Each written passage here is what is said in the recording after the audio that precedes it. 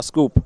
The system GMM result validated the hypothesis that good governance, strong institutions, and high-quality leadership significantly promote economic growth in Africa. As a result, the co-integration confirms a long-run equilibrium relationship. So this tends to affirm to the fact that once there are good governance, the institutions are strong, definitely economic growth tend to be possible. So in our conclusion, we examine the dynamic relationship between governance quality, institutional strength, leadership accountability, inflation, and economic growth with a time frame of 2000 and 2024. So conversely, inflation exhibits a consistently negative effect on economic growth, reinforcing the argument that macroeconomic instability acts a constant to sustained development in Africa. So overall, the study concludes that economic transformation in Africa cannot be decoupled from governance and institutional reforms, as we have said. Once there are weak governance and weak institutional quality, definitely Africans should not be talking about economic growth. So our policy recommendation, we say, we strengthen governance quality. How do we do that? Improve control of corruption. How do we control corruption? Once we are able to do that, definitely it will strengthen governance. We should enhance public service delivery. How do we provide, or how does African country provide services to the people? Secondly, we say we'll build strong institutions and ensure leadership accountability. How? By strengthening fiscal and regulatory bodies, promote transparency, enforce leadership accountability, which will drive long-term resistance. On this second one, especially in Nigeria, we're talking about building strong institutions. For example, in the legal world, we come to find out that the legal term or the legal sector, it's not independent as it's supposed to be. We'll come to see that governance of the government in power tend to control the judiciary, so to say. And as such, it brings about a reduction of the institution where governance tends to be lacking. Mainstream reforms into development policy by integrating governance and institutional quality indicators into national development plans and public budget frameworks. So this is to ensure continuous improvements in governance. Thank you. Please, can we clap for him? Please. Please, before I say it, does anybody have? No, I don't think it's working. If it works, it will disturb. Documentation. Yes. Okay. That's right. Any comment? Just any comment? You should comment. You travel from far and wide for this purpose. If you notice anything, just feel free, and nobody will beat you.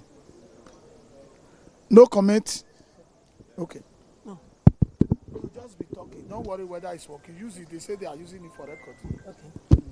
Thank you, Doctor, for this very beautiful vision you give to us. But can we, institutional development and leadership, the networks, can you give us the difference? Because if you have strong leadership, it will translate to a strong institution.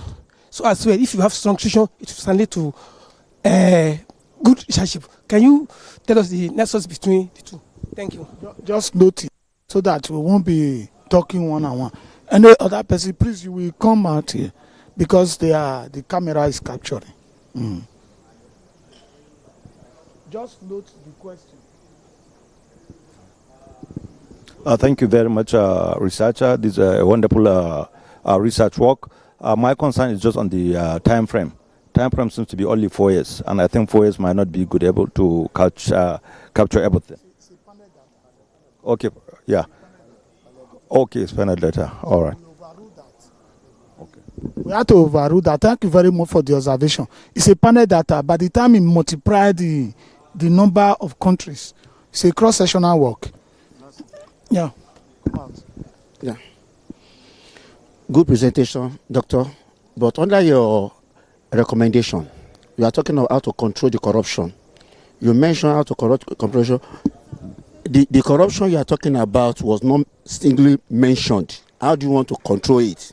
At least you need to add what you call digitization to it. Understand? To show the accountability and the transparency of whatever you are doing as a consultant, as a doctor. Understand? So that people can see that yes, you want to monitor this, you want to control it, you want to have good governance. Well, without that, we can't be able to achieve that particular transparency you are talking about under that control. Thank you. Thank you very much. Okay, we take one there. Please come. We take one there quickly. You have 1 minute. All right. Thank you so much. My name is Dr. M.C. Eze of Denis Osadabe University of Sabah, Delta State. I have an issue with the topic presented. Please, can you slide up so that we have access to the topic? I think that is the primary stage of analysis. When the topic is sick, analysis will become difficult. Can we get the topic, please? It said empirical analysis of the impact of governance, quality, institutional strength, and leadership on economic growth. First, empirical analysis and econometric analysis. I think we're not talking about the same thing. It should be well structured. I am feeling that the first two ways, empirical analysis, should go off from the topic. Let it start from the impact of governance, quality, institutional strength, and leadership on economic growth in Africa. Forget about the econometric analysis, not necessary.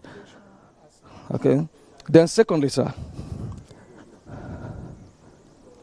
when we talk about governance quality, how can you now differentiate that from institutional strength and leadership? It's a challenge. Thank you. Yeah.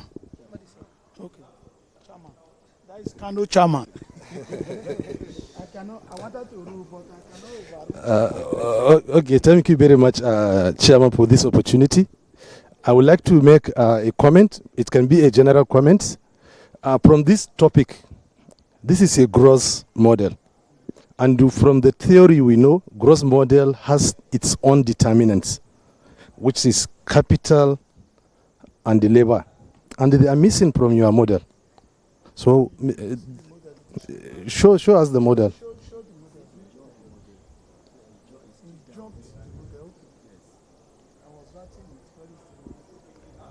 Can we go to the specification?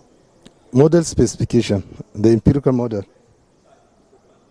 We have many papers.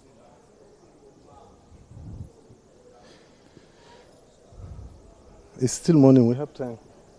No, there's a preliminary. Yeah, okay. Okay, just continue. What was the point?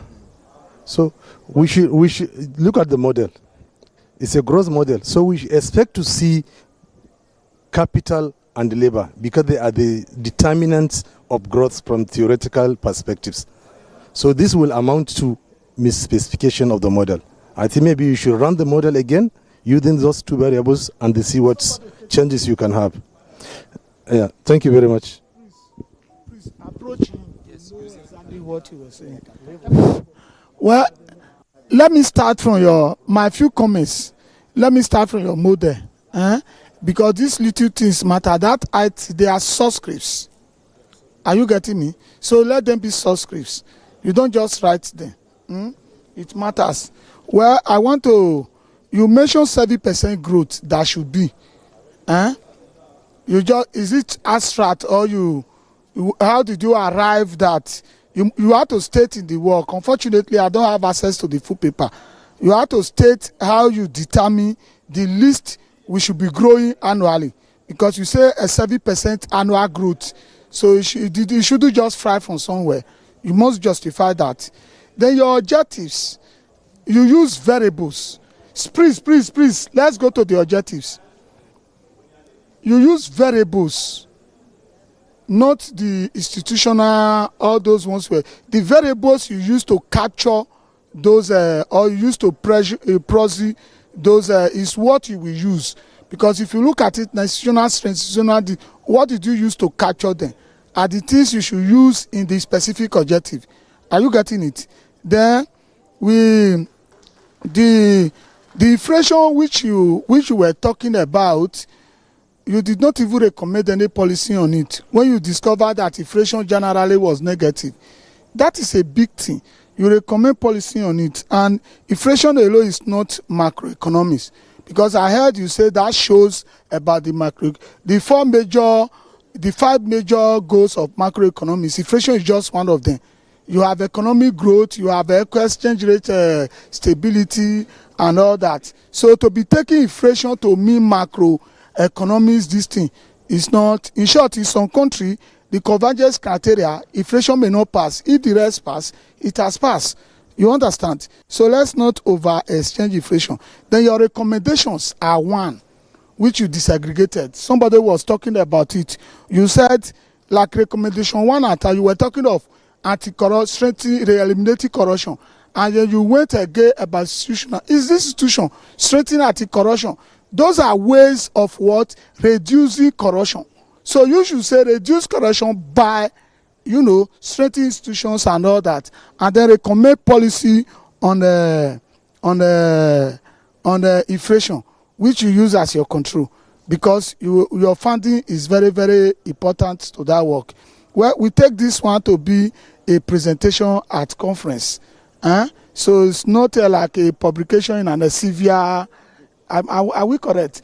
It's not like a publication in an Elsevier journal and all that. So we could leave it at that stage. Thank you very much. Please, can we give him a round of applause? Who is next? Please record it. Put a record. I don't have the paper with me. I'm an ad hoc chairman.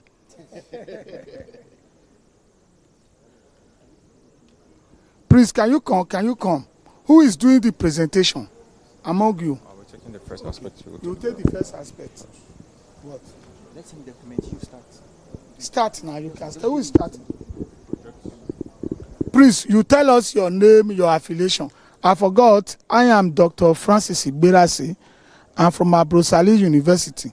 I happen to be the Edo State Charter Chairman of Nigeria Economic Society, and they also call me the chairman of the chairman of the chairman forum. Thank you very much. And we organize this. I am the chairman of a subcommittee on logistics, which includes venue. So all the things you see here, we have been laboring.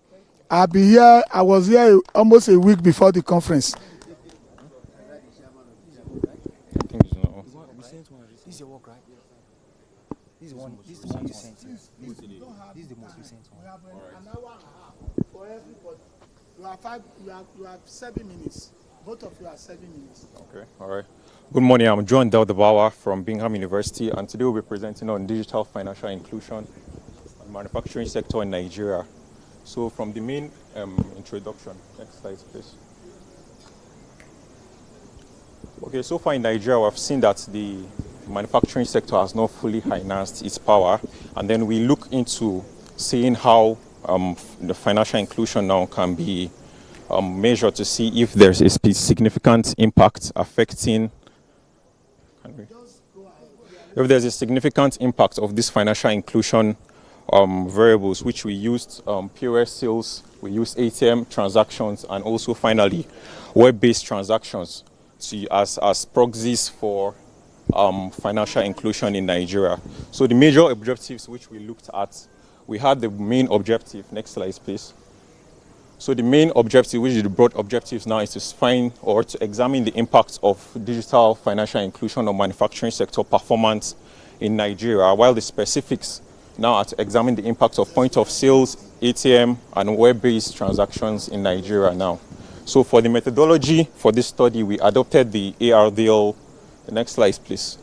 We adopted the ARDL because it has the ability to measure both the long run and the short run relationships and impacts, both the magnitudes.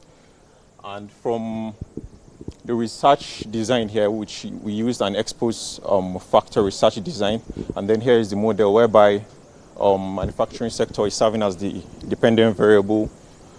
Because it's a regressive model, it regresses itself against POS, ATM, and web-based transactions now. So also we carried out further diagnostic tests, which was the stationarity test. We also carried out the co-integration test, which is the bank co-integration test, and then finally we carried out the descriptive statistics. So my co-author here, we use the autoregressive distributive lag, ARDL. But what is the stationarity say? So for the stationarity, we had mixed order of stationarity based. So for the findings and discussions of the study, we can see that POS transaction here had a strong positive effect in the short run, but then and also in the long run too. We can see that POS had strong positive effect. Moving on, we have our web-based transaction. That's basically our internet banking, and we can see from here that okay, in the short run, it was statistically positive and significant, but then moving on to the long run, it wasn't, because the p-value is higher than 0.05, which means that in the long run, this internet transaction was insignificant. This could be maybe due to lack of trust in internet banking because of the increased rates in the fraud and all. Then moving on to the next variable, we have our ATM transaction. Our ATM transaction now seems to have no short-run impact. Okay, so moving on to the recommendation now, because we can see that okay, in our POS we had both long run and short run relationships, so we just made us say that okay, the CBN in collaboration with the Bank Committee and Nigeria's NIBS particularly should increase the rate at which we have POS being included into the manufacturing sector, so as to promote the sales and how operations are being carried out in manufacturing sectors. Then moving on to the next one, which is not that. Go back. Moving on to the internet banking, we can clearly see that because there was a long run and there wasn't a short run relationship. Sorry, there was a short run and not a long run relationship. So therefore say that the Ministry of Communication, Innovation and Digital Economy in NITDA also should try to boost logical trust and the framework, so that to boost the confidence in internet banking, so that as to have people to have confidence within the long run relationship, therefore boosting the manufacturing sector in the long run. Then also the CBN and the NDIC should also, in collaboration with digital, this should also redirect ATM liquidity into productive investment by linking cash withdrawals to microeconomic investment platform and manufacturing sector in Nigeria. Thank you so much, sir. Please, I especially want you to clap for these presenters. Can you imagine when I was a student, we were already at this stage? So you will know, and the presentation was, to me, was very good, simple, very nice, and the work you see, even more than most of us that are academics. So Prince, I want us to give them, but however, if you have something, Prince. Yes. Chairman, because you are chairman. Okay, thank you, Chairman, once again. Please go to the results.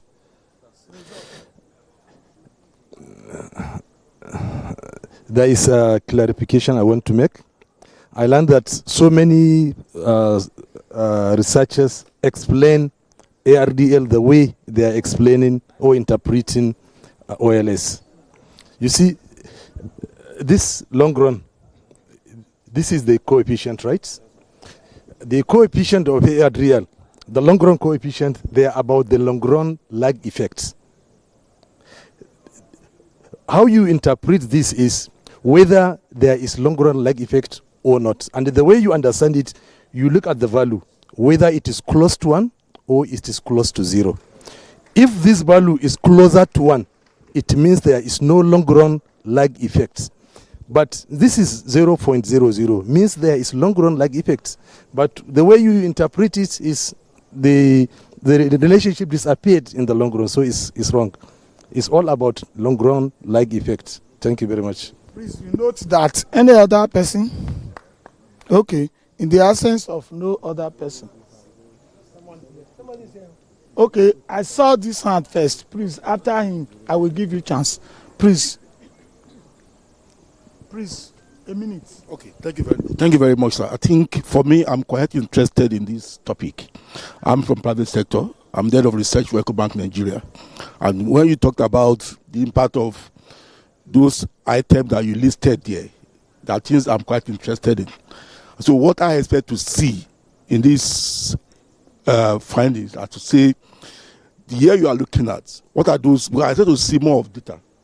I expect to see figure telling me that in maybe in 1999, when we have less penetration of all of these POS, ATM, these were the numbers that the manufacturer Nestle, Promasidors, Cadbury, these are the numbers they were showing out, and tie them to locations. Oh, in Abuja in 1999, when we do not have this penetration, that is because these are things that we are interested in. Right? If I go on research to say I want to advise my consumer banking unit in the bank, they want to ask me, you have done a survey to show that, oh, we have deployed POS in Kogi State. A year before that, we don't have this POS. What was the final we're saying? So these are things I want to see. So exactly. There should be background data. Yes, of historical. It should be historical. Yeah. Please. We don't have access to the mail paper. That is the issue.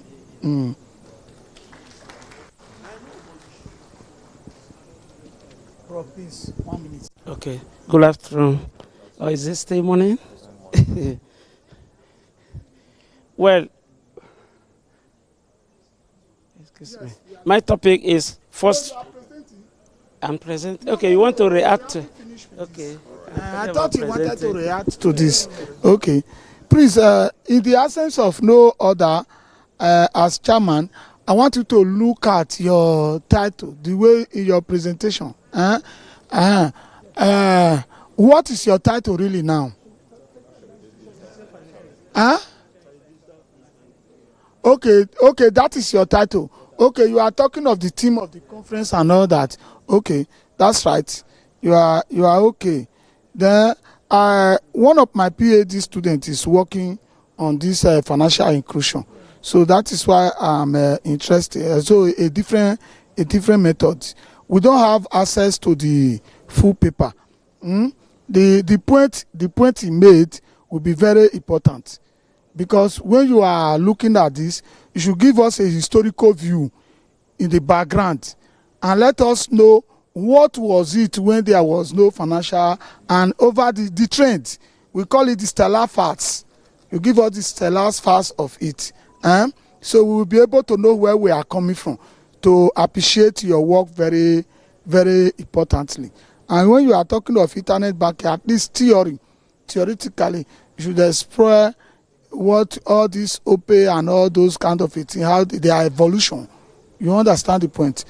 So otherwise, at your level, I think you have done a very, very great work. I'm happy for you. Thank you very much. God bless you.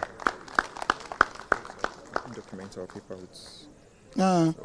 That's it. Please, if you are presented, they brought the... Please, if you are presented document, use it in a way that... use it in a way that others can. Don't finish the whole space. Sir. Who else? Were you originally scheduled for this session? I am coming. I know what I'm saying. Sir, were you originally scheduled for this session? Okay. Was there any of you who was supposed to present in the morning that couldn't present in this session? No. Okay.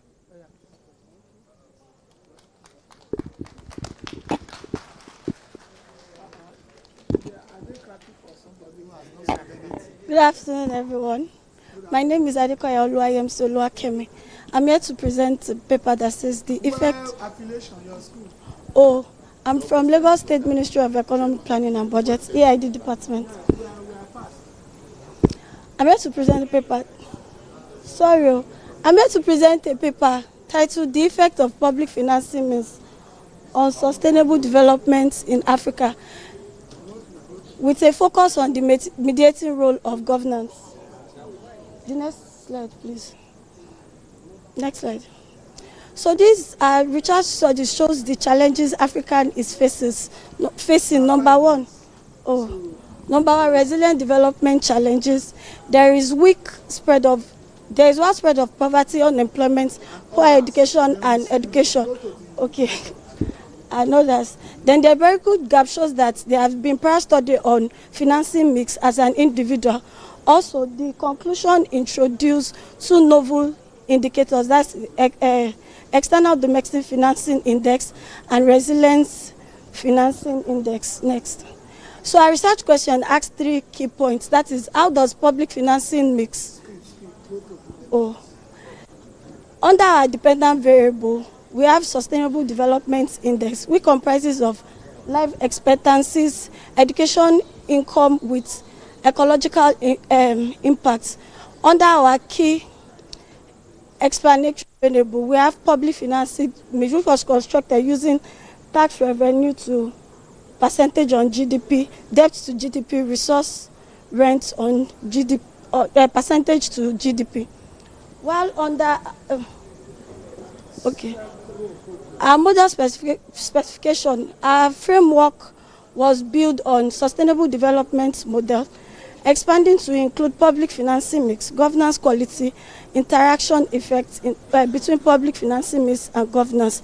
Our methodology, instrumental variable rubric, methodology, instrumental topic regression and GMM.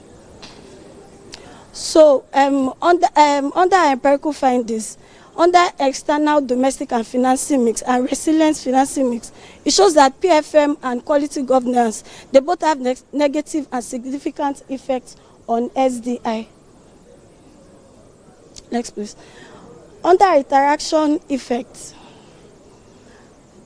mixing voice accountability and resilience financing, it has positive net effects on sustainable, on SDI. Sorry, next. Okay.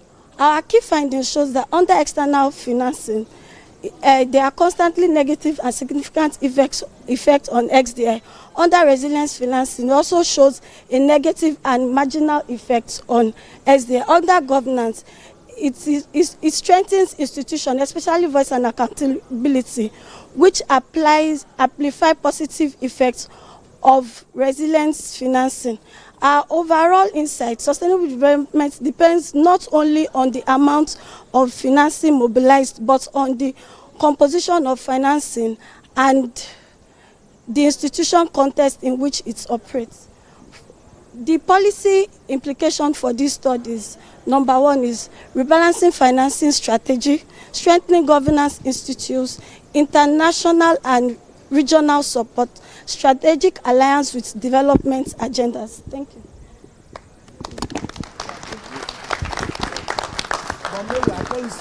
Policy implication is different from recommendations. I just quickly want to say that. No. What we are going to do? To which question? Yes, what we are going to do because of time factor. Please, we will just allow those presenting. The paper you are going to respond to, if you have any question, just note it down so that all of them we present, we ask the questions all together. Is that okay by us? And I don't want to be a dictator. Please, because of time factor, you heard the conference people warning me. We don't have time. Thank you very much. And Ime Okol Otuk. I'm presenting on the topic fostering economic transformation and social inclusion through Ime. I'm presenting. We have Mr. Doctor. Doctor. So, doctor. Yes. Which university? Akwa Ibom State University. Yes. Fostering economic transformation and social inclusion through African blue economy, harnessing science, technology, and innovation. Is that the topic? Yes, that is the topic. Africa as a continent has experienced annual growth over the years. And again, Africa has made, significant progress in terms of education and health, and also in the fight against HIV. Despite these positive trends, Africa still, is still facing some challenges in achieving economic and sustainable economic growth and development, as well as innovation. Now, recently, the African Union has identified blue economy development as a priority in achieving economic goals. And to have this blue economy, it requires unlocking science, technology, and innovation. Now, the question is, how can science, technology, and innovation be harnessed to enhance the use of blue economy to achieve economic growth in Africa? The objective of the study aims to explore science and innovation in technologies which can be used to enhance sustainable use of the economy and manage risks associated with the blue economy. Specifically, the use of African blue economy to transform and foster social inclusion in Africa.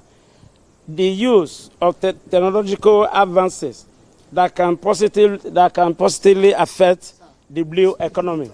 Okay. Now, this study was guided by some operational hypotheses, but let me quickly look at some of the technological advances. There are advances that can possibly employ. No, we don't have time for that. Okay. Go to your method and your findings. The method is purely descriptive, and the major findings. Yes, African countries have huge opportunities to diversify their economies. And number two, the blue economy in Africa can foster social inclusion and by promoting sustainable livelihood, reducing poverty, and empowering marginalized groups like youth and the women. So marine resources are overutilized or improperly used, and with the use of destructive fishing method. That defines the conclusion. The blue economy in Africa holds tremendous promise to drive the economy of Africa to its growth path. Two, destructive fishing method and marine pollution pose risks to African blue economy. Again, science, technology, and innovation are key drivers of the blue economy. Recommendation: all African countries should develop explicit national innovation policies and implementation strategies to address challenges in blue economy. Two, African countries should increase their national budget spending on science, technology, and innovation for the development of their blue economy. Let's give him a round of applause. He's a doctor. Do you know what is a doctor? Well, before we just open it, let me quickly say this is the highest standard of economists, at least of gathering of economists in Nigeria. Please, the PowerPoint, we saw the lady's PowerPoint. PowerPoint is part of presentation. So, with all respect, what we see is macro software, this thing. We expect to have a PowerPoint, and let your work be attractive. PowerPoints make your work attractive. So what we see now is Bodison reading it. We don't even know it's a prose. And the presentation too, I'm not judging you, but we are saying what we are saying for improvement. I hope we perfectly understand that. So the presentation too is what we nickname as NTA News. Whereby you are just reading to us, you are not even carrying us along. Yeah, that is it. So I don't want to comment on the descriptive analysis and you use. I will leave that one to the conference editors to do. But at this level, and as a PhD holder, we expect a more serious thing. If students can give us something for my chairman to analyze, if you ask me now, I doubt whether I have anything to analyze. It's like an essay. An essay, not really a research work. It's like journalistic writing. So I leave it at that. The conference editor takes it up. Then for the lady, I want to also commend you very, very well. You know, at this young age, I like to see people at young age. I was in University of London when I saw students presenting, and they asked me to vote. I voted the students. But when the delegates were voting, I didn't vote for myself, but I made the winner. You know, I was so happy. Yeah, your PowerPoint was fine. I noted it here. Extremely good. You were not busy writing story. Please, you just gave us the thing. And your confidence was high, though there is need for improvement. All those you try to back it down. Is that correct? Yeah, very, very good. Then let me say one thing for everybody here, which you may reflect upon. Life expectancy. I'm a health economist by specialization. You see, life expectancy, we have advocated, is no longer useful for economic analysis. That is for the medical doctors, because you are alive to work to contribute. So what we emphasize these days is healthy life expectancy. That is life expectancy without disability. Do you understand? And there are various ways of discounting. If you don't have that data in Nigeria, you still use life expectancy. We expect you to put it as a limitation in the work. But there are ways of getting healthy life expectancy from life expectancy by using the Soliver method, or you use the Eurostar method. Are you getting me? So the proportion have been asserted to be 0.6%. 0.6. That is, you deduct to make this easier for you. So for the advanced countries, the data are available. Do you know why? Because we will be deceived. A man spent 78 years, for example, and for the past 10 years, he has been bedridden. What was he doing? Not contributing to economic growth and development. At the same time, you need a caregiver. Created another health goods market for which we are taking care of you. The money with which we have used to buy drugs for you would have been enough to trace somebody.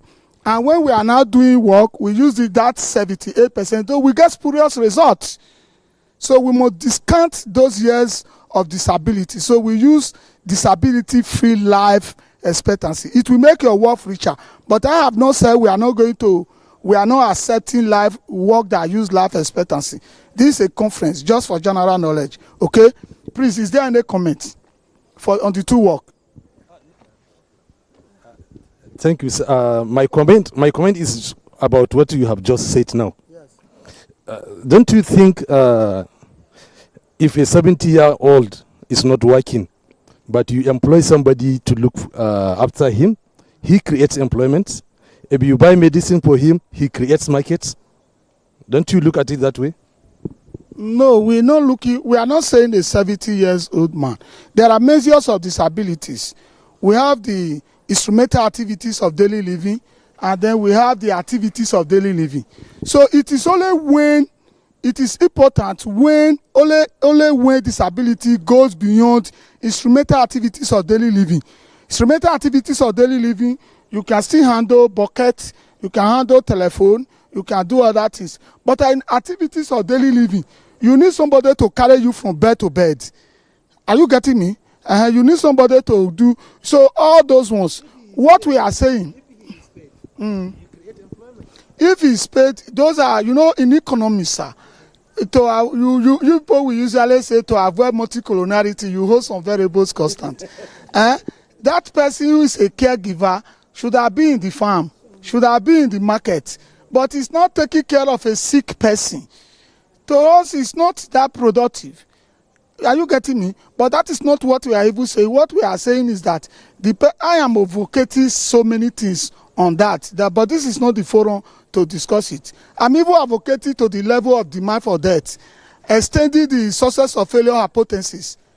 You understand? So we are going there, but not yet there. But what we are saying is the person itself. We are not targeting the third person caregiver. We are targeting the person itself, who we need to open his mouth and put food, who we need to carry from bed to bed, help to urinate, help to go to toilet. What is he still doing here? Thank you. Any other comments? Any other comment? The doctor will tell you we have healed him if they take him home. But the economists say no. What is production? So in the absence of no comment, okay. We are not killing them. There is My name still remains as this. I just want to join the chairman to appreciate what the young lady has done. Likewise, the students. You know, when they were presenting as if they are doing their doctorate degree. Full confidence, boldness. Even though the lady was amazing, you can imagine despite the system is even off and on, she still continue. Still hold the word, not waiting for the system to get the information. It shows it's on top of it. She knows it. Thank you. You were saying we still have 1 minute. You were saying you will answer questions, which means you are part of the work. Do you have 1 or 2 things to tell us? Since there was no question. If you have 1 or 2 things to tell us, we are ready to learn from you. Okay. Thank you very much. Okay. So what we just try to do in the work is to try to look at this financing. So public financing, that okay, yes, different studies have been focusing on tax and other things. But now we now take these different finances together to create an index. So to now see that, okay, government does not finance based on... I didn't ask you to analyze. So at this point, when in my secondary school, I was a timekeeper, and our assembly was 7 o'clock, and I must come and read the warning bell 6:45. After coming from rubber plantation, where I went to tap rubber in the night, so I'm conscious of time. Please, at this point, Professor Motu told me it's 12:30. Yes, he's not here, but we are still with it, and others are presenting. I think we will clap for ourselves. We call it a day. And the person who gives if you know you have not the first presenter, please come and register your work. Come and register your work. If you don't register your work, you run the risk of not being published. They will send your corrections to you. The rapporteur, please, you give it to me so that I can submit. Please, we didn't pray to start, but you can just 1 minute, sir. Kano, you can just 1 minute, sir. Okay. Okay, as we started this beautifully, very important and principal discussions, we pray that we completed the whole exercise from today up to Friday, and I hope every one of us will get back to his own destination peacefully. Thank you. So thank you very much for giving me the opportunity to share this session.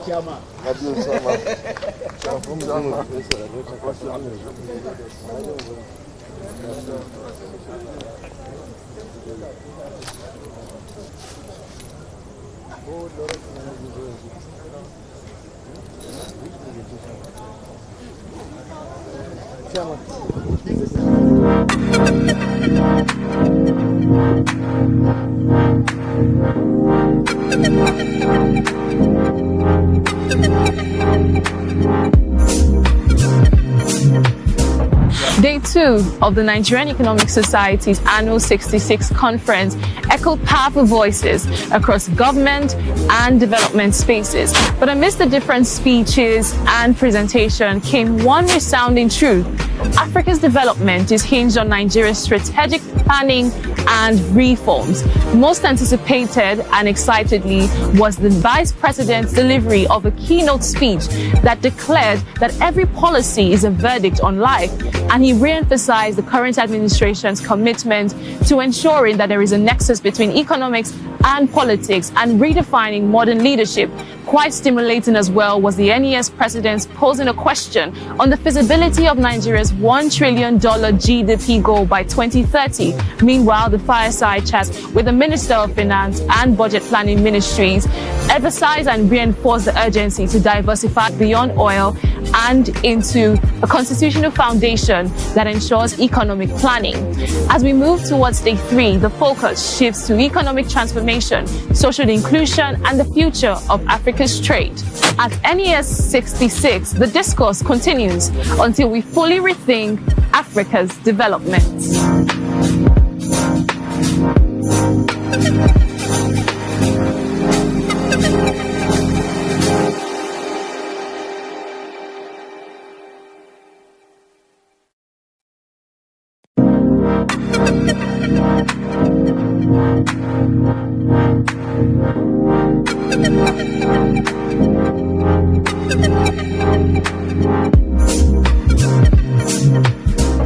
Day 2 of the Nigerian Economic Society's annual 66th conference echoed powerful voices across government and development spaces. But amidst the different speeches and presentation came one resounding truth.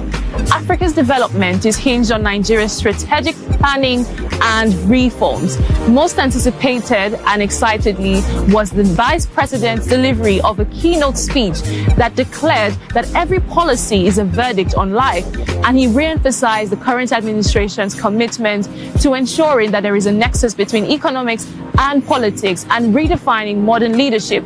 Quite stimulating as well was the NES president posing a question on the feasibility of Nigeria's $1 trillion GDP goal by 2030.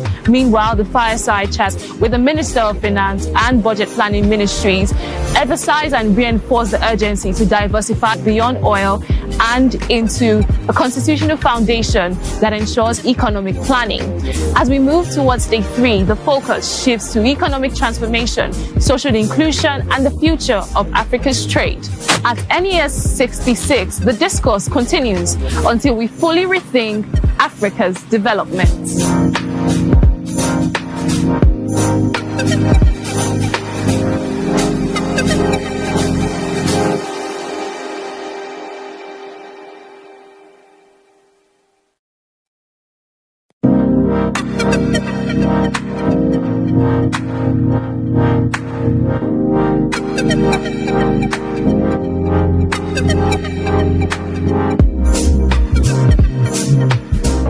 Day 2 of the Nigerian Economic Society's annual 66th conference echoed powerful voices across government and development spaces. But amidst the different speeches and presentation came one resounding truth.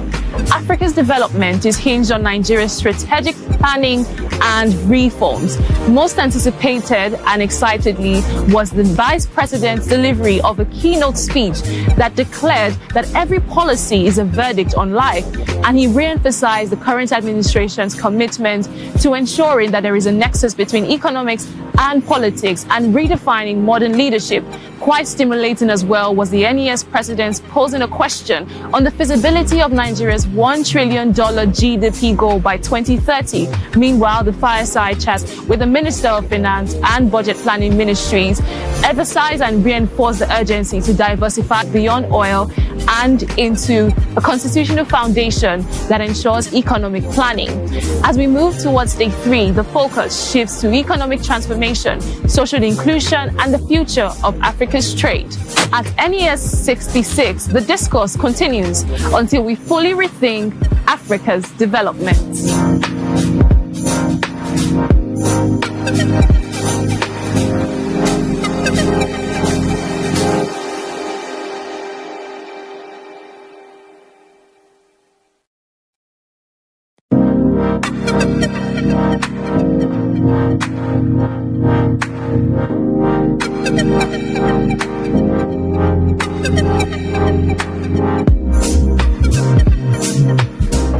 Day 2 of the Nigerian Economic Society's annual 66th conference echoed powerful voices across government and development spaces. But amidst the different speeches and presentation came one resounding truth. Africa's development is hinged on Nigeria's strategic planning and reforms. Most anticipated and excitedly was the Vice President's delivery of a keynote speech that declared that every policy is a verdict on life, and he re-emphasized the current administration's commitment to ensuring that there is a nexus between economics and politics and redefining modern leadership. Quite stimulating as well was the NES president posing a question on the feasibility of Nigeria's $1 trillion GDP goal by 2030. Meanwhile, the fireside chat with the Minister of Finance and Budget Planning Ministries emphasized and reinforced the urgency to diversify beyond oil and into a constitutional foundation that ensures economic planning. As we move towards day 3, the focus shifts to economic transformation, social inclusion, and the future of Africa's trade. At NES 66th, the discourse continues until we fully rethink Africa's development.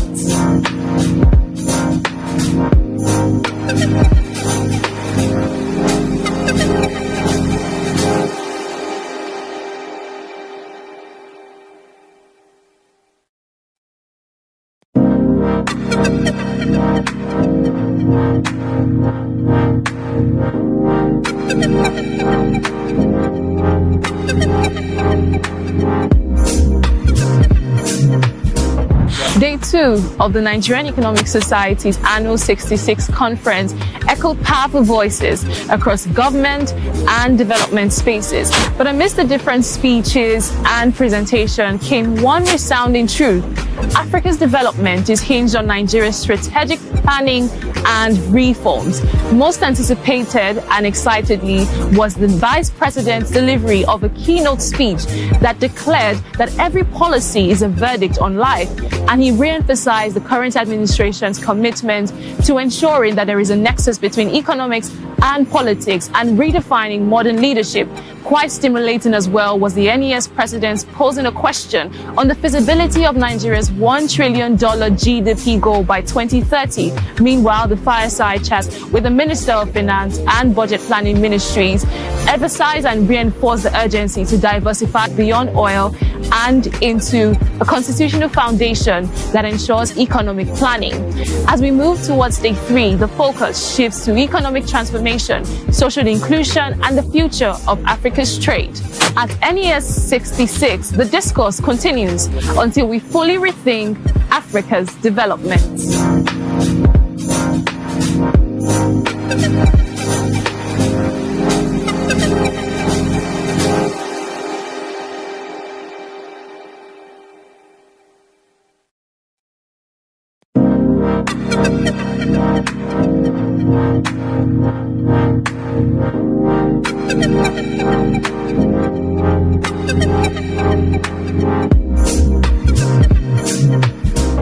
Day 2 of the Nigerian Economic Society's annual 66th conference echoed powerful voices across government and development spaces. But amidst the different speeches and presentation came one resounding truth.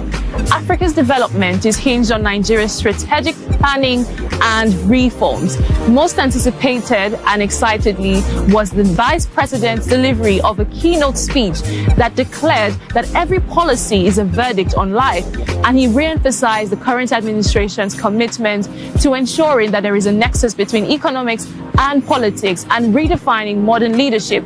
Quite stimulating as well was the NES president posing a question on the feasibility of Nigeria's $1 trillion GDP goal by 2030. Meanwhile, the fireside chat with the Minister of Finance and Budget Planning Ministries emphasized and reinforced the urgency to diversify beyond oil and into a constitutional foundation that ensures economic planning. As we move towards day 3, the focus shifts to economic transformation, social inclusion, and the future of Africa's trade. At NES 66th, the discourse continues until we fully rethink Africa's development.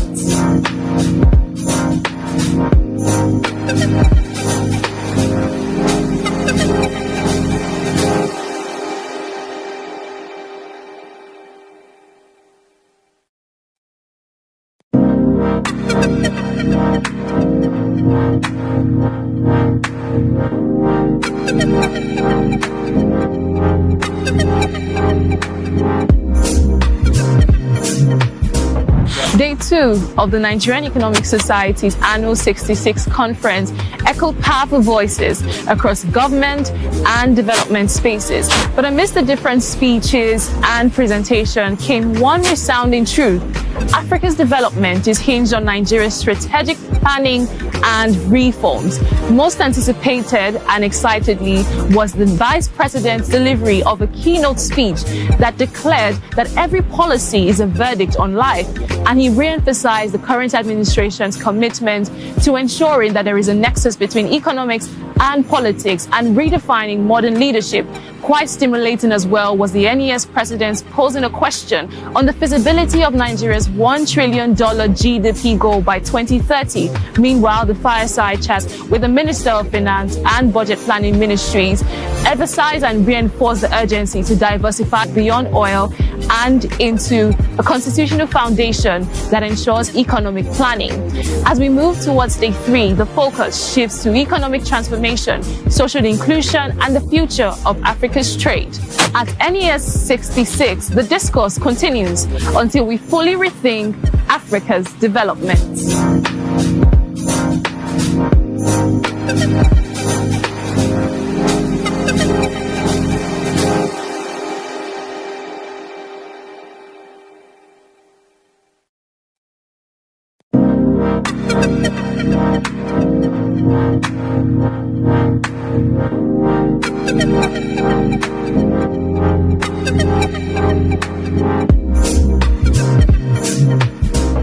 Day 2 of the Nigerian Economic Society's annual 66th conference echoed powerful voices across government and development spaces. But amidst the different speeches and presentation came one resounding truth. Africa's development is hinged on Nigeria's strategic planning and reforms. Most anticipated and excitedly was the Vice President's delivery of a keynote speech that declared that every policy is a verdict on life, and he re-emphasized the current administration's commitment to ensuring that there is a nexus between economics and politics and redefining modern leadership. Quite stimulating as well was the NES president posing a question on the feasibility of Nigeria's $1 trillion GDP goal by 2030. Meanwhile, the fireside chat with the Minister of Finance and Budget Planning Ministries emphasized and reinforced the urgency to diversify beyond oil and into a constitutional foundation that ensures economic planning. As we move towards day 3, the focus shifts to economic transformation, social inclusion, and the future of Africa's trade. At NES 66, the discourse continues until we fully rethink Africa's development.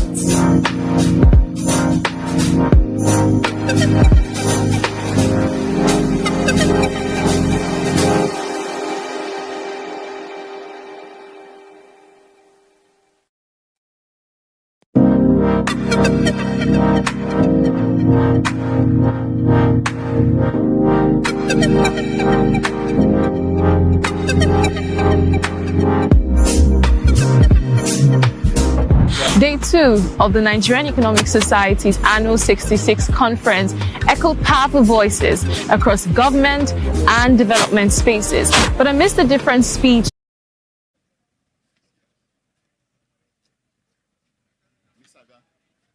strategic planning and reforms. Most anticipated and excitedly was the Vice President's delivery of a keynote speech that declared that every policy is a verdict on life, and he re-emphasized the current administration's commitment to ensuring that there is a nexus between economics and politics and redefining modern leadership. Quite stimulating as well was the NES president collapsing the 3 concurrent sessions into plenary, and we are going on plenary 1. The second plenary has started, so I'll quickly invite the chair for this very session on behalf of the actual chair, Professor Gukola, please. If you can help us share this. So we know Professor Afekina Jerome is around. He's going to be invited formally by the chairman. We also know Professor Aki Wayemi is also around, who is also going to be invited formally. So my senior colleague here, Professor Gukola, please, you take over the proceedings, please. Yeah, let me get a mic for you. Because some of the panel will come to show you. Okay. The mic is there. Recording in progress. What happened to this? Check, check. What? This way? Who they move? Which people they move the screen? Can we move it so that they will see? Which people they move the screen? Oga Gabriel. Which people they move the screen?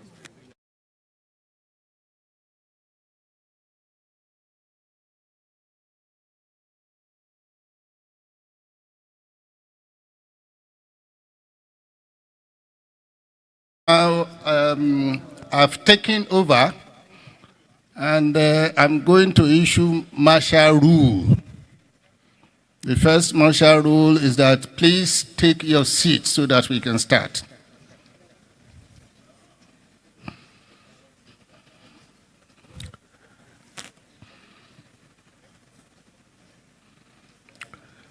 We have 3 speakers slated this session. First on the list is Dr. Armstrong Kang. Is he around? Dr. Armstrong? If you are around, please join us on this side of the hall. Dr. Armstrong. Okay. Now I have the privilege of inviting my very good friend, Professor Afekena Jerome.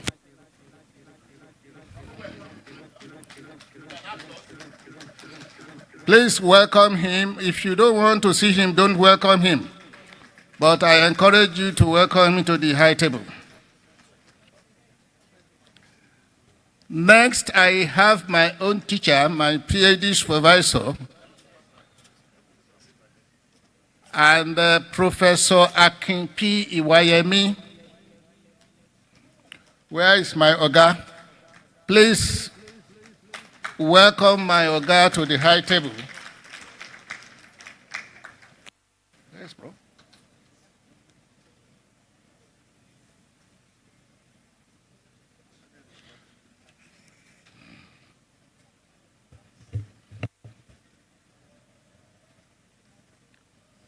Please, can somebody help us locate Professor Iwayemi? I know he's around.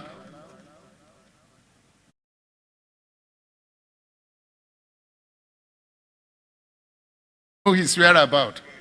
I think, yes, that's a good one.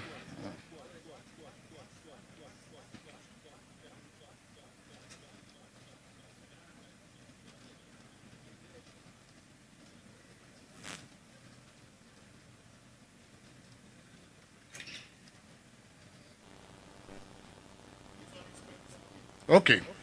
We will have to wait for him since it's better that we have the two of them seated so that we can start.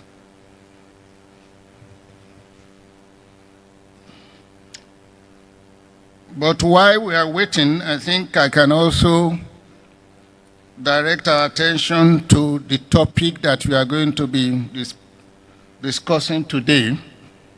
The general topic is economic transformation, which we know is the general theme for this workshop. Professor Iwayemi, please.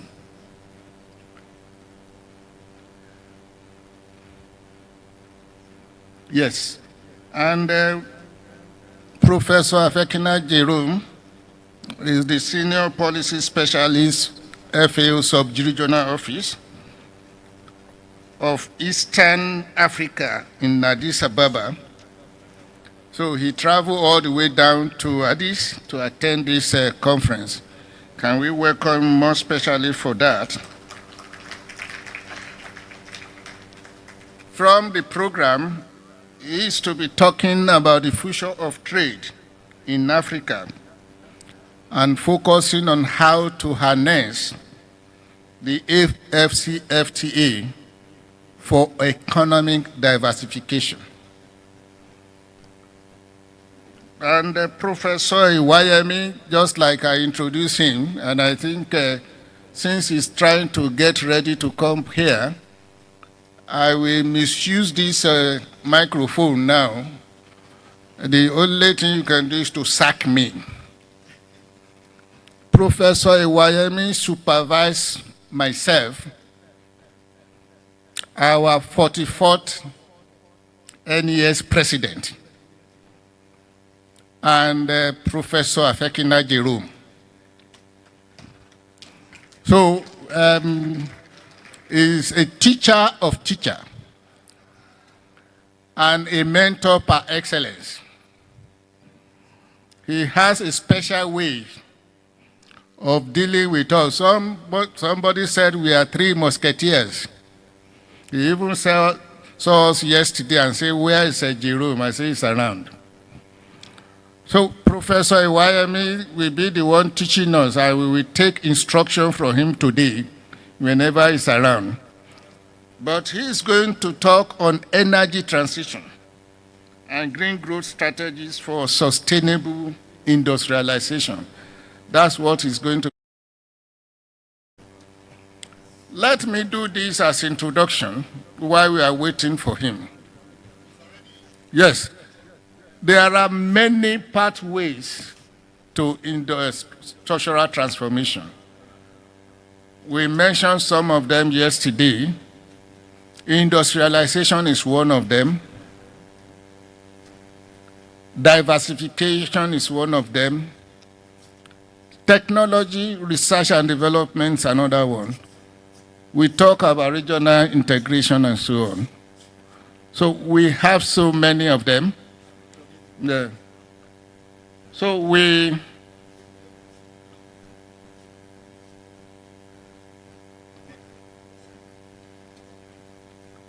what I'm going to do as the moderator is just to listen to them, and it is my time to give my Oga instruction in terms of time and so on, and to stop him if he did not stop. So it is a privilege for me to share this, and I will cherish this for many years to come. But on a serious note, I think we need to listen to them one after the other. And let me consult with them in terms of the order we want to go. While the other is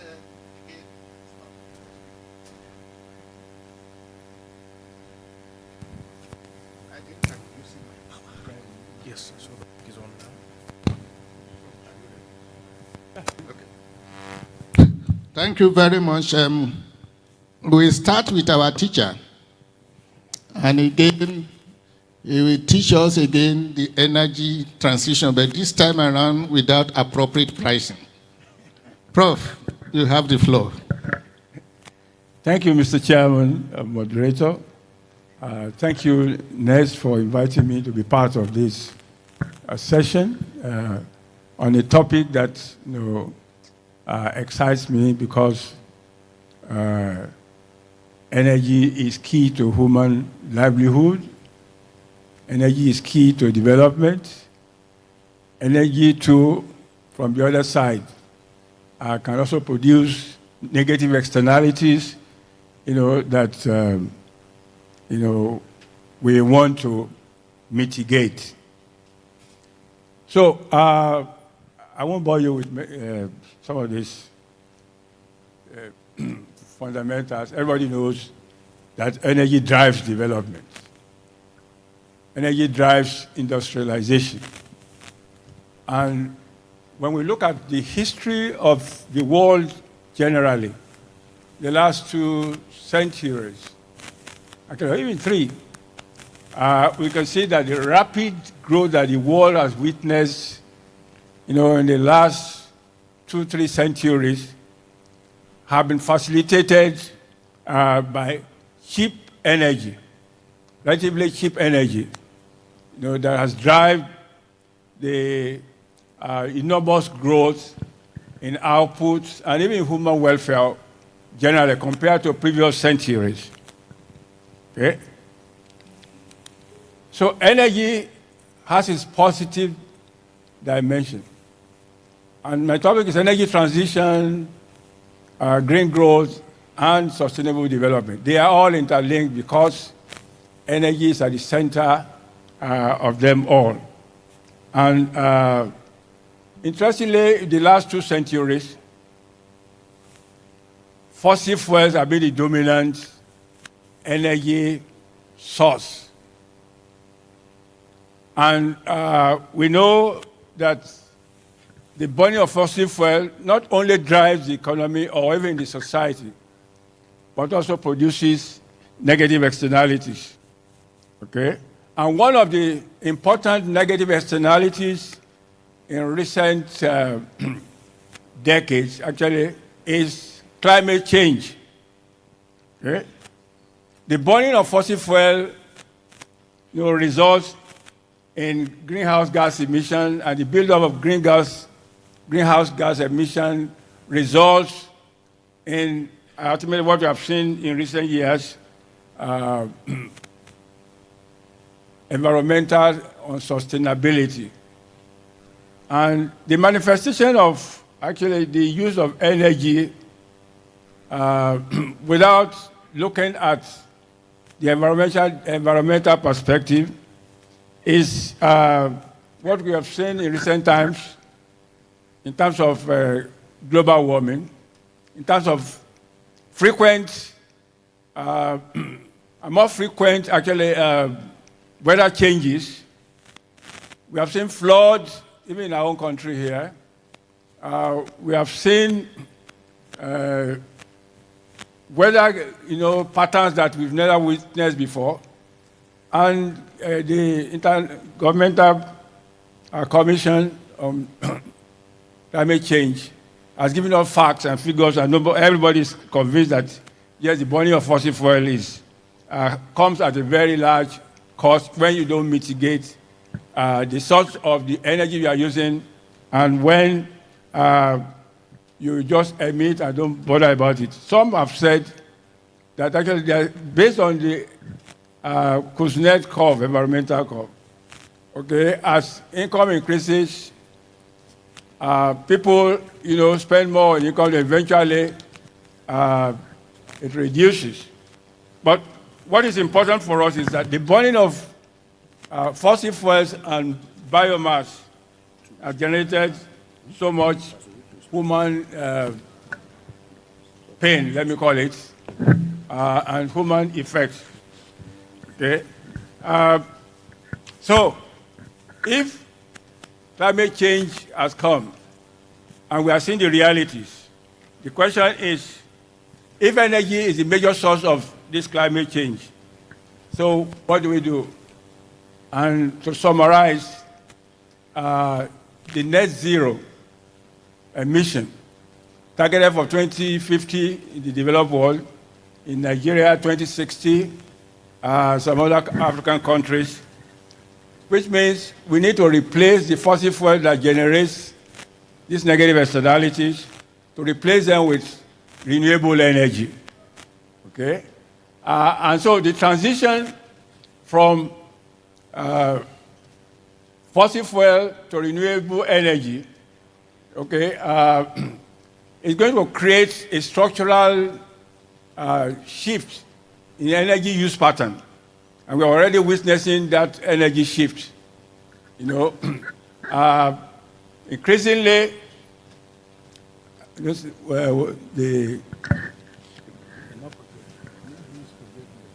okay. Is it? They've returned this. Okay. Okay, okay. Yeah, it's there.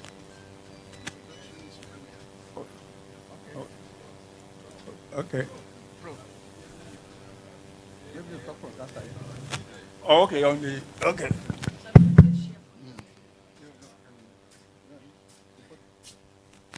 Thank you very much. Okay. Where's my bag? Oh, okay.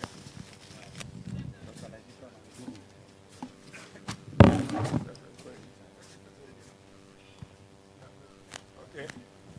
Thank you. You can go. Okay. Next slide. Okay. So we want to replace the high carbon energy and economic system with a low carbon energy and economic system. So the world has agreed that we need to decarbonize, not only the energy sector, but also the economy globally. And the question is, how big is this challenge of transiting from high carbon energy sources to low carbon energy sources and energy economy? Actually, as you can see on this, the challenge depends on the share. Since oil and gas dominate the current structure, and we expect by 2030, 2050, the transition, can you please go on to go on? Go on. What is the figures? Please split on. Go on. Go on. Go on. Yeah. This is a best eye view from 1750 to 2025. It's actually a century change. Okay? In the 18th century, wood and biomass dominated the structure of energy use.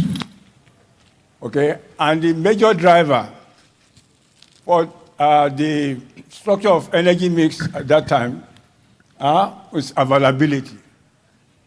Everywhere where it is available, where the wood fuel is available, that's where the industry will be located. Then a century later, technology and availability led to coal and wood and biomass dominating the structure of production. In 1950, the mix has expanded. Oil, gas, coal, hydro has come in, nuclear has come in. And the major driver for the change in energy mix to this fossil fuel dominated system, where oil and gas actually dominated, because of cost, because of technology that was available, it was because of industrial and market forces, all combined, to give us this energy mix. Then from 1950 to 2025, another almost a century, again the transition to another energy mix. Again, here, renewables have come in, hydro have come in, nuclear, oil, gas, and coal. And the factors that have shaped and are shaping energy mix in our time is environmental issues, okay, sustainability, economics of the different fuels, okay, and government policy. Actually, policy has worked significantly to bring in earlier than usual renewable energy or low carbon energy. Many of the developed countries actually subsidize the use, both the production and the use of renewable energy. And through research and development, the cost of renewables have come down. So the economics of it also has worked to bring renewable to the front. And with the net zero by 2050, we're going to see a reshaping of the energy mix to now renewables on top. Hydro is part of renewable. Renewable, we are talking about, we are talking about wind energy, we are talking about solar energy, okay? And we are talking also of biofuels, the renewables. Hydro resources. Nuclear has a problem because people are afraid of the few accidents that have occurred that created panic. But it's still an area that can be explored. And we are believing that the net zero in 2050, it will be clearly renewables that will dominate the structure of energy mix globally. So we can see the major fuels across the century. Radical shifts, based on economics, policy, and technology. And technology is still going to play, and is playing very critical parts and role in energizing, greening the economy globally. Yes, next. Okay, this is just to show us how global mix have been changing again from the 1800, 1850, 1900, 1950, and you can see the traditional biomass, then coal, and oil, natural gas and oil since the 1950s have dominated the show. And we expect that by year 2050, this will be reversed, renewables will be on top. Next slide. This is also another picture showing the global share in energy consumption. Please go on. Okay, again, traditional fuel first. You can see the size of traditional fuel declining. Coal followed. Oil too is going to decline. And we expect renewables to climb up. Can you go on? For now, going back to the 1960s, this is the relative share of renewables in total energy consumption. It's still small, but we expect by the year 2030 to be much, much bigger, and by year 2050, renewables will be far up. Next slide. Okay, again, that's another trajectory, the various fossil fuels and renewables. Thank you, go on. There are four key things when we talk about energy transition. One is what we call accessibility. How many people have access to energy? How many people have access to electricity? Or how many people have access to biofuel? Accessibility is core. If you cannot easily access the energy you like to use, whether for your production activity or for consumption activity, then it's going to restrain your consumption of goods and services. So accessibility is important. And all the statistics show that in Africa, accessibility is the lowest compared to other parts of the world. So that's a great challenge there. Then how affordable, Mr. Appropriate Price, the chairman, how affordable? Affordability is central to having adequate supply. You cannot run away from. There's no free lunch, even in Freetown. You have to pay to get good quality service, energy, whether it's electricity or not. Okay? So affordability, then sustainability. How sustainable, from the environmental perspective, is this particular fuel? Because there are different types of accessibility. Okay, people's accessibility to biofuels is different from people's accessibility to fossil fuel. And then secure energy, secure. How secure are we? Even here, in the last 2 days, we have experienced power failure a few times, which have disrupted activities. And where I'm staying, they said a surge came and just destroyed so many of their equipment. Okay? How secure are we? And we need to deal with this issue. Yes, next. Okay. So that's energy transition. Energy transition involves shifting structurally from a pattern to another pattern based on either the economics of it or policy direction, okay, or because of technology. Now, green growth, so energy transition, green growth. Green growth has been defined in various ways, okay? But the one that seems very encompassing is that it involves the use of natural resources very efficiently, okay? It must involve mitigating or reducing pollution, the negative externalities of production or consumption activities, okay? And must be resilient to climate change. So everybody's talking of smart industry, smart agriculture, smart everything. You need to be smarter in using these resources so that you mitigate the negative externality arising from them. Okay? Green growth also involves what we call the decoupling of energy and GDP. In the past, there used to be a one-to-one relationship between economic growth and energy consumption. But for a variety of reasons, things have changed. And things have changed, because of economics and technology.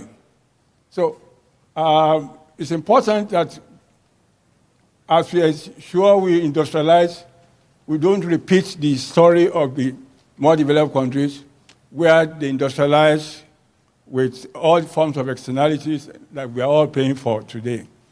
So green growth essentially is about sustainable human development. Next.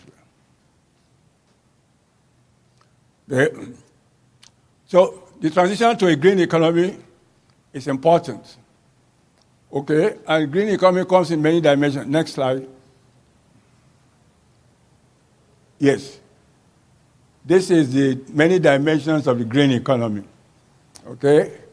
It involves what? Green products, green investment, everything green. Okay? Green financing, comparative advantage, fair pricing, everything. We can see that the green economy has many dimensions. Okay?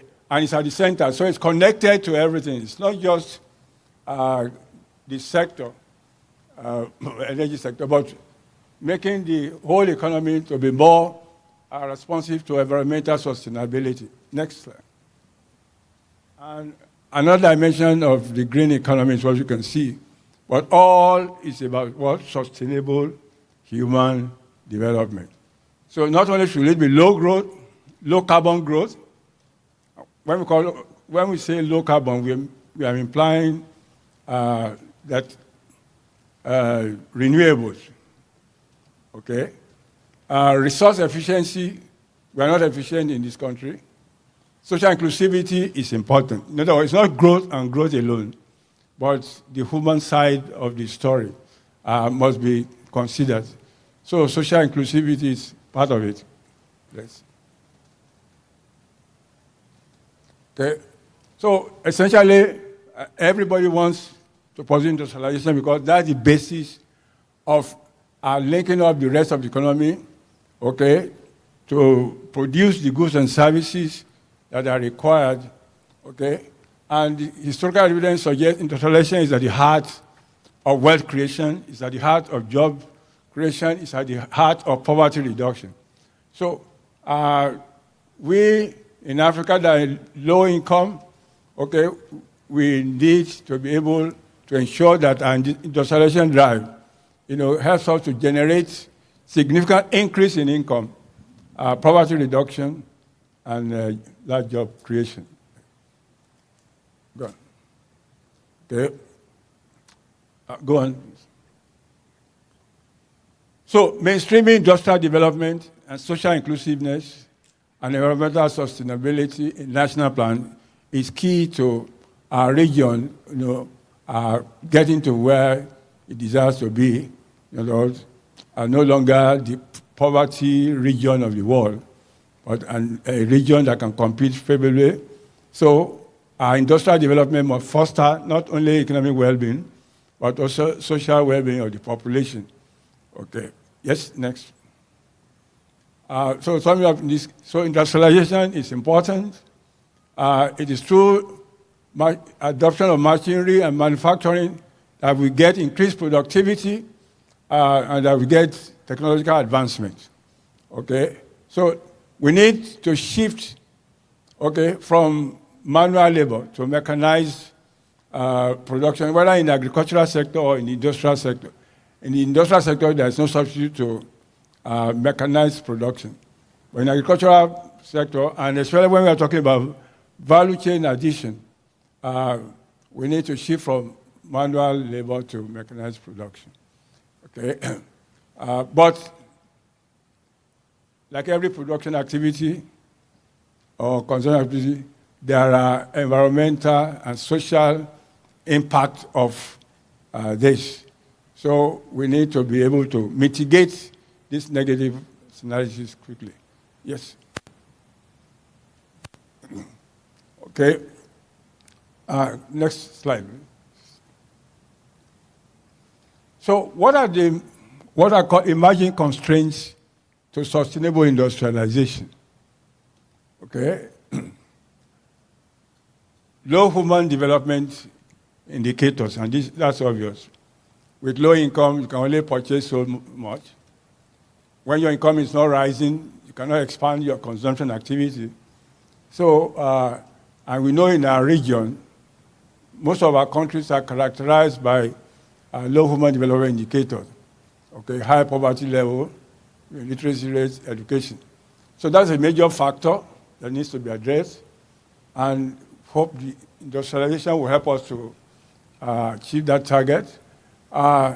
Then most of the people can hardly, at least low-income people, hardly are able to afford majority of the goods and services. We've been talking about that since the last 3 days. So we want to improve. But if you cannot afford the goods and services produced, then the market will respond by those companies folding up or getting out of the country. Then the dominance of informal sector, everything is the bulk of economic activity, we are told, is produced by the informal sector. But if you want to grow industrially, you have to go beyond those informal sector to expand from MSME to medium and to large corporations. Then another major constraint on sustainable industrial development that everybody knows is poor infrastructure, whether it's water, it's energy, it's transport, okay?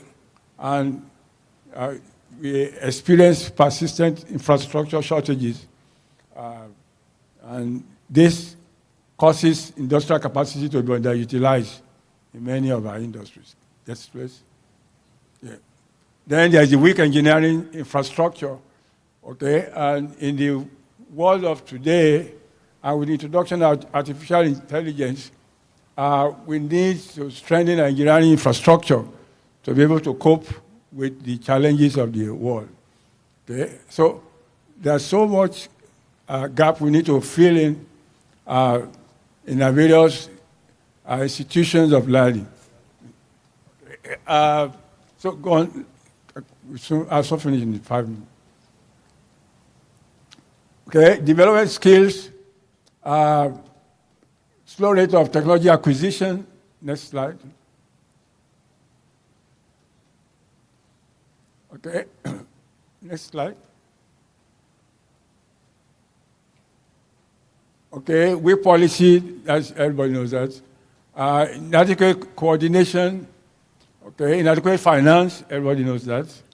Okay, transiting from small to medium to large scale faces a number of challenges. And large-scale smuggling and importation has led to dumping of goods, which will make domestic output, so suffer. Next. Now, I thought I should show us this picture, since now we have the so-called critical minerals that are essential, actually, even in the production of the new energy form we are talking about, lithium. The government says, look, no raw material will be exported. Look at this lithium market. Upstream, and these critical minerals are cobalt, manganese, graphite. We find lithium in Nigeria. You have nickel, cobalt in Congo. Okay. If you just stop at upstream, look at, you can only make 1 billion, but when you do the value chain, they are making 7 trillion. Just compare the two.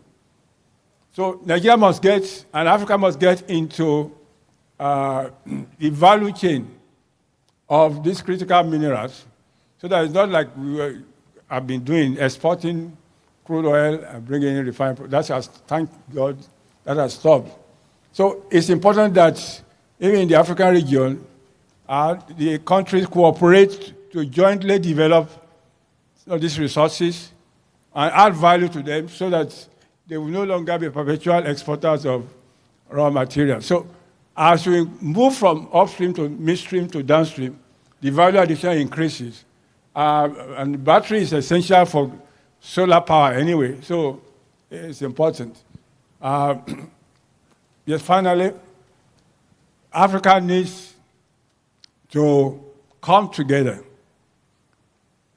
And Nigeria should be a principal driver of this approach. Sorry to say that there's so much cheap talk about integration, in Africa. Different regions have had their different industrialization plans, but we have not seen much result. So we need to stop this, what I call failure to implement desirable policies for a variety of reasons. And I guess that because of recent trends, maybe we begin to re-examine, and also with respect to the AFCTA, we can begin to exploit some of these minerals in the region to add value to it so that we export products rather than raw materials. Thank you very much for your attention. Thank you very much. I think we should give him another round of applause. And I think NES will call you again because they paid for talk that they received lecture.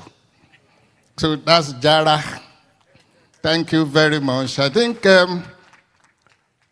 my Oga has given us what I call full load, taking us from energy transition, how energy has driven industrialization. And even till today, technologies are still built on energy. Whatever you want to do is critical. He has also taken us to the issue of green industrialization. The need for us to rethink so that when we are industrializing, we are not creating unnecessary externalities. Then policies that are required, the issue of critical minerals, and the one again, that we should look for a way of adding value not only to critical minerals, but to all that we do. And again, the issue of coming together as one to promote competitiveness, to promote efficiency in the use of all these regional value chains, supply chains, and so on. So once again, we thank you for this very rich and comprehensive lecture. God bless you, sir. Now, I think we have the right to decide, but let me consult with 2 or 3 seconds with my Oga.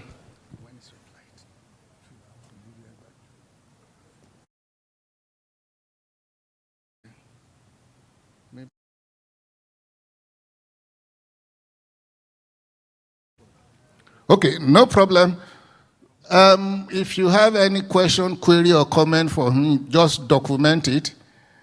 We will give Professor Afekina Jerome, this time around, since you are his student, and I'm also a student, half of the time.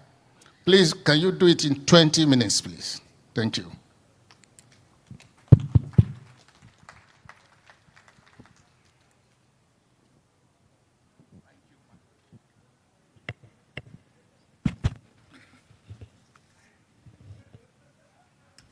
The chair, esteemed ladies and gentlemen, all protocols duly observed. First of all, I would like to thank the Nigeria Economic Society for the invitation to attend this very crucial summit. I'm exceedingly lucky to be sharing the stage with my supervisor and boss, Professor Aki Iwayemi. It's not every day you have that type of opportunity.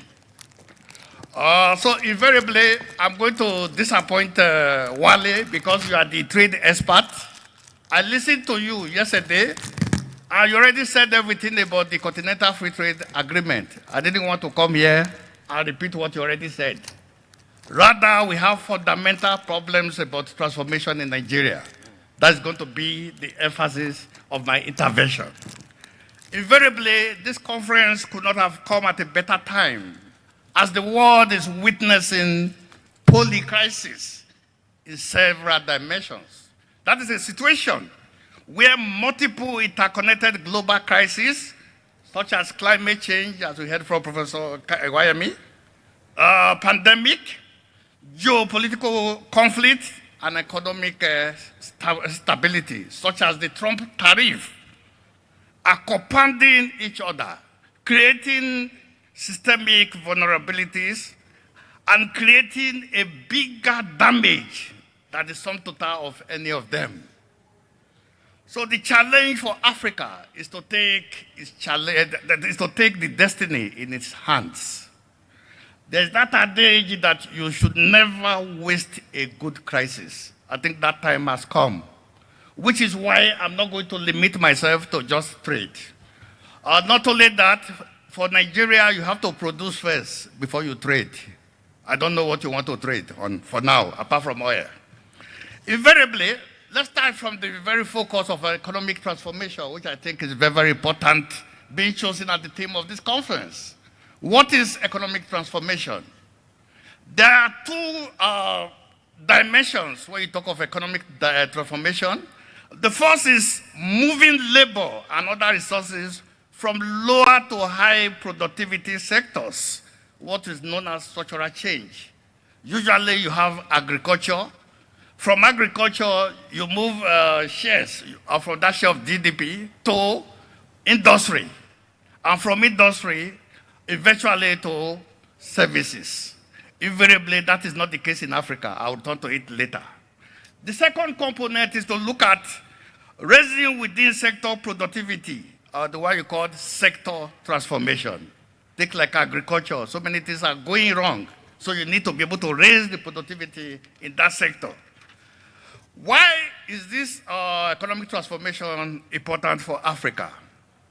First and foremost, Africa, as we've been hearing for the past 2 days, is a very useful continent. It has the world's youngest population, with more than 60% of the inhabitants under the age of 25. But the main challenge is that we do not have the jobs. Approximately 3 million new jobs are created in Africa every year. But between 10 to 15 million youths are entering the labor market every year.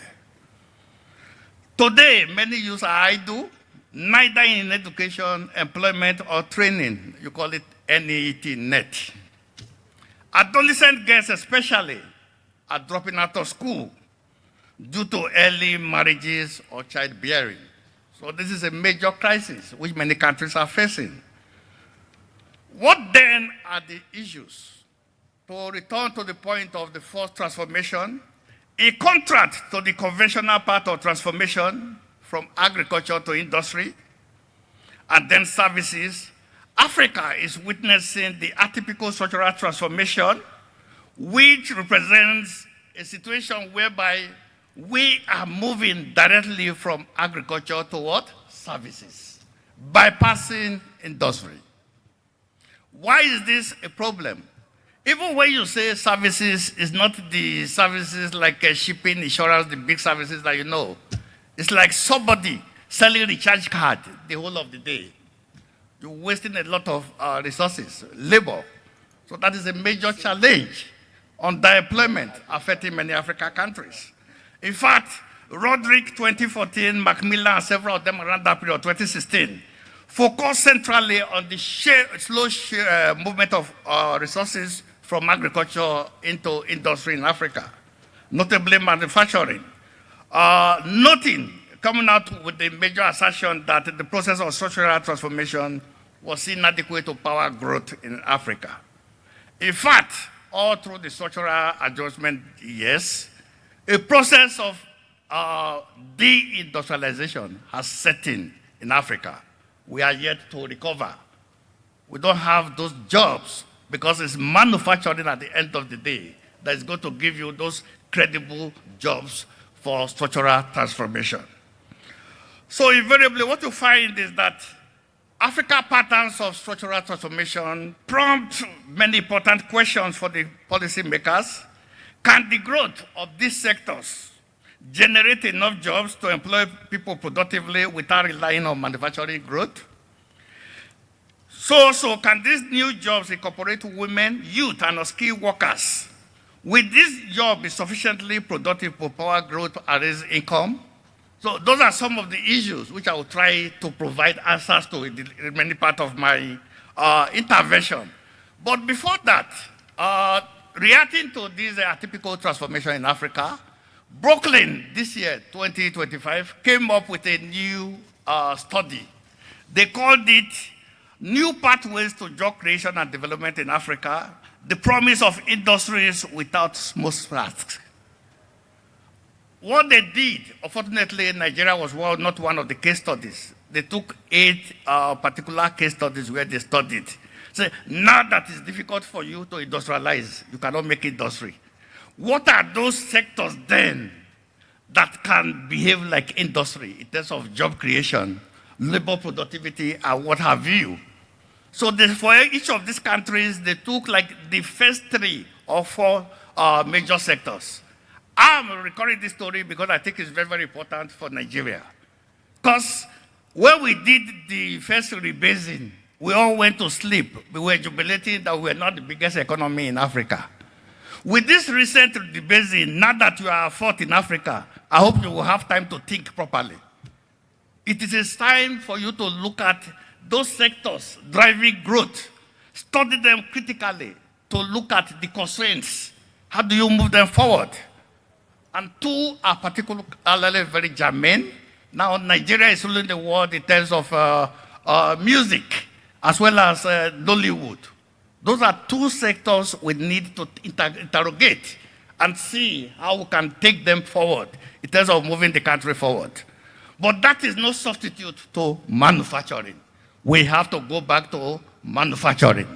I'm always reminded by the word by Hadun Chang of SOAS. I think, Wale, it was with you at the time you were at the University of London, that developing countries should not be tricked into thinking that they can skip the industrialization pace. It is very, very important. We need to go back to what?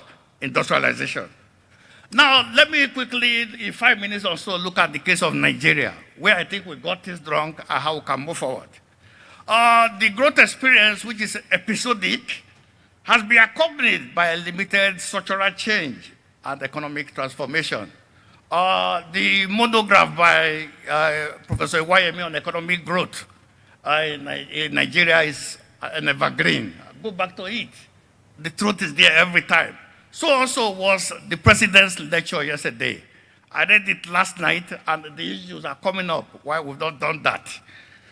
So invariably, we need to go back to the drawing board. The country's high level of informality and heavy reliance on oil and gas exports has meant that we paid very little attention to developing the manufacturing sector or diversifying into more complex sectors of growth. In fact, manufacturing as a proportion of GDP has been hovering around 10% in the past 3 decades. Even looking at the rebasing figures, it reduces to 8.6%. I have a presentation where you can see those charts. I can share it later, but I don't want to bore you. So manufacturing has been a problem. And if you look at the export component, which is very, very important, you find that the manufacturing exports account for just 3% in Nigeria. Using World Bank data, at least for the last 10 years, which was what I did. This is very, very low when you compare to countries like Malaysia, that has almost 70%, Singapore with 74%, and China with 91.2%. So also in the paper I'm going to circulate, you are going to see contribution of GDP relative to the other major economies like China. Because China has about 24.9%, while Singapore has about 16.3%. So these are absolutely low. So looking specifically at the manufacturing sector, what has been the bane? What are the main challenges? Policies usually are very good on paper, but they are never well implemented, which has been with the bane. We started with the import substitution industrialization. From there, we moved to the industrialization decree. At every stage, many of them were abused. And since 2002, we've been experimenting with the backward integration policy in several projects, whether automobile, rice, or what have you, even oil and gas. Invariably, it's only cement that has been successful. That is where you'll be able to be self-sufficient. Whether it's because of the Dangote factor, I don't know. But Dangote is also in sugar. You didn't get that type of result in sugar. So we still need to get some of these things. What are the major challenges? This includes difficulties in obtaining adequate and reliable power. I mean, Professor YME already alluded to that. Last year, I think there were about 14 national outages. They are even increasing in number. I mean, there is no way you can industrialize without electricity. The good thing is that there are now alternatives now, solar panels and coal. So, but we have to take it seriously. So also, poor quality infrastructure network, whether you talk of road or something. I mean, it's only in Abuja that you have enough infrastructure now. The moment, then the high cost of capital, the interest rate. I mean, I don't see any other place where you have, you can manufacture with interest rate of anything more than 5%. But I think Nigeria is only around 20-30%. I don't even know the last figures. So also, the skills gap is intensifying. Not just limiting ourselves. If we take the case of agriculture, it is in a comatose state because of the Dodge disease syndrome and more recent climate change and conflict, which are the major drivers of food insecurity in the world. The organization where I work, we have a document which we call the State of Food and Nutrition Security in the World. Invariably, the latest statistics indicate that the food insecurity in Nigeria is 24.5%, which is even higher than 21.6% for Africa. I'm rounding up just 1 minute.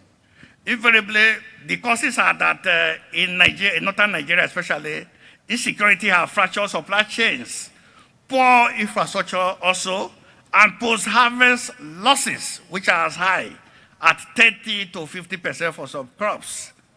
So also, farmers are also becoming an endangered species. The average age of the farming population is 60.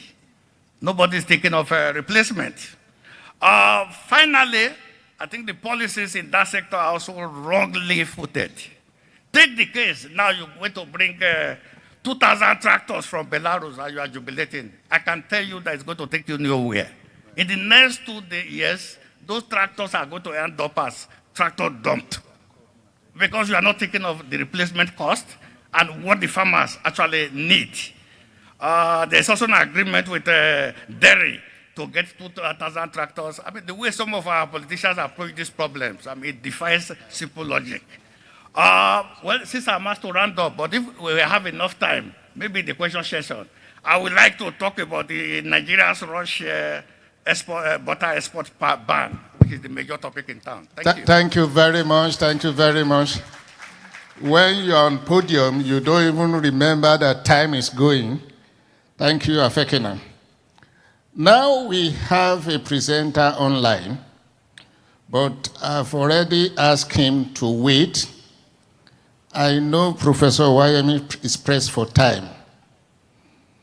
If you agree with me, we will throw the floor open to interrogate Professor Iwayemi's presentation. Then after that, we can come back to Afekina. Is that okay? Then we then take the one online. Is that okay? Thank you very much. If you want to say anything, either comment, question, query on Professor Iwayemi's presentation, raise up your hand now or forever keep quiet. And I will do the numbering. Yes, I will do the numbering. You are number 1, 2, 3, 4, 5, 6, and 7.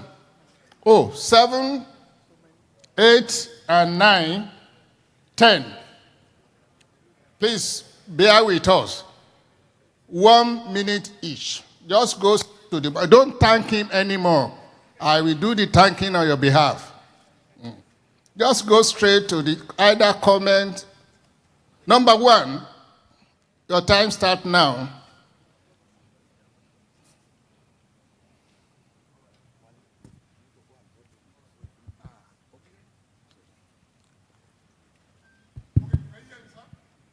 We can hear you before recording. Okay. So my name is Adedoyin Adeleke. I work for Green Growth Africa. I'm excited to see that there is a topic on this. And I think all that Prof has said is true, indeed, and I really commend his presentation. However, there are a lot of innovation. I mean, that's what we do in about more than 13 African countries. What we have found in Nigeria, there are innovations, there are solutions, but the policy limitations are there. Take, for instance, we have a green building in Ibadan. We're trying to build another one in Abuja. We build a waste plastic bottle instead of cement, and all those concrete stuff. But the issue is, just to take building sector, for instance, if you want to do that, the regulation around building approval and all of that has not been improved to accommodate for those new materials. And I can go sector by sector. Green growth is, the art of green growth is sector decarbonization. Now, how do we engage with the government in a more practical way to be able to get them to revise, update our policy, regulation, and legislations to allow for these new green materials in the sectors? Thank you so much. Thank you very much. Please, that's a very good template. Number 2, you better identify yourself. Good afternoon, sirs. My name is Adeshola Kukoyi from the University of Lagos. Sir, that was a very good presentation. However, my concern is that energy itself is, though it's the root of production, we need to look at it from other ramifications. First, energy, according to the law of thermodynamics, is neither created nor destroyed, and as a matter of fact, so is capital. Now, my concern as far as the availability of energy for production is concerned is the paradox that we face. And we need to be able to address this paradox. Number 1 is the area of market. Sometimes there is no market. If there is a market, there may not be policy. If there is policy, there may not be technology. And where there is technology, there may not be finance. So we have to establish a pathway and linkage that will allow this paradox to be resolved. That's on the one hand. On the other hand is the issue of transition to clean energy, renewable energy, whatever we call it. The reality is that this energy, first, if it is smart, it may not be clean.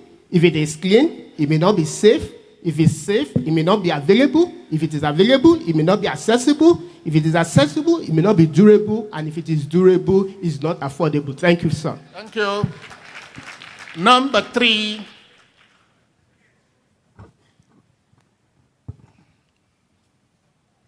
Yeah, good morning. My name is Mela Teso from Taraba State University, Jalingo. Sir, it is no news that renewable energy is the new ideal and is a path to go. Quite unfortunately for those of us in Africa where poverty is very high, the issue of affordability of renewable energy sources is a big challenge. To power a factory with renewable energy, for instance, solar, requires billions of naira. You remember, just to power the villa, we're talking of investing over 10 billion naira to power it.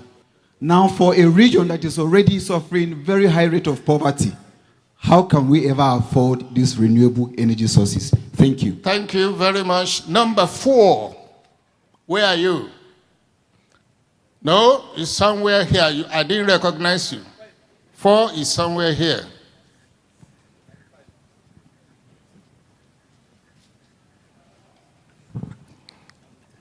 Okay, thank you very much.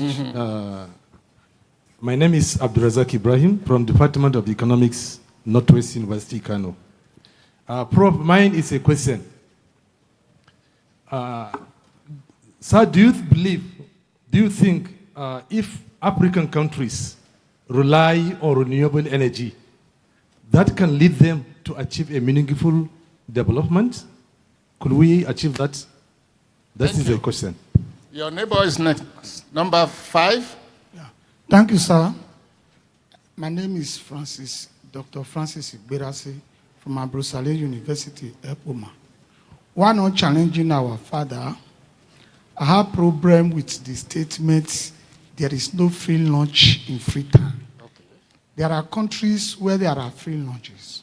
Okay. It's just that it is an excuse for the government to keep on impoverizing us. We economists should not fall into it. Because, sir, availability in the dimensions, availability without accessibility is equals to unavailability. Because you will not have utilization, there will not be stability.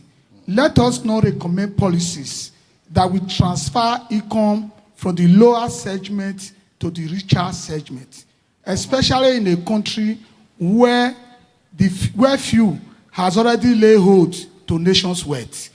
As economists, we must be bold to talk to government. They say they have removed fuel subsidy so that we will have subsidy somewhere. As of today, nothing is being subsidized for Nigeria.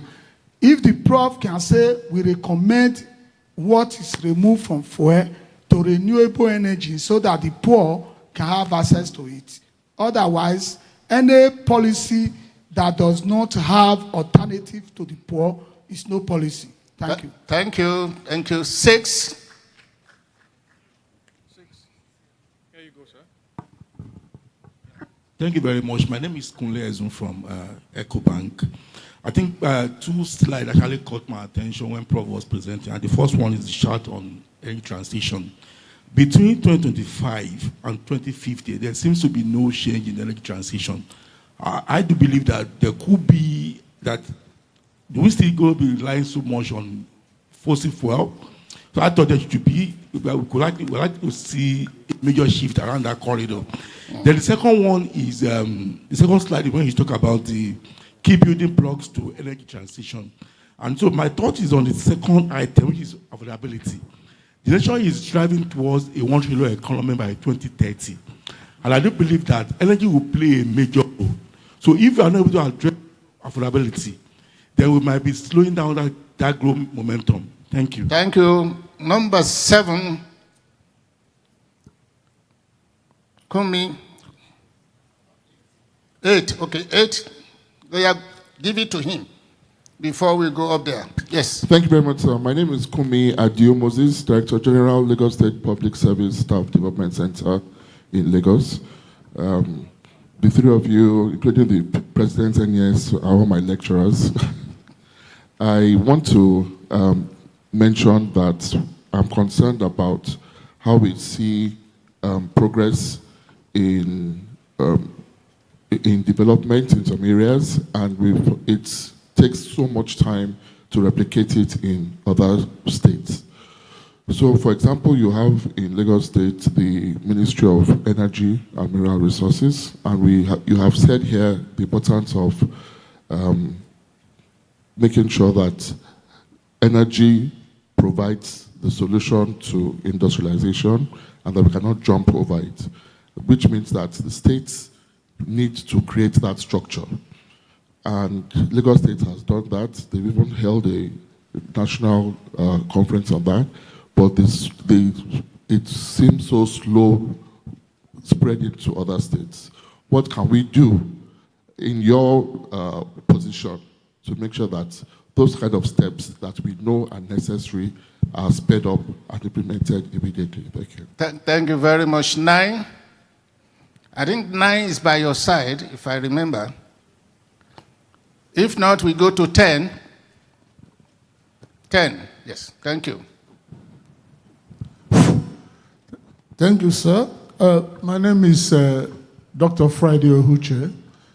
I'm the Chief Economic Advisor to Abia State Government. My question is that the energy transition plan we currently implement will likely run into some problem, because the major emitters of hydrogen are revising their own plans, and we are still stuck with our own plan. Nigeria generates 0.03% of emissions, but suffers disproportionate impact of energy. And we are expected to lead the transition when the major emitters, Russia, India, and the rest of them, are actually revising their own plans. So how do we phase in the issue of phasing out carbon, phasing out fossil fuel, which is the backbone of our economy, and then phasing in renewable energy, which we intend to use as a replacement, without suffering serious economic consequences? Thank you very much. Thank you very much. Thank you. Apologies for rushing all of you. I think the message is clear. We need more time to discuss the beautiful presentation. But for some of you, I think you will need to pay school fees for Prof to take you through some of them. Like Kumi, what you are asking for, get money from Lagos State, Prof will do a paper for you. So Prof, over to you. Thank you very much, Mr. Moderator. Let me start with the last speaker. As I said in my presentation, there's this what we call cheap talk. Education for all by year 2000, health for all by year 2010, security for all by year 3030. But those years will come and nothing happens. We have, as you rightly said, there's an energy transition plan. We are sorry to say that when it comes to implementation, across sectors, we have not learned our lesson over the years. We are a failure. It's not the Nigerian character, but I think is that there are no sanctions against, poor performance. No sanctions against even those who betray the trust put upon them. And until we do that, we have all these documents, first national plan, 10th national plan. Yesterday, we were told that the first 5-year plan was 2021 to 2025. And the next one is going to be 2026 to to 2030, the magic year for the 1 trillion, economy. To have 1 trillion economy, the kind of manufacturing sector you are going to have and the kind of industrial sector you are going to have, and the many Dangotes that should be replicated to also add value to raw materials across, sectors. It's a tragedy that pharmaceutical companies are leaving Nigeria and Nigerians cannot substitute for them. That I say, perpetually you remain, as a small scale. You need to grow up to medium, grow up to the large scale. So that's my response. That we are facing something. We are on our own. Let me put it that way. Okay, but we need to improve so that all these documents we produce, we document, we evaluate, and learn lessons from them. Otherwise, we will circulate at low level equilibrium. Okay, Mr. Dio Moses. Well, upscaling actually, good ideas. To start from that, if we can upscale good ideas to innovations, we have so much potential, and that's why actually I'm excited about Nigeria of the future, this young generation.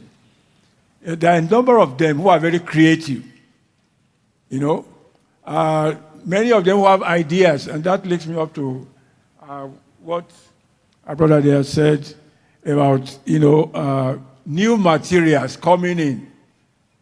You see, regulators are trying to catch up with different sectors globally, not even in Nigeria alone. Okay? And our regulators, again, that's another area in Nigeria, that our regulatory agencies have not really done the best. Let me put it mildly in that regard. We need to be smart. We need to be proactive.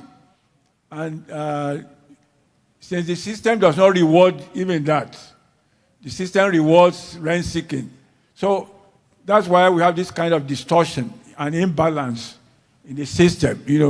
There are those who are, ready to rave away, but they are slowed down by government policies, by lack of concern. What is in it for me? That's what regulators are looking for. And with that kind of mentality, there's no way, we will not face challenges and remain infant. We are talking infant. The industry wants government to protect. How long will infants be infants? They need to grow up to be young men and women. Okay. So I would say also, government needs to look at the social dimensions of policies. We talked about it yesterday too. I always give this analogy. For those of us who have been to dentists, okay, if they want to do an extraction for you, they first of all do what? Give you an injection so that it will deaden the pain, and then they can remove it and then go. That's modern time. In the past, they will use something to yank up your... So, what we would have done, we did not apply that anesthesia. But it's not too late. You can still target... I know India targets billions of people. So we can directly target people. Yes, markets are markets. Prices should be prices to reflect scarcity of value. But the government has its own role to play, in creating an environment that will lift, people up. You cannot be subsidizing. You don't have the resources even to subsidize sovereignty. So when people realize the value of, I remember, for example, with electricity, when they started increasing their price, I would switch off things that needs to be switched up,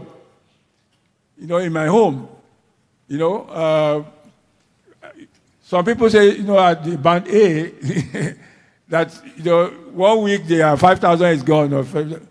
But the important thing, if the investors don't have, products paid for so that they can make a return commensurate with the industry, they will not supply. That's why we are in this mess in electricity. And finally, yes, the four factors, accessibility, affordability, security, are important. They're important. It's a dilemma that has to be dealt with. You have to learn the art of juggling policies so that you can keep your constituents happy and still make a movement forward. So paradoxes will still exist. They are still existing now. We need to remove all those paradoxes so that Nigeria will be a better place to be. Thank you very much. Thank you very much. Another round of applause for him. Now we are running out of time, seriously. But we still need to listen to Afekina. Oh. So let's take, how many questions? Well, since you are taking him to the airport, or somebody's taking. Okay. Can we have the online person now? Please, maximum 15 minutes, please.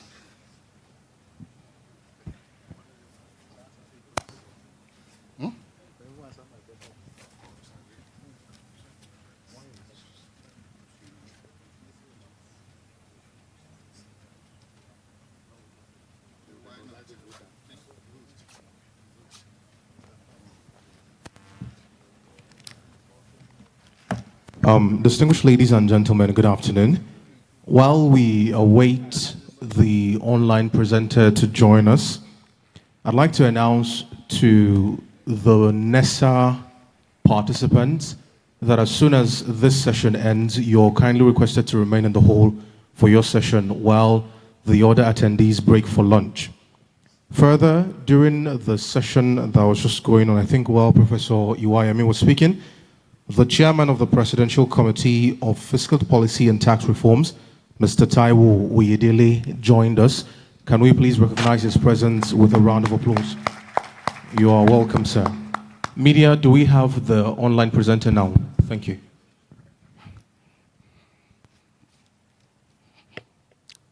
Now, can they just go on? Where is it?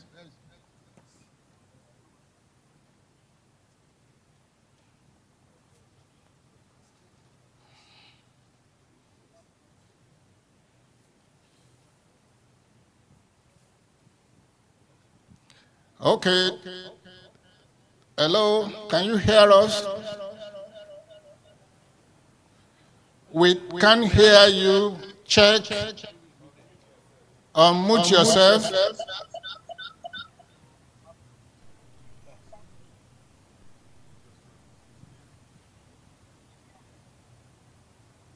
Chief, we can hear you. You need to unmute yourself. Okay.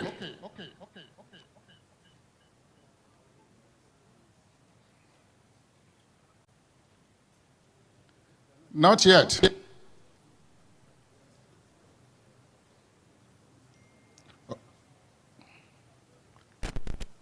Hello? If you can hear us, we can hear you. We'll come back to you later. I think let's take one or two questions for Professor Afekina. Then we'll come back to him. No, until they are sure. We cannot be going up and down. Any question, comment? You are number one, sir. Number two. Number three. And that is enough for now. Number one, you have the floor.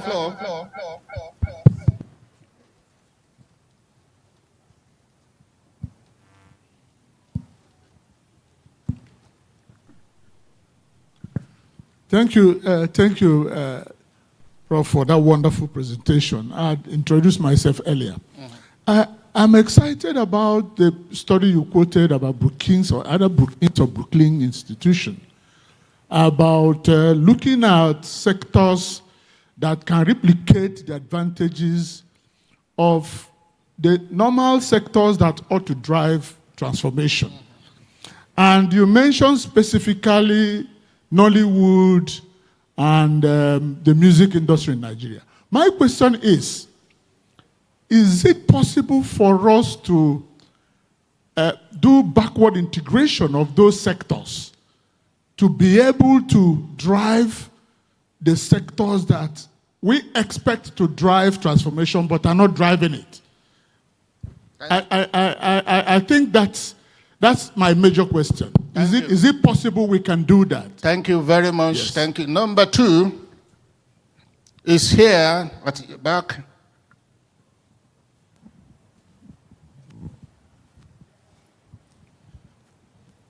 I am Okewu Idowu-Adeniyi from Caleb University. I want to make a submission here that in terms of Human Development Index that capture education, health, and standard of living, the standard of living index, Nigeria Human Development Index is about 0.56, giving us that we are in the medium.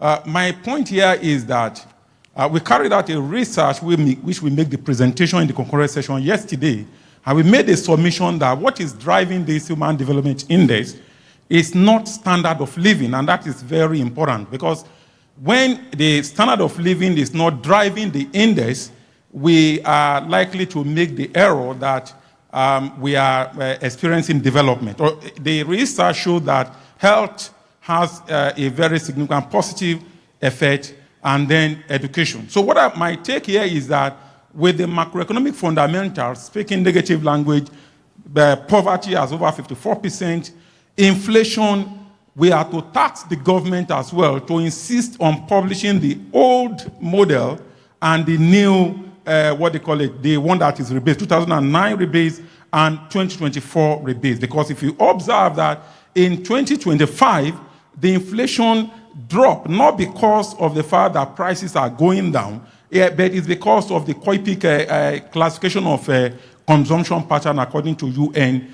So my point here is that as an economist, we should always interrogate this data. Let's continually ask the government to make sure that we have appropriate macroeconomic fundamental driving our standard of living rather than giving us figures that are rebased. Thank you. Thank you very much. Now, Prof. Thank you very much, Mr. Chairman. I want to commend Jerome for his aggressive presentation. I'm sure you won't attack me on that word use.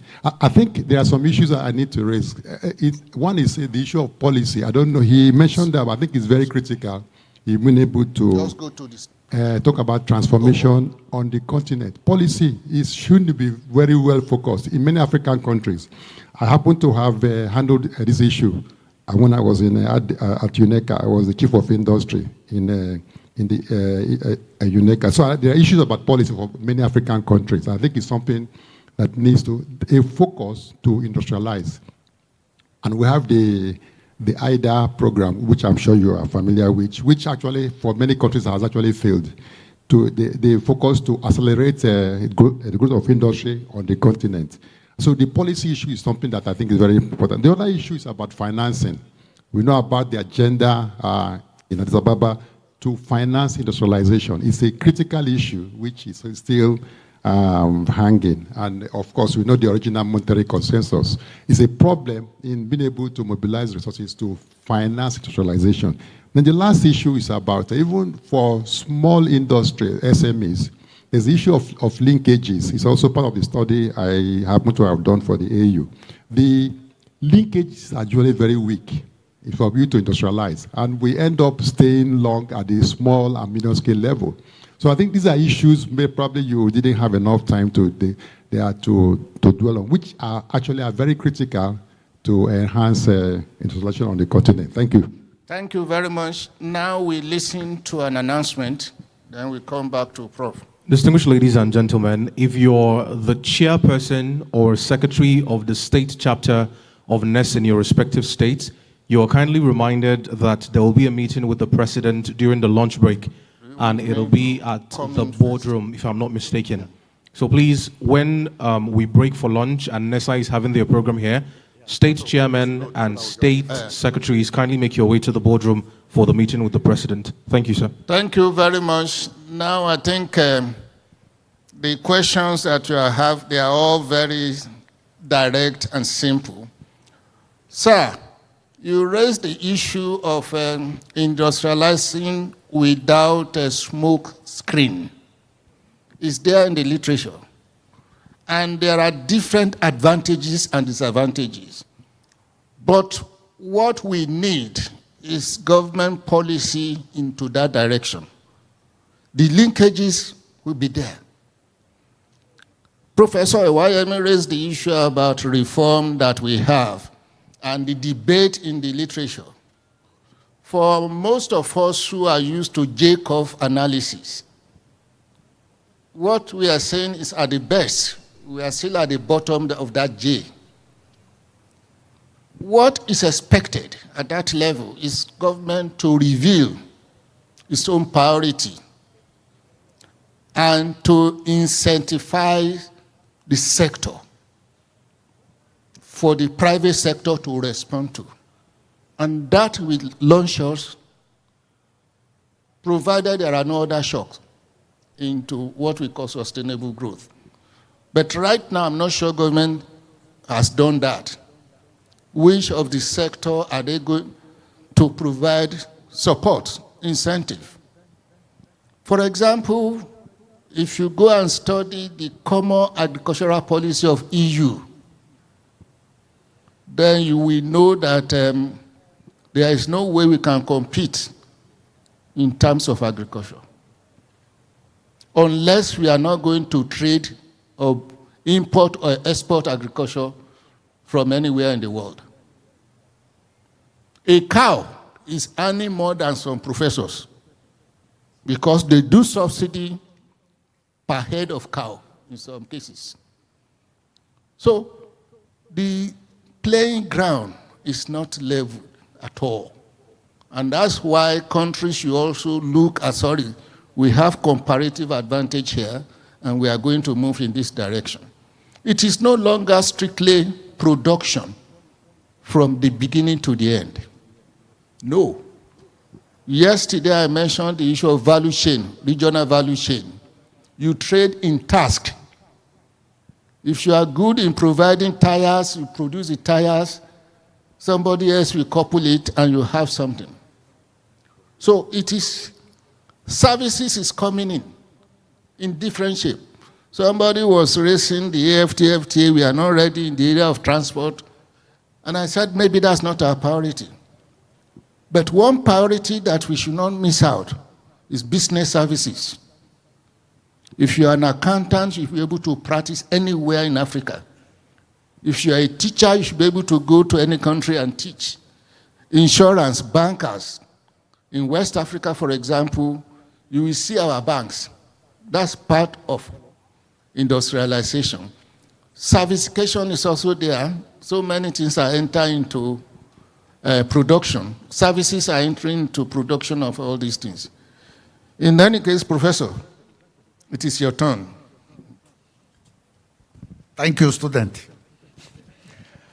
Very illuminating questions, very direct and straightforward.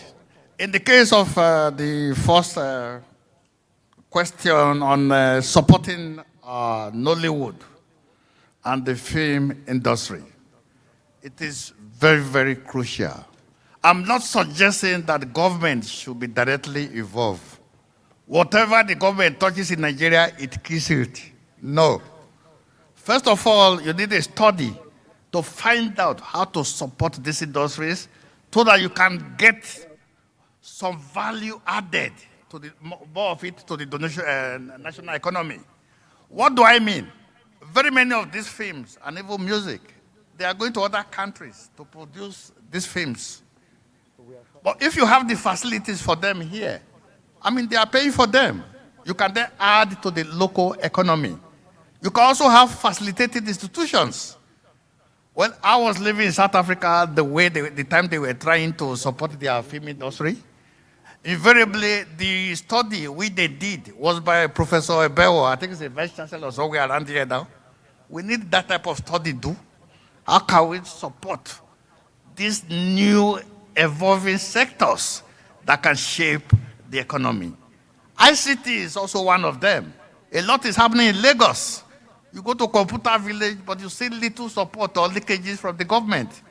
That should not be the way. Invariably, you should invest in them. With time, these people are going to pay tax, so you're going to get your revenue back. Those are the type of support which I are suggesting. The second question was human capital. I don't really know what you were driving at. But what I can agree with you is that human capital development is very, very important, especially the crucial sectors of education and health. We are beginning to lag behind there. We need to do something critical. I don't know, I've lost touch of number of universities you have now, but how many of those universities can really call themselves that they are universities in the true sense of it? The name from university comes from international. Number of foreign students, foreign lecturers, and what have you. How many universities in Nigeria can boast of that now? Those are some of the challenges we're having. My good friend Wokoma, I'm going to agree with you today that policy is very, very important. Like I said during my presentation, on paper we have extremely good policies. But the major problem is implementation.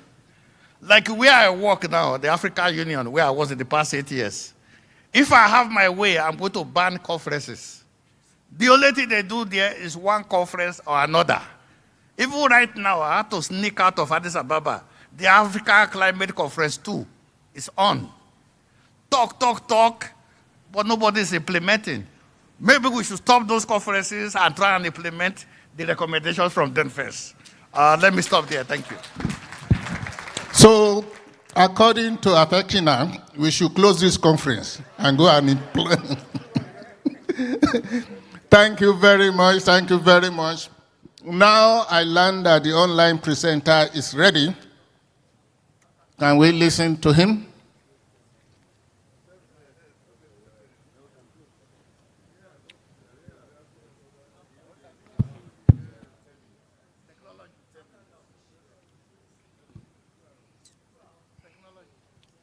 Council members,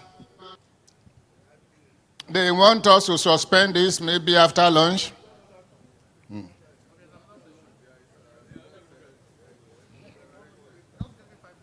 It's not even part of this, but we just want to. Since we can't take it now, I think what is left for me is to, Femi, what is going on? Okay. I think my duty is to thank the presenters and thanking you also, the audience, for your intervention, for raising questions. But just as I said, I need to advertise that we can do consultancy for you if the price is right. Mm-hmm. We will continue to interrogate this one after the other. Thank you very much, and God bless you all.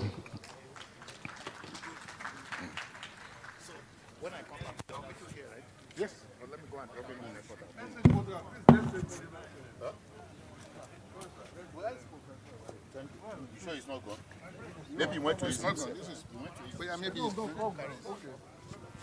Photographers, please. There will be a quick group photograph, so please can you just arrange them so that they can take that photograph and be done. Thank you.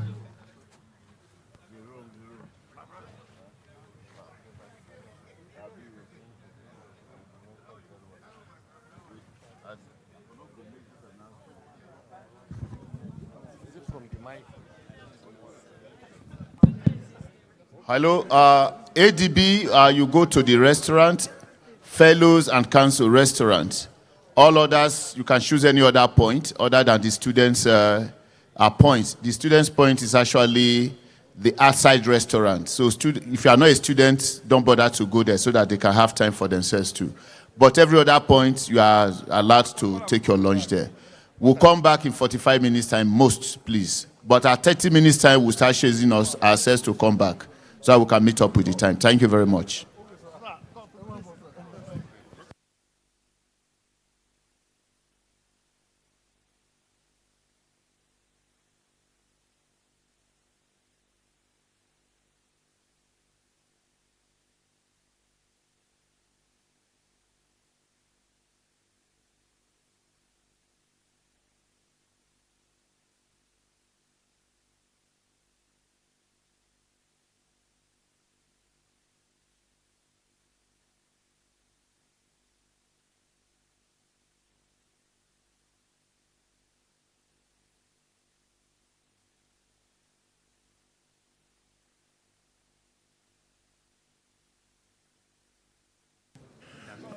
Hello. All right. Council members, fellows, go to the restaurants. All others use any other points.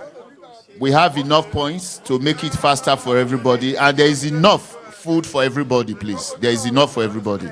Thank you. NESA participants, could you kindly move forward, please?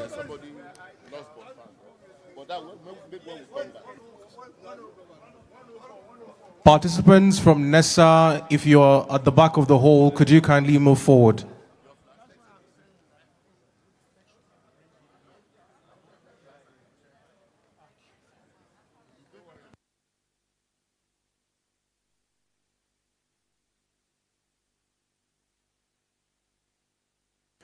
Students, please, that is a combination of NESA and Aegis participants. Okay, you have your meeting here, right? Okay.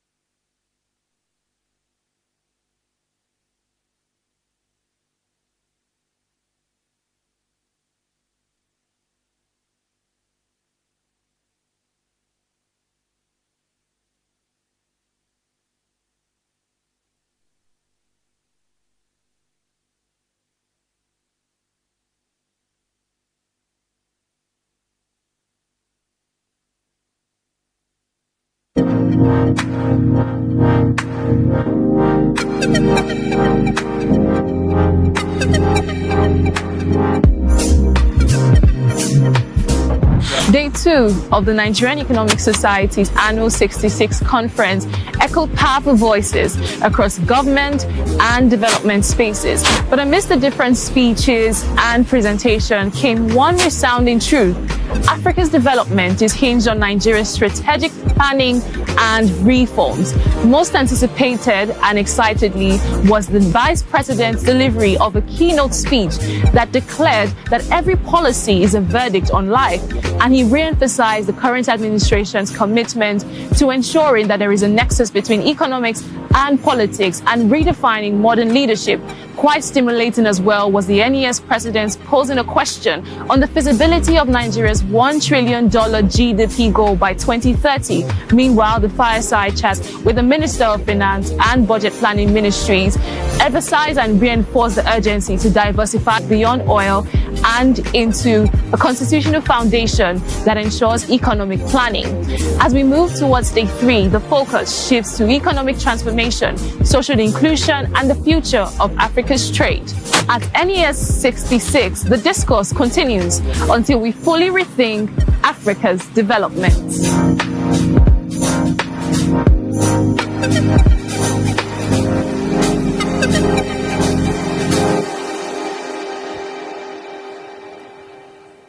All right, distinguished ladies and gentlemen, good afternoon one more time. Ladies and gentlemen, you are not responding like students who are energetic. Good afternoon. If you've not eaten, shout so that we know. Good afternoon.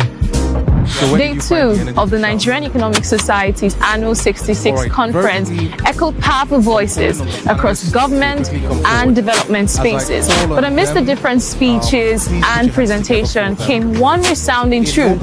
Africa's development is hinged on Nigeria's strategic planning and reforms. Comrade Sokoga Bolo Atife Kuram, please put your hands together for him as he comes forward. Up next, the chairman of the Association of Graduate Economic Students, in person of Comrade Evaristus Ikba. Please put your hands together for him as he also comes forward.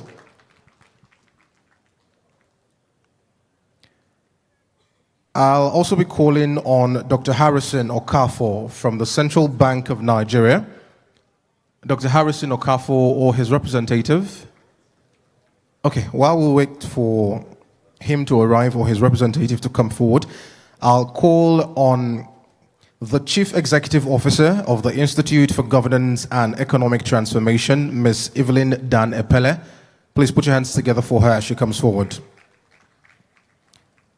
The President of the Nigerian Economic Society, Professor Adeola Adenikeju, is likely to join us shortly. I've just been informed that Dr. Harrison Okafor is here. As he makes his way to the stage, please put your hands together for him. Dr. Okafor has a lot of money for you, so the louder you clap, the more he can sponsor NESA and AG's events. Dr. Okafor, they've clapped for you, so they will drop the account number immediately after this. Like I mentioned just earlier, the President has a brief meeting, but he'll be making an appearance shortly. At this time, I'll call on the moderator. He's the National Student Liaison Officer of the Nigerian Economic Society, and he'll be moderating this event. He's none other than Dr. Chukunonso Ekesiobi. So please put your hands together for him as he comes forward. This plenary session, ladies and gentlemen, is on effective communication of economic research findings, pathways, opportunities, and challenges for economic students. I'll now hand over the program effectively to Dr. Ekesiobi as we commence in earnest. Thank you very much. Thank you very much. A round of applause, please, for our MC. Thank you very much. But don't go too far. You know you are still in our constituency. So I think, ladies and gentlemen, you're welcome to this plenary session. For the students, I'd like to start it this way. No matter how beautiful an economic policy is, if it fails to have an impact on the society, the quality of life of people, those that is intended to improve their living conditions, then it makes no sense. So that is why the Nigerian Economic Society, in collaboration with the student bodies, that is the Nigerian Economic Students Association, NESA, and the Association of Graduate Economic Students, AGES, have thought it wise to come and discuss a very pertinent issue that affects not just students, but general researchers in general. And what are we talking about? Yes, I have established that it doesn't make sense for us to have beautiful policies that makes no impact. Or do we derive joy in doing something for doing sake? And let us clear one fact. Nigeria, Africa by extension, we have the brightest of scholars. And not just economics, but various disciplines. But when the scholars keep churning out research that makes no meaning or has little impact as far as policy is concerned, as far as decision-making is concerned, then we just keep repeating a particular cycle.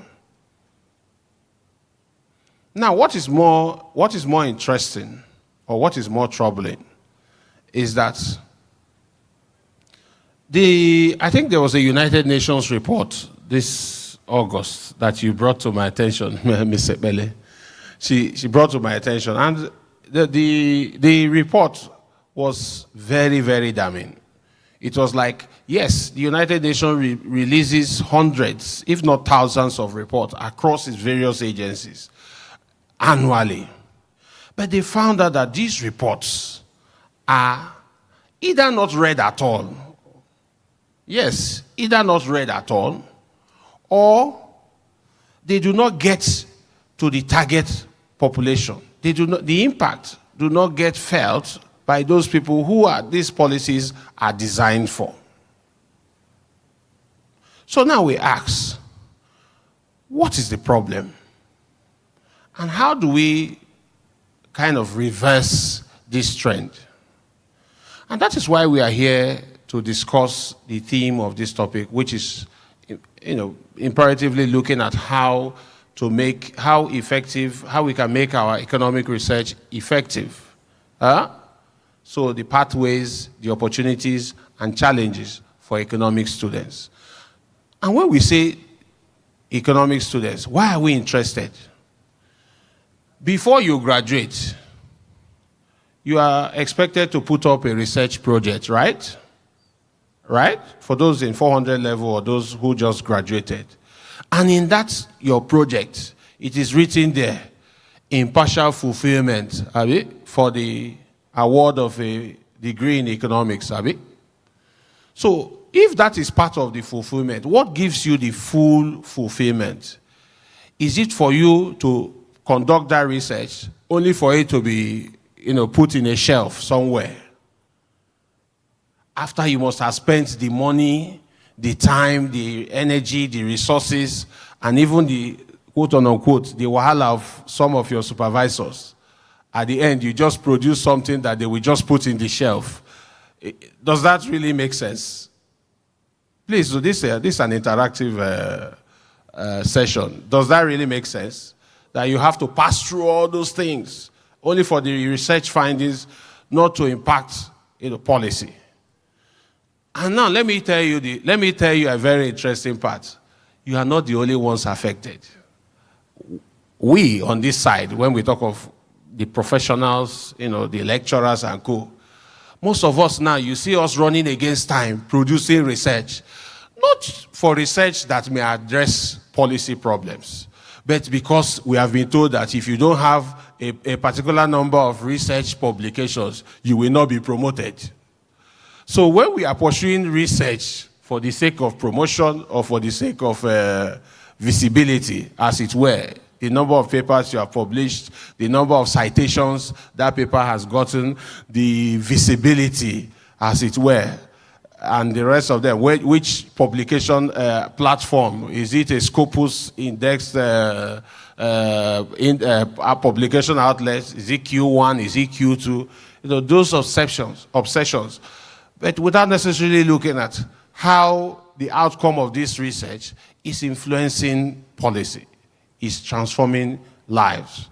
And that is why we are here under the theme of the conference, Rethinking Africa's Development. How can we rethink the process of how we communicate economic research better so that they can have impact?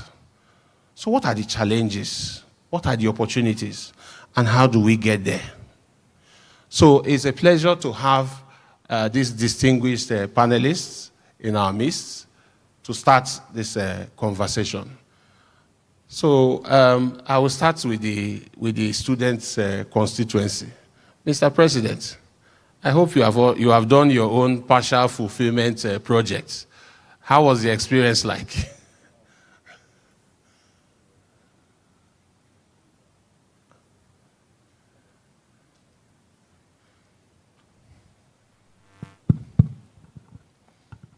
Okay.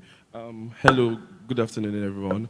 My name is Kuram Sukuga Bulatife, the National President for Nigeria Economic Student Association, the national body. It's a pleasure to be here speaking on this theme relating to students. And for my project, I think my project research was quite a good time. I think I enjoyed the research. I wrote on the impact of human capital development on economic growth using the base year of 2000 to 2023 for my research work. And I think, though it was kind of stressful, but then it gave me the knowledge and research. You, from your research, obviously there are research findings, there are recommendations, policy recommendations you made.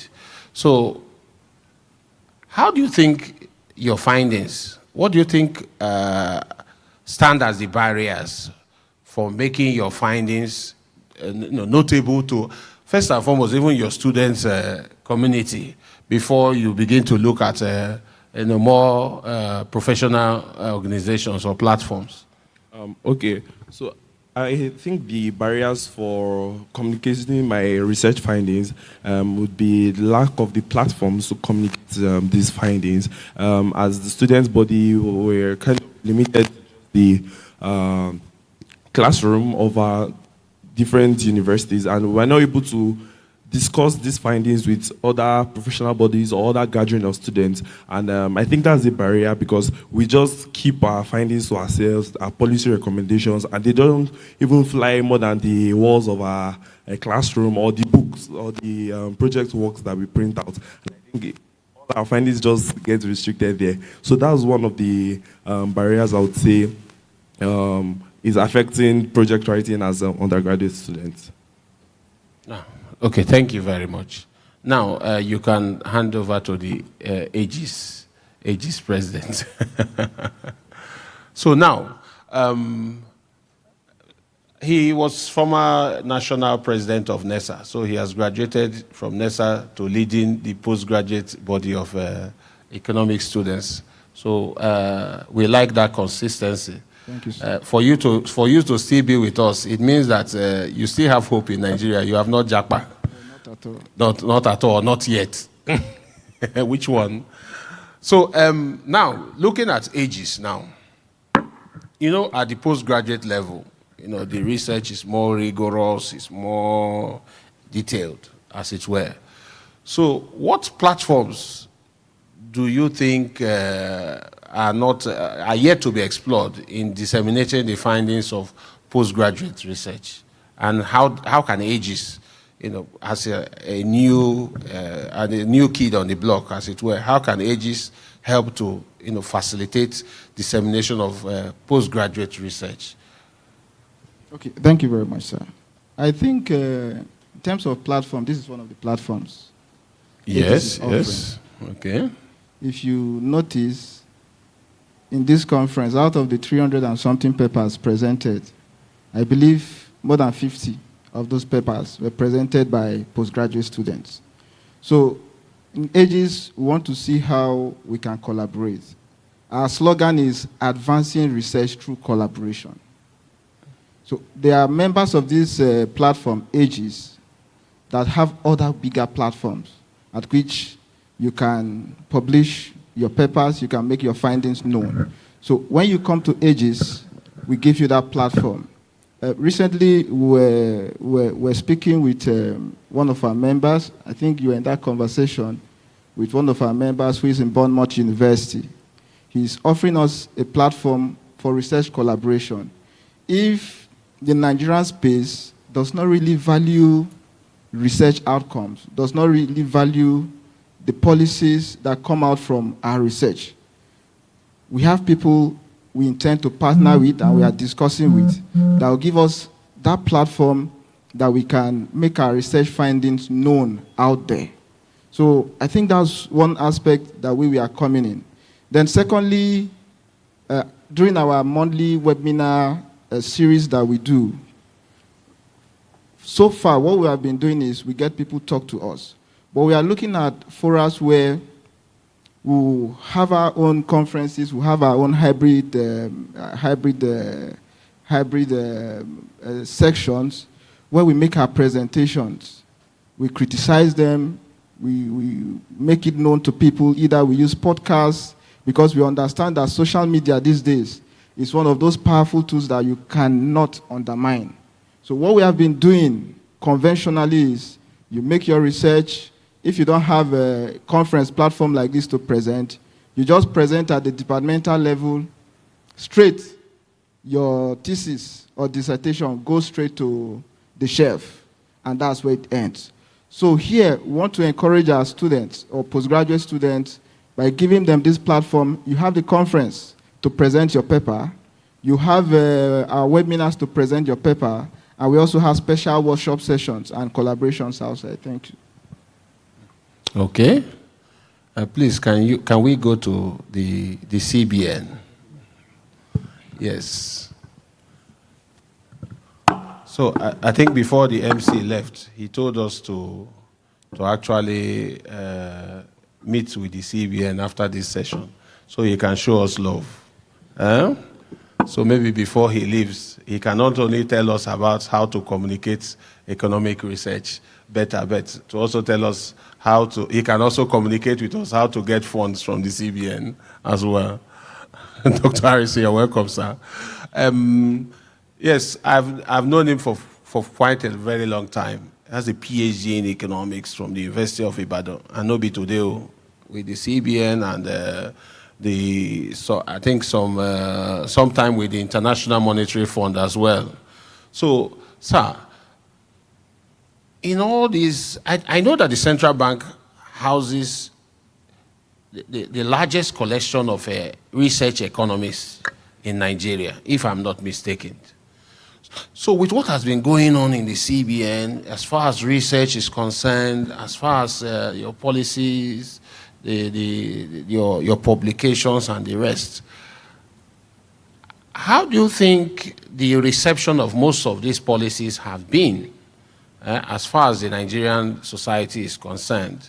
So what do you think they have been well received? I want to give you an instance. The one of is it the currency swap, the redenomination? What's this other one again? The one that has to do with the new guidelines for POS operators and or whatnot. So you see that most times it's not as if the intentions are not good, but maybe there may be communication gaps. So from your own end, from the experience in the central bank, what do you think are the causes for these communication gaps? And how do we align, for instance, monetary policy with the target population of this policy?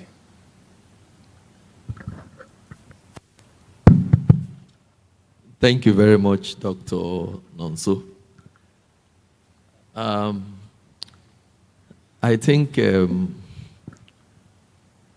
have raised two very fundamental issues here. One that has to do with the issue of how the central bank, utilize the research output that comes from various research institutions. Okay, particularly I will talk about, say, students, whether for undergraduate and postgraduate. And then you also talk about how to bridge the gap, in terms of information. So I will start with the first one. What I like you to know is that in central bank, every policy that you see the central bank churn out has been subjected to very serious and rigorous review. And such reviews emanate from research outcomes, from both the staff and even what you students and researchers you do. So we subject, from time to time we do have seminars, we have different offices and divisions and departments. So for instance, the monetary policy, the research, the statistics, financial market, trade and exchange, and some of these policy-oriented departments. So we do, we usually we meet, craft these policies, review them before we bring them out. So part of the resources we use in the course of these reviews are the research outputs from what you have put out there. So we take them, review them.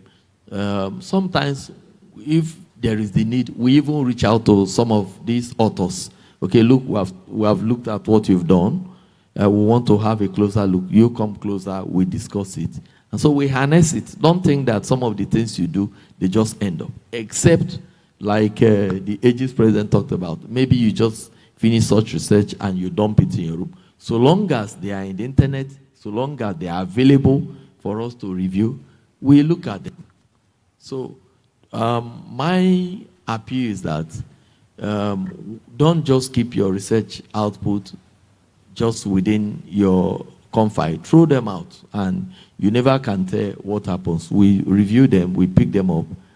When necessary, we call upon you. Then secondly, the issue of policy communication. It's key. It's at the heart of what we do in Central Bank. Essentially, we have a communication, corporate communication department that usually or from time to time, go out there to sensitize people, communicate. We have different channels. I will take my time to, from first of all, at the highest level, which is the Monetary Policy Committee meetings, you know that we often put out a communique after the monetary policy. That is one way we used to communicate our policies.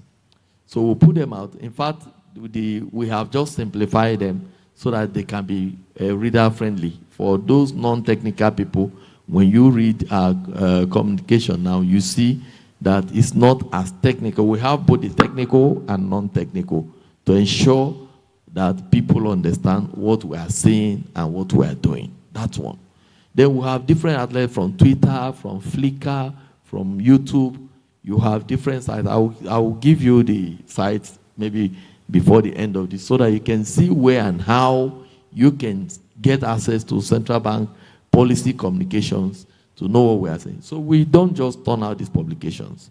Somehow, for some persons that are somewhat far from Abuja, it looks like you may not know. But if your ears are on the radio, television, in fact, there is a program we call You and the Economy. We put out some of this information for you to understand what we are doing.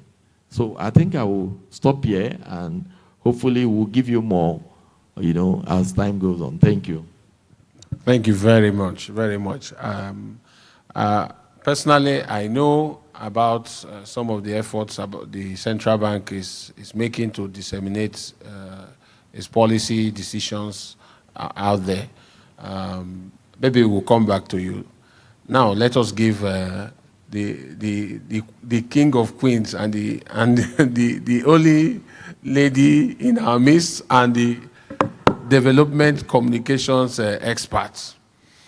Now, I want to appreciate Miss Evelyn. You know why?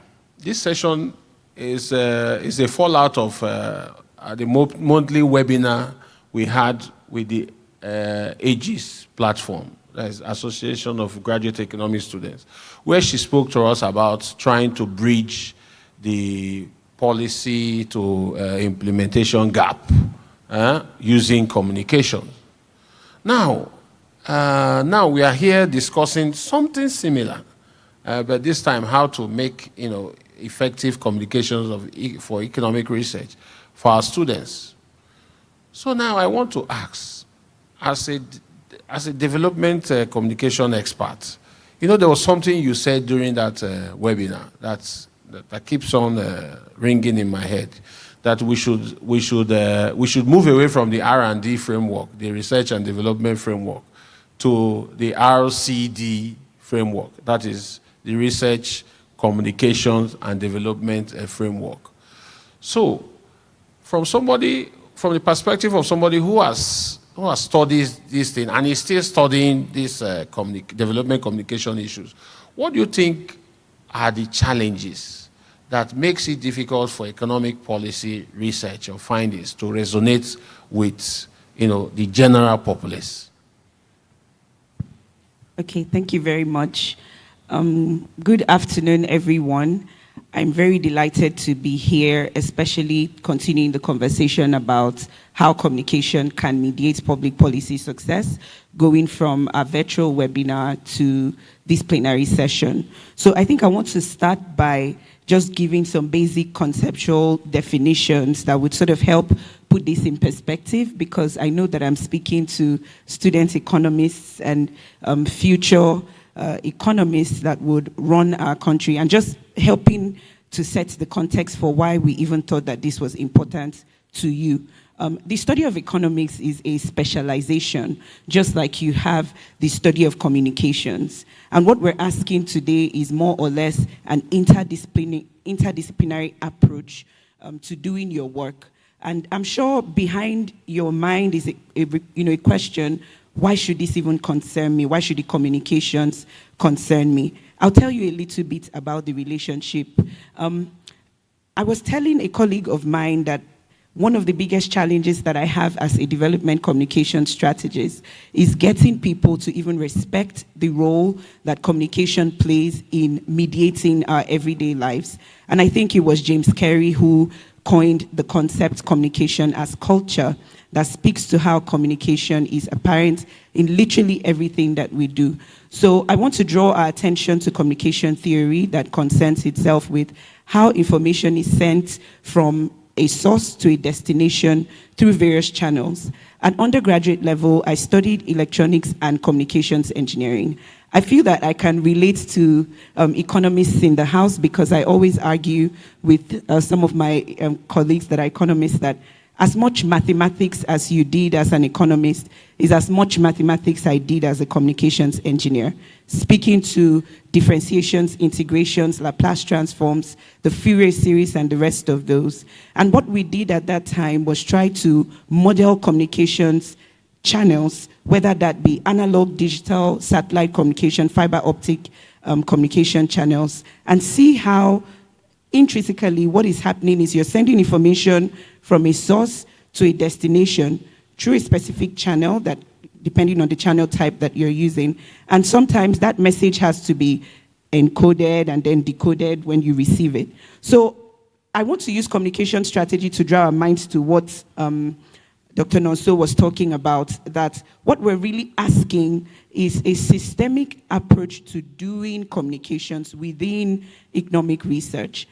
Going from research and development that is hyper-focused on how many papers do I publish each session, how many citations do I have. When I speak to prominent economists or scholars in the field, they tend to focus on how many downloads their paper has had or how many citation points they've gotten on ResearchGate. And we're saying that, can we tweak the KPIs for what success means to you as economists, to go from seeing yourself as a sender of the message and your target audience as the recipient of the message, and that you are paying attention strategically to what specific channels you're sending these signals to. The NESA president just mentioned his research on human capital and the impact on socioeconomic dynamics. The first question that I would be asking if I were the NESA president and using this new framework is, who are my target audience? When you think about social impact, what does impact mean to you at that level? Does impact mean having the best PhD thesis? Does impact mean having 10,000 downloads of your paper? Does impact mean ensuring that at the end of the decade, we can quote Kuram's work and say, according to his research, there has been a significant shift in human capital index, or as the case may be, whatever variables that his research is pushing, forward as theories. So what we're asking really, and you were asked the question you were asking me about, how do we do this? We're not asking that as economists you become communicators. We're asking you to partner with communicators who have the experts' knowledge on doing this type of work, or even allowing yourself to be trained as a communicator.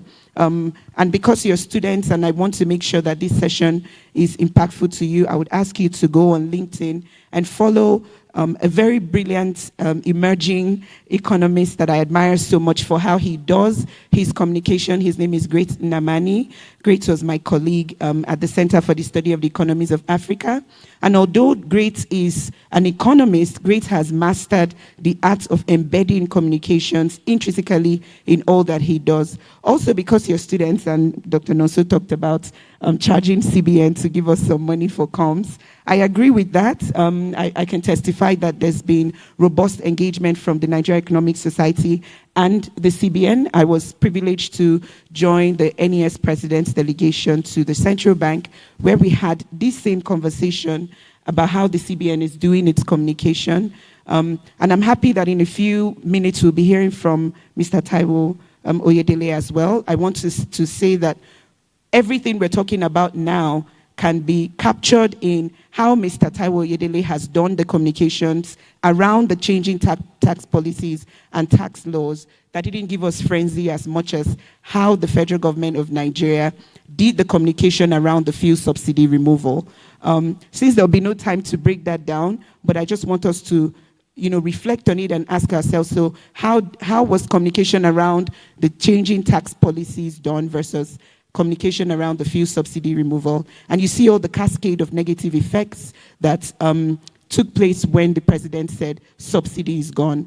So thank you very much for that question. Thank you very much. Thank you very much. Yes. So we can see the relevance of not just conducting very good research, but how we carry the message of the research across to not just the policymakers, but to the target population as well. So, Mr. President, I'm coming back to you. So, in your own space as NESA, how has NESA been, or is NESA even involved in trying to see how we can not just encourage students or equip students with the mastery of conducting impactful research, but for making sure that their research findings are put out there? So what platforms do you guys have that they can leverage now that they are listening to you? So we, at the NESA level, we actually have a monthly webinar where we bring in resource personnel to communicate some of their findings and help students also learn how to communicate their findings, their research findings. And so we have different resource personnel come to lecture us on different aspects of the economy and how to communicate research findings. And that's one of the ways NESA helps students in improving their research and how to communicate it also. And also, we also encourage students to reach out to lecturers, professors, doctors, and in such fora like this, the Nigeria Economic Society's conference, reach out to other lecturers from other schools on assistance on how to communicate their research findings, and also guidance, support, mentorship from other schools. One of the things I was telling them in our conference was that this is a forum, the largest forum of economics in Nigeria, and then you're going to see majority of the lecturers that wrote your textbooks, the textbook we use for econometrics, macroeconomics, and the likes. You can reach out to these people, ask them questions, communicate your opinion on what they think, and also ask reasonable questions on mentorship and how they can mentor you to become much better. And I think that those are ways NESA is assisting the students to communicate. Thank you. Okay, thank you very much.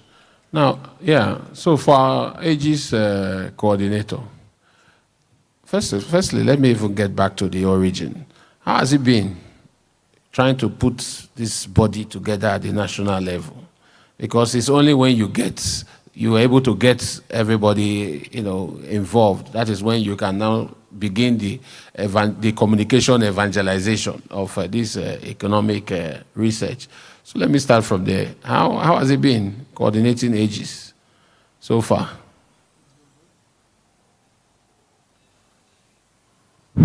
Thank you. It's been good. I wouldn't say it's been an easy sale. At least with the experience we had from NESA, we carried that experience to ages, and it's helping us. It's not been very, very easy because we find ourselves in a space where some persons feel we are duplicating what has been done already. And we also find ourselves at a time where some persons just feel like, let me just run this degree and leave. Some persons just do the degree to get.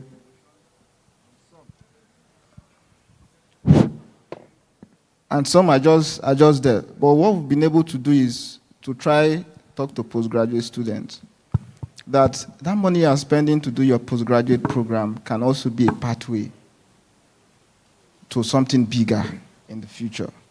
So we've been communicating to postgraduate students across the country, and they have been responding very, very well.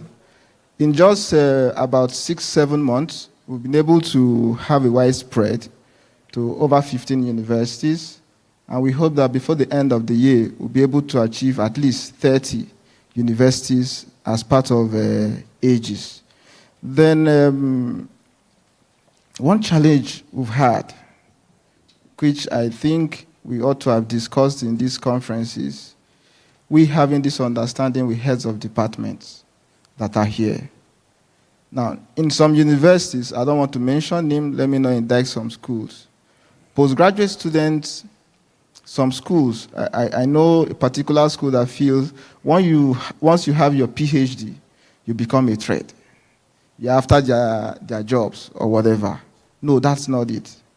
I love what University of Ibadan, they are doing. University of Ibadan, even if I didn't graduate from there, from what I've been watching them do, they value mentorship. So our lecturers, our professors should see these graduate students as people that will take over and stabilize this country in the future. They are not competing with anybody. So instead of using postgraduate students just to come and math scripts, why not the professors and the senior academics? Why not use these postgraduate students to do research collaborations? Why not bring them? You have papers. Why not push it to your postgraduate students to do? So that's what AGES we are trying to do. We have a strong support system from the NES and U2 as well, where we are trying to bring this collaboration and mentorship. So it's not been easy, but we hope that after this conference, next year when we are meeting like this, we'll be able to have this smooth sail between postgraduate students and professors and senior lecturers in the department. Thank you very much. Now, to the back to the CBN. One of the challenges I've listened to from graduate students especially is the issue of funding. The issue of funding. At the graduate student level, we find that some, let me not say most of the students at that level are either employed or just trying to keep body and soul together. They just have one side hustle. So instead of being idle, they decide to go and enroll in one postgraduate program or do a master's in economics or a PhD and see how the thing goes. So is there any sort of, sort of incentives, research incentives that these students can employ that, can encourage them with research and, attending conferences like this, participating in seminars, briefs or stuff like that. So what do you think? What do you think the central bank can do, to guarantee that these graduate economic students, who definitely some will be needed in the CBN in future, so that they can come in well prepared and to make, join in making impactful policies that can, change the narrative, especially for monetary policy in the country. Thank you very much, Dr. Nonso. I think You know, because of the nature of environment, where, okay, let me start by saying that it's not a developmental bank, you know, unquote. We are a central bank. And for those who understand what developmental activities of central bank is, the central bank core function is monetary policy making. You know, however, because of the peculiarity of our environment, the central bank also has found a way to encourage, support the educational sector, and particularly students. Through this means, we first of all, I would say we collaborate with students and institutions. In terms of research, let me just make this known that in terms of research, the central bank is one of the foremost institutions in this country. First of all, to recognize that the central bank as an institution has the highest number of PhD holders in this country. That no institution can match the quality of manpower, particularly the number of PhD holders in the central bank. So that goes to show you that there is a relationship between the bank and the academic. Most of these PhD holders are coming from the academic institution. So we just have to recognize that. Then we have a very strong collaborative tendencies. In terms of research, we do engage with institutions. We do engage with students. We do engage with other institutions. I think I can remember the research department, for instance, before now, has a program where students and researchers in the past do come to Central Bank for sabbaticals. When I came to the Central Bank, I met Professor Milton Iyoha, for those people who may know him from the University of Benin. Yes, he spent 1 year with the research department. I also met Professor Eddie Ndeku, who is a fiscal economist too, who also came at some point to work with the Central Bank. Even though at some point that kind of program, was stopped. But discussions are ongoing now to bring them in. Then in collaborative research, the research department, monetary policy, we do collaborate with various institutions. We have programs where you can write a paper with us to bridge that gap. We create the opportunity where we do that mentoring to bring you closer to what we do. And let me also speak, recently, the Central Bank of Nigeria launched a program. It's a research fund where that is made available to students and researchers, where you can, we support your research work. You come also to present it. The first round of that program just happened in July. Some students, I know some students who also, it's open, we just advertise it. You prepare your proposal, you send it. There's a team that is commissioned to look at it, and then if they pass it, you get some research grant that you can use to, carry out this research. I'm aware that hopefully in the very near couple of months, the second round will. So my advice is that students and researchers alike should look out to seeing another round of advertisement coming from Central Bank for such research. And it's good that you take advantage of this. Then there are also some specific institutions. I remember while I was also a student at the University of Ibadan, as a junior research fellow at the Center for Econometrics and Allied Research, we do pre-MPC reviews for Central Bank. And we'll be invited to come and share as the Central Bank Modeling Division that also came in to join. We compare notes with such institutions. We also have one at the Afri Heritage Institute from Enugu that also do come in.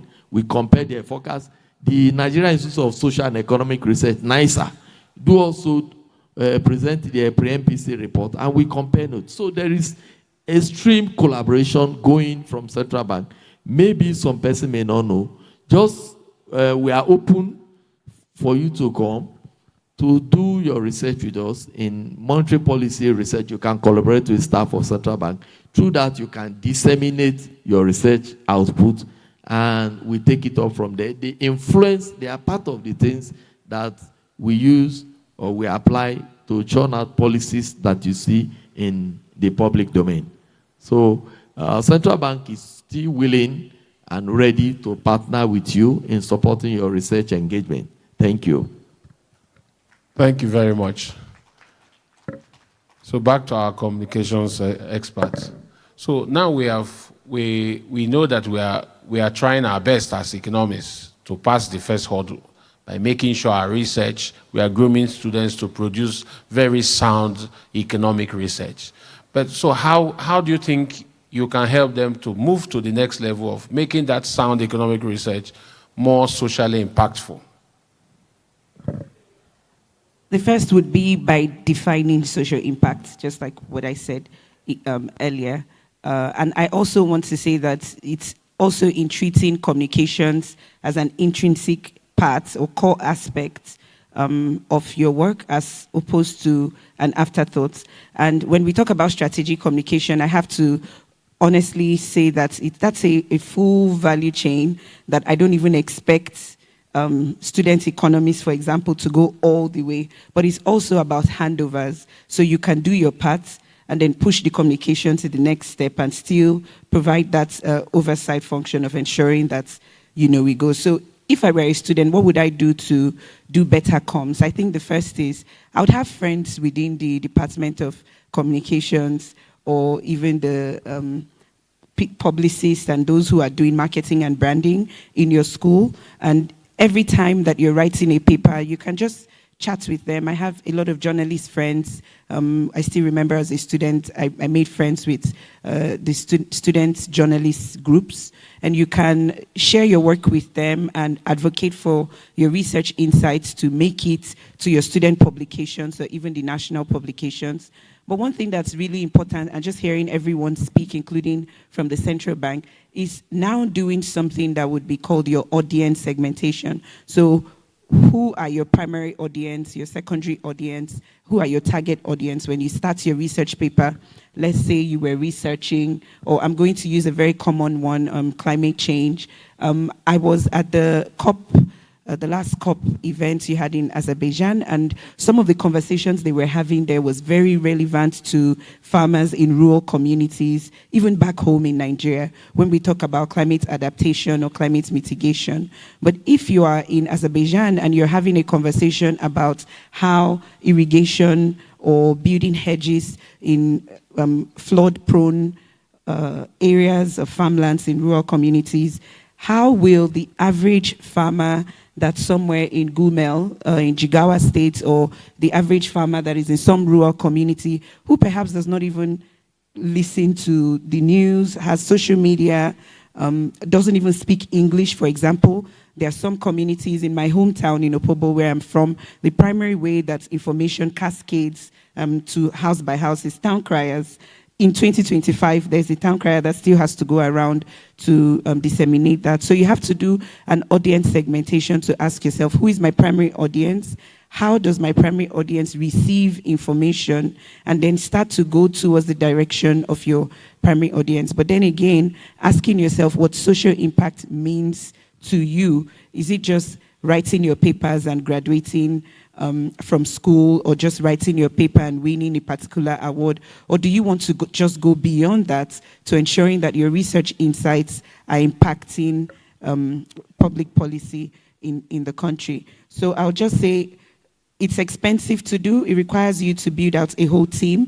I hope that the little work we've done in the last year, going from the NES conference in 2024 to 2025 to really transform communications for the society is very well noted and observed. But I also say that requires a lot of financing that requires a lot of team building because communication is very robust. You require different people with different skills, photographers, videographers, graphic people, branding and marketing as well. So that's why I say you have to have friends in all these departments that you can leverage for now, and then seek grant opportunities as well to fund the communication aspects of your work. This can even be a budget in your research development when you're doing your research budget, like having a line item specifically for communications. And you can also reach out to NESA if you need resource persons that you can work with. I'm always happy to share more tips to help. Thank you very much. Our time is far spent. I'm getting signals that the next plenary will be up soon. So we want to hear from you. Greatest Nigerian students. Greatest Nigerian students. Please, can you help us with the mic? So we want to hear from you. We want you to communicate and communicate, freely. I know your lecturers are here, but in this forum, you see, that is what the beauty of what Nes is trying to do, trying to create, a very, very interesting platform where students and lecturers can meet and interact, network, and you get opportunities for mentorship. So ask your questions, but communicate properly. Let me put it that way. So please, if you have a question, just raise your hand. And our panelists, our senior colleagues, invited guests, you are welcome to the student session as well, where we are looking at how we can make our students learn the rudiments of making their research more effective. So what are the challenges, the opportunities, and the pathways? So let us hear from the students, and we'll be very humbled, very happy to hear from you as well. So please, I think we can just take like 5 from you guys. Okay. You can ask anybody. Good afternoon, everybody. Permit me to just maintain the already established protocol. My name is Comrade Udiliva Ogbala, and I'm from University of Calabar. I have just 3 questions from... 3? Yes, sir. You are writing a project already. Please go ahead. Okay, so I'll just run through them because I quickly typed them. The first question says, and it's directly to everybody, generally, the panelists. Apart from writing these papers, apart from writing these projects, getting cited, getting referenced, in fact, getting awarded for the paper, what are the mechanisms and measures that have been put to place that to ensure or to check the records if these things are really touching lives outside? Because we keep seeing problems on problems outside, whereas there are thousands of projects outside. That's the first question. I'll go through it fast. The second question, I said, if we want research communication, that's directly to the communication expert in AMIST.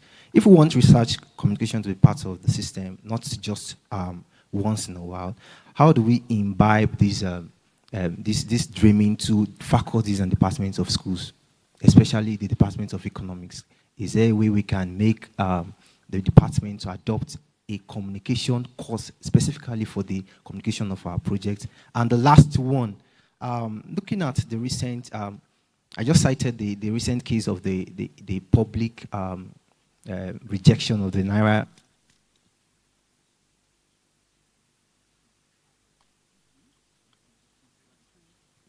Okay. You can come and have this. Just briefly. Just 2. Okay. Okay, sir.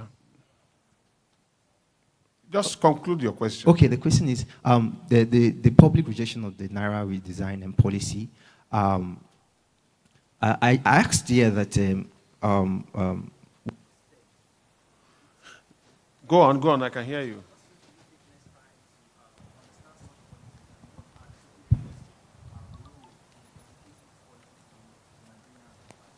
Please, for other questions, please, you can put them in writing and we'll share with the panelists for further considerations.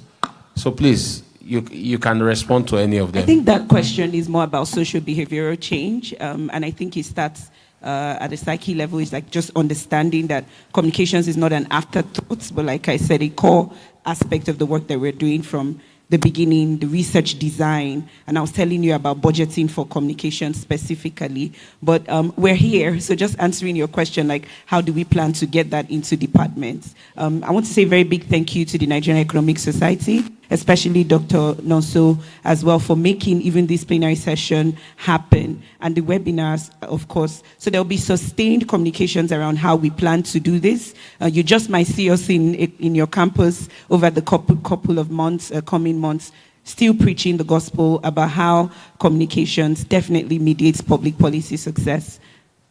So please, you can take your concluding thoughts while you answer the questions, sir. Thank you very much. So mine is just to leverage on few things here, and that is going to be on collaborative research. From the Central Bank of Nigeria, we encourage collaborative research from both the students and also researchers. So it's not just students here, and I'm happy we are seeing other of our senior colleagues. So as an institution, we encourage collaborative research. You can partner with staff of the department. You can as well write a proposal and send out either to the Director of Monetary Policy or to Director of Research Department. If you have issues that you think you can take it up, we are ready to partner and collaborate with you. Like I said, we do collaborate with Center for Econometric and Allied Research. We collaborate with NISA and other institutions. And then recently too, we have what we call the Centers of Excellence at the University of Ibadan to bridge the gap between the students, researchers, and the central bank. We also have it at the Ahmadu Bello University's area in the north. We have also at the University of Nigeria and Soka, where you can also partner. And in terms of disseminating your research, we have flagship journals. We have the Central Bank of Nigeria Economic and Financial Review, EFR, where you can use to disseminate your research output. We also have the Central Bank Journal of Applied Research. As a matter of fact, I'm the managing editor of the Central Bank Journal of Applied Statistics. And we are currently indexed with Scopus. We're almost concluding with Scopus. We are now working with Elsevier to enhance your visibility for those who want to use it to advance their research. We are now visible globally. So you can reach us. We have other platforms which time may not allow me. I will give you you can see me bilaterally after this section. Thank you very much. Thank you, sir. So concluding thoughts? Communications, when leveraged as a strategic tool, can yield public policy success. We have tested this hypothesis, and we have seen that it is statistically significant, and we're saying that the body of economists in the country should start to pay attention to how communications can yield public policy success. Thank you. Thank you very much. I would say students' engagement, mentors and people in high places, our lecturers, our doctors, professors, we help build our confidence in research writing and also communicating these research thoughts outside. So people make excellent research work, but they can't communicate it because of lack of confidence. And for like this, the Nigerian Economic Society helps us to build our confidence and communicate this. And we want to appreciate the President, Nigerian Economic Society, and the entire Nigerian Economic Society for giving us this opportunity to communicate our thoughts regarding communicating research and how to build the synergy and collaboration between NESA, AGIS, and NES. Thank you very much. My final thoughts to researchers, postgraduate students. Don't treat research like materials that are meant to be kept in the shelf. Treat research like business. Your research findings You should put money in your pocket, and you should do it very well. Collaboration is key. Mentorship is very essential. Thank you, NES. Thank you, the liaison officer, for the opportunity having this plenary section. Thank you. Thank you very much. On that note, we would like to appreciate all our distinguished panelists. It's a pleasure, not minding the inconvenience. You've come here to share your thoughts with us. And to the greatest Nigerian students, thank you for your time. Now to our lecturers, our senior panelists, our government functionaries, invited guests. This has been a wonderful session for the students. And in appreciation of what the Nigerian Economic Society just recently started, especially how to include the students' bodies into the Nes family to make sure that there's proper synergy. We've been seeing the results. We've been enjoying a wonderful experience. I'm speaking for my students. No be so. Thank you very much. In fact, one of them told me this morning that they want to drown them with food this time around, that they didn't know that this is what our lecturers have been enjoying in their own conferences. So please, try and be like your lecturer so the enjoyment will continue. So thank you very much. In our own little way, when I mean ours, the Student Liaison Office of Nigeria Economic Society and the Nigerian Economic Students Association, NESA, and the Association of Graduate Economic Students, we've put up a very mild token of appreciation that we want to present to the National President of the NES, the 44th President of the NES, Professor Adeola Adenikinju. Please, a round of applause. Yes, for the initiative of bringing students closer to NES. And so on behalf of the students' bodies, we want to present this Leadership Excellence Award to you. So thank you for all you have been doing for us and what we know you will continue to do for us in the future. Please, a standing ovation for our president, please. Thank you very much. Thank you, sir.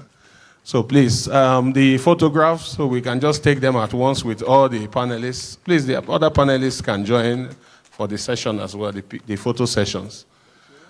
Thank you very much.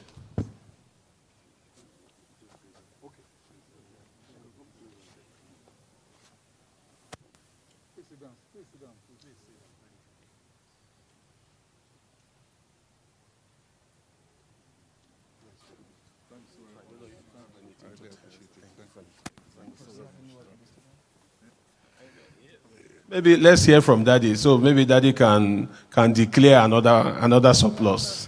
Thank you, sir. Yeah, thank you so very much. And indeed, I'm very glad for this because it's a vision. When I came in 2 years ago, I thought that NES was doing its own thing. NESA was doing its own thing. There was no collaboration, nothing. You know, the students have their conferences without regard to NES. NES does its own thing without the students. And I said, look, the students are the future of this society. We must find a way of bringing them in. And also that we must have the graduate students. Because NESA is just for the undergraduates. So we started the Graduate Student Association, AGIS, you know, and the last 2 years now. I mean, AGIS was in UI, but it wasn't across universities. So we have also started that. And then I wanted somebody to coordinate these students so that there can be monthly, you know, webinar that will help the students advance their understanding in the area of methodologies and other things that will help them to fit into society. And after searching for for some time, I got Dr. Ekesiobi, you know, and he has done extremely very well. Thank you so very much. Thank you so very much. Now, every month, there's a webinar. In fact, there are two. One for NESA, one for AGIS. Consistently, in the last 1 year, they have been organizing that.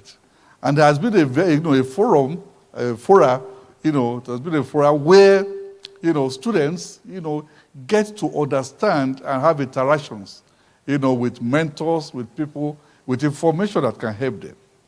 So I'm excited by what they are doing. And for the first time, we had the 14th annual conference of NESA coinciding with 66th conference of NES. Now, these guys who are the future of the Nigerian economists, are now sitting in the same room where policymakers are. They are learning from what we are doing, and when they step into our shoes, they can then improve on whatever, gaps that they see. So thank you so very much. And students, thank you. You are the future. You own this place. 10 years, 20 years, we disappear. You will run this country, and we have great confidence in you. Thank you, and God bless you. All right. Thank you very much, ladies and gentlemen. Before we go on a short lunch break for the students, I'd like to inform the House that during this plenary session, the Special Advisor on Economic Matters in the Office of the Vice President, in the person of Dr. Tokwe Fashua, joined us. Wherever you are, sir, could you please stand up for recognition? Ladies and gentlemen, please put your hands together as we welcome Dr. Fashua. Thank you very much for taking the time to be here this afternoon. Dr. Fashua will be having a plenary session immediately after the lunch break. So the greatest Nigerian students, we know you've not had your lunch.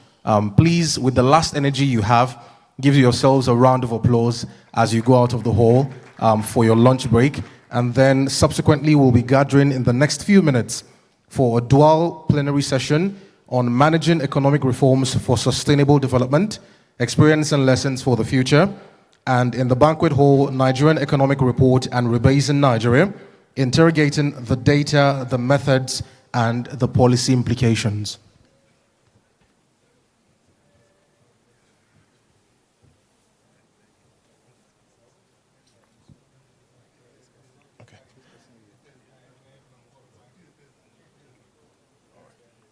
All right, the following people are requested to be in the banquet hall for the second plenary session that will be going on concurrently with the first. Dr. Christian Ebeke, country representative of the IMF, will be making a presentation, an IMF presentation of the 2025 Article 4 consultation report, as well as Prince Adeyemi Adeniran, the Statistician General of the nation from the National Bureau of Statistics. And the discussants will be Dr. Abdul Salam Abidemi of the West African Money Institute, as well as Dr. Ayo Teriba, the CEO of Economic Associates. Please note that this will be going on in the banquet hall, while Dr. Tayo Aduloju, Mr. Tenimu Yakubu, Mr. Matthew Vegas, Dr. Tokwe Fashua, and Mr. Taiwo Uyedele will be having theirs in this hall. Thank you very much. The representative of WAMI DG, please, can you join us in the other hall, please? We are waiting for you to start. Please. Okay, thank you. The representative of the Secretary General, please, we're also waiting for you to start at the other side. The chairman is already there to start. So, for here, let's have the chairman.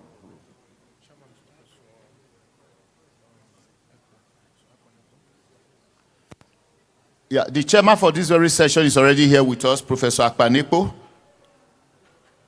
As we hand over proceedings to Professor Akpanepo, can we have the panelists?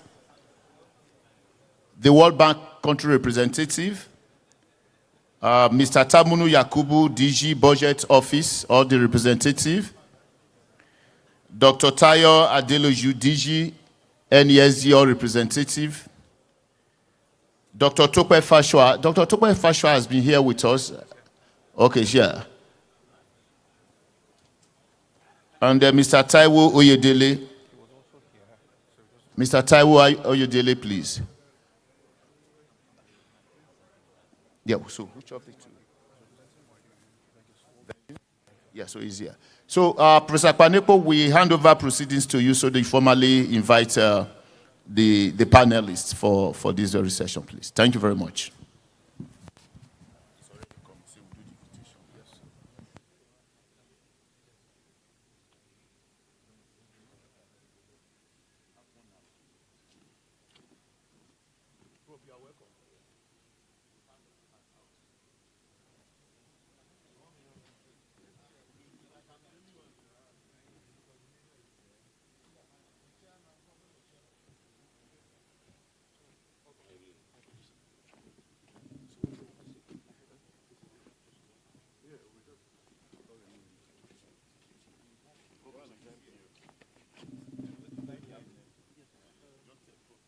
Representative of the Country Director, World Bank, please kindly come forward. I can say that will be fine.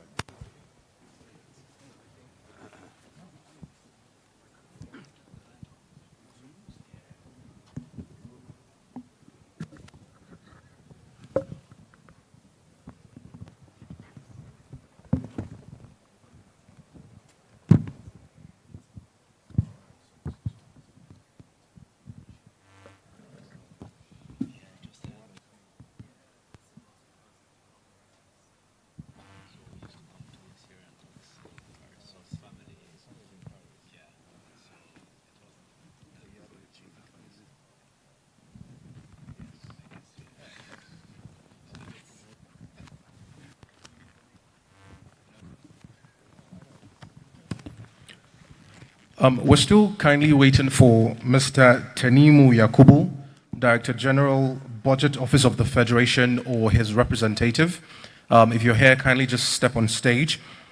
Dr. Tayo Adeloju, the Director General of the NESG, or his representative. If you're also here, please step on stage. Thank you very much.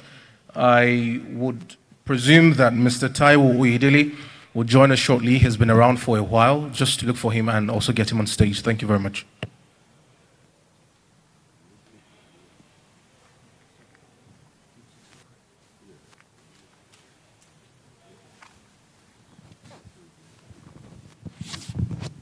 Thank you very much, MC, and you're welcome, distinguished ladies and gentlemen. This session is titled Managing Economic Reforms for Sustainable Development, Experience and Lessons for the Future. You all agree that in the continent, in recent times, there have been some major economic reforms. More importantly, in recent times in our own country, we had major reforms from May 29th or so, 2023, I think. A major reform where it involves the issue of the oil subsidy, an attempt to unify the exchange rates, among other what I would call sub reforms. So, and there's no other, in my view, any other important society that should interrogate the experiences and the future and the outcome of these reforms than the Nigerian Economic Society. Okay, and given our size in the continent, perhaps what happens here could be a lesson for others. So without wasting time, the panelists have been, I don't think they've been introduced, but Mr. Matthew Vergis, do I say it correctly? You are his rep. Your name is Samuel. Yeah, but I'm sure you have a last name. Mata. Sorry, Mata. Representing the World Bank Director for Nigeria. The World Bank is very crucial in this matter, so I'm glad you are here. Welcome. And our own Dr. Tokwe Fasowa, Special Advisor on Economic Matters to the Vice President of Nigeria. You're welcome, sir. The President, Office of the Vice President. You're welcome. We are still expecting the other panelists. They're not here. But we can take off. I want to pose comment or question to Dr. Tayo, Dr. Tokwe Fasowa. You are aware of our economic reforms in this country. Some people have argued that, I'm talking of the latest, the most recent, not past ones like SAP, that how do you see the design of the economic reforms first, and perhaps the journey so far, and what are we expecting for the future? Thank you very much. Thank you very much, Prof. The question is what the $1 million question moment. And We're all aware of the key reforms. It's a shame, though, that we're talking to a hall that's 10% capacity. It always, but then again, of course, sometimes the fewer, the better. With the reforms are, especially around when Mr. President was sworn in, he took a position on the issue of fuel subsidy and said, look, subsidy is gone.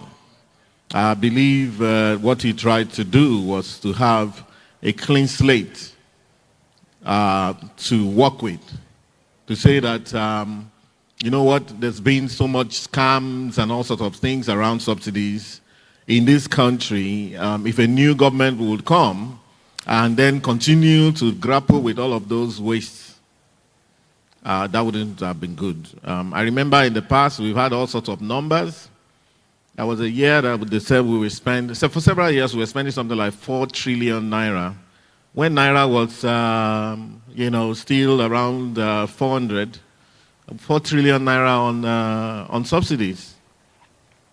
Perhaps in the equivalent of $10 billion on subsidies every year. At some point, just before, in 2022, thereabouts, or 2023, it was projected that we would end up spending 7 trillion naira.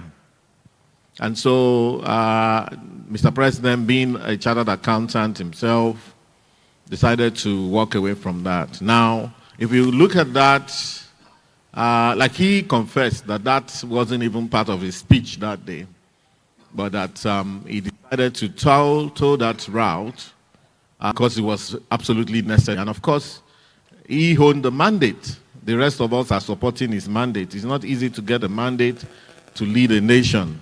And so, what we have seen so far is that there's been several gains, pluses and minuses to that policy. Of course, one of the things it did because of the sensitivity of Nigerians to the, and you know, I mean, almost everything in Nigeria to the price of petrol, we had inflation, which climbed to 34.8% before receding. And, you know, before receding, we're talking about 21.83 right now percent. With a view to that inflation, I personally believe, from my own projections, to continue to go down.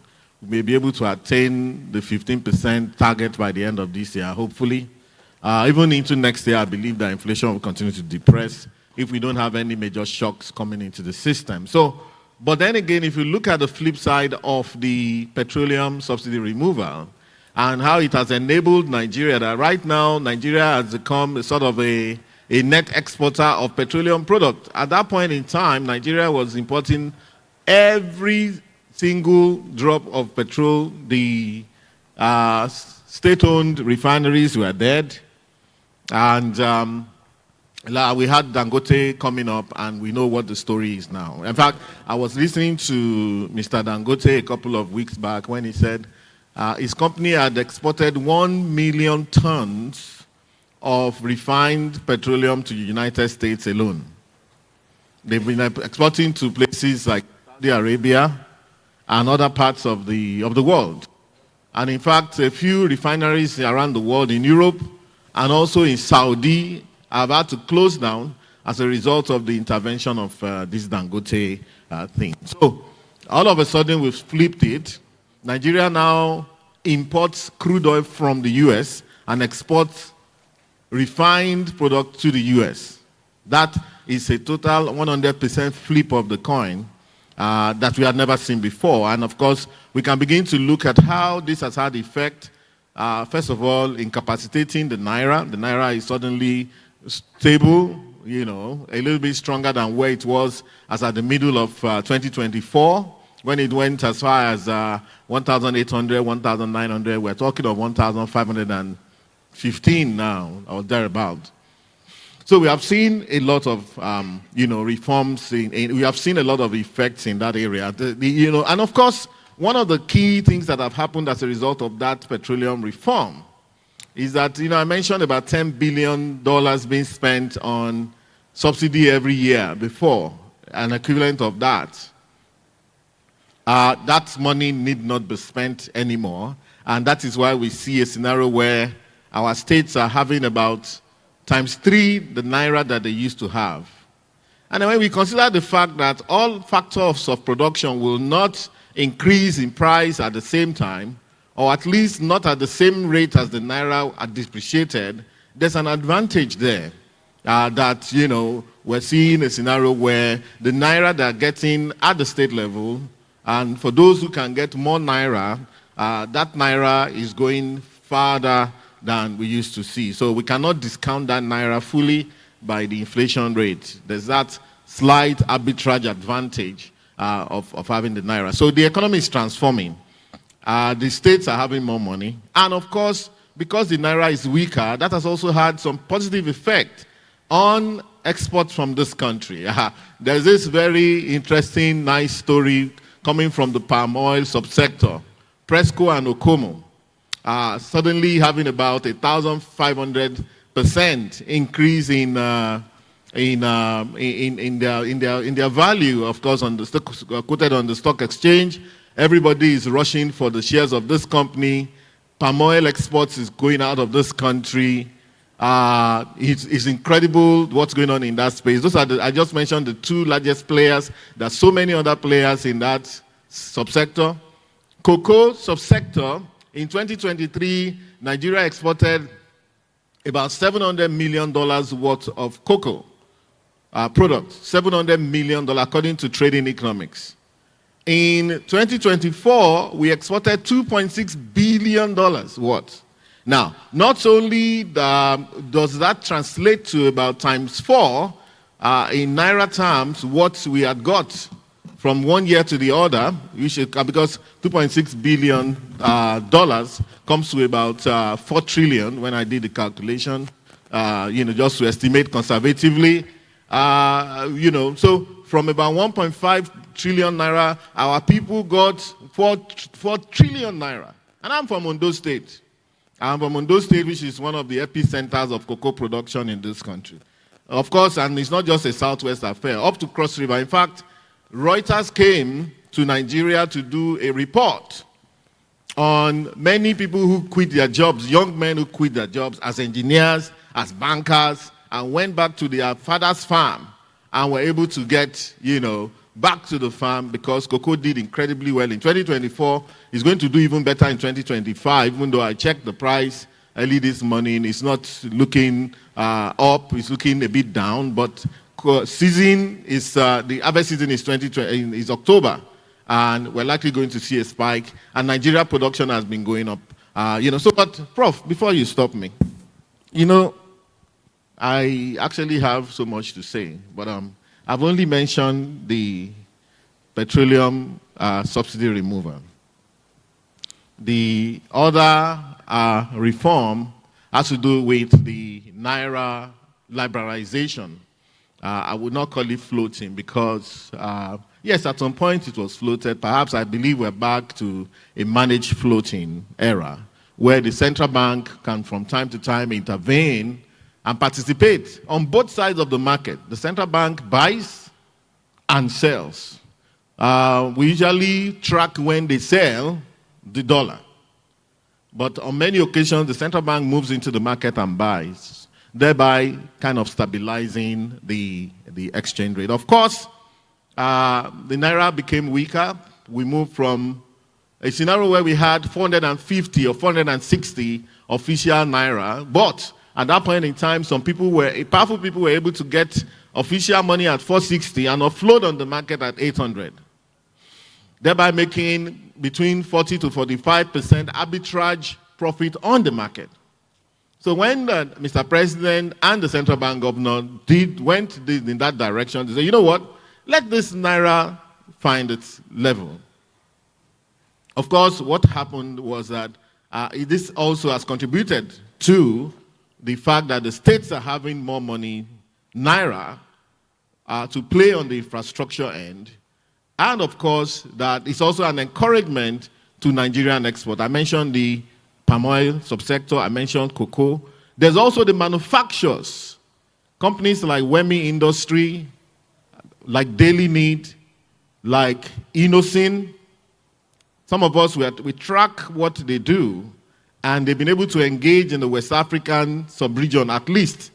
Innocent does a lot in terms of export to Sierra Leone. They did about 28 billion the other time in Naira, just exporting cars to Sierra Leone, up to Mauritania, up to Mali. A lot is happening. Even the Manufacturing Association has had to admit that there seems to be a positive development. Anyway, let me leave it at this point. Of course, the next reform, which is very important, of course, will be explained by Mr. Taiwo, which is the tax reform. It's a major reform. And so what we're seeing is a major restructuring of this economy. And from where we sit right now, the future looks very positive. Thank you very much. Thank you. Thank you very much. Thank you. Thank you very much. I will get back to you. There are some issues you've raised that will prompt, I'm sure, other questions. Let me go to the World Bank. Now, in the design of economic reforms for countries in our continent, for Nigeria, no matter how we say it, we take some advice, piece of advice from the World Bank and the IMF. From your observation, the journey so far in the reforms, Nigeria, perhaps other countries, what has been the outcome? Is it positive, negative, mixed, or what? For example, in the case of Nigeria, are we on the right track?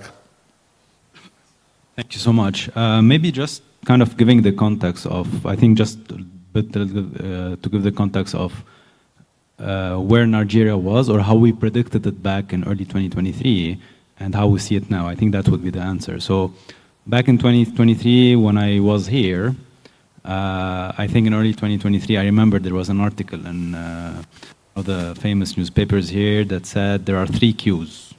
So queue on the fuel pump, queue on the ATM to get Naira, and queue on to get the ID cards.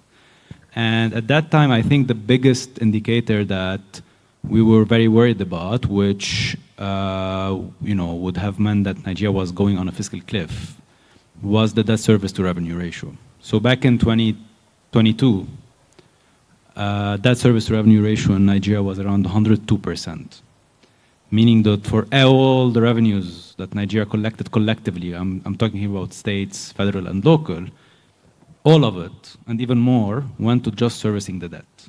So what that meant is that if Nigeria continued on that path, it would have gone the likes of Sri Lanka, Ghana, other countries, and or Lebanon. I'm from Lebanon, and basically what that means, it will be a full-fledged crisis, which means you need to go to restructure your debt, inflation will soar to hyperinflation.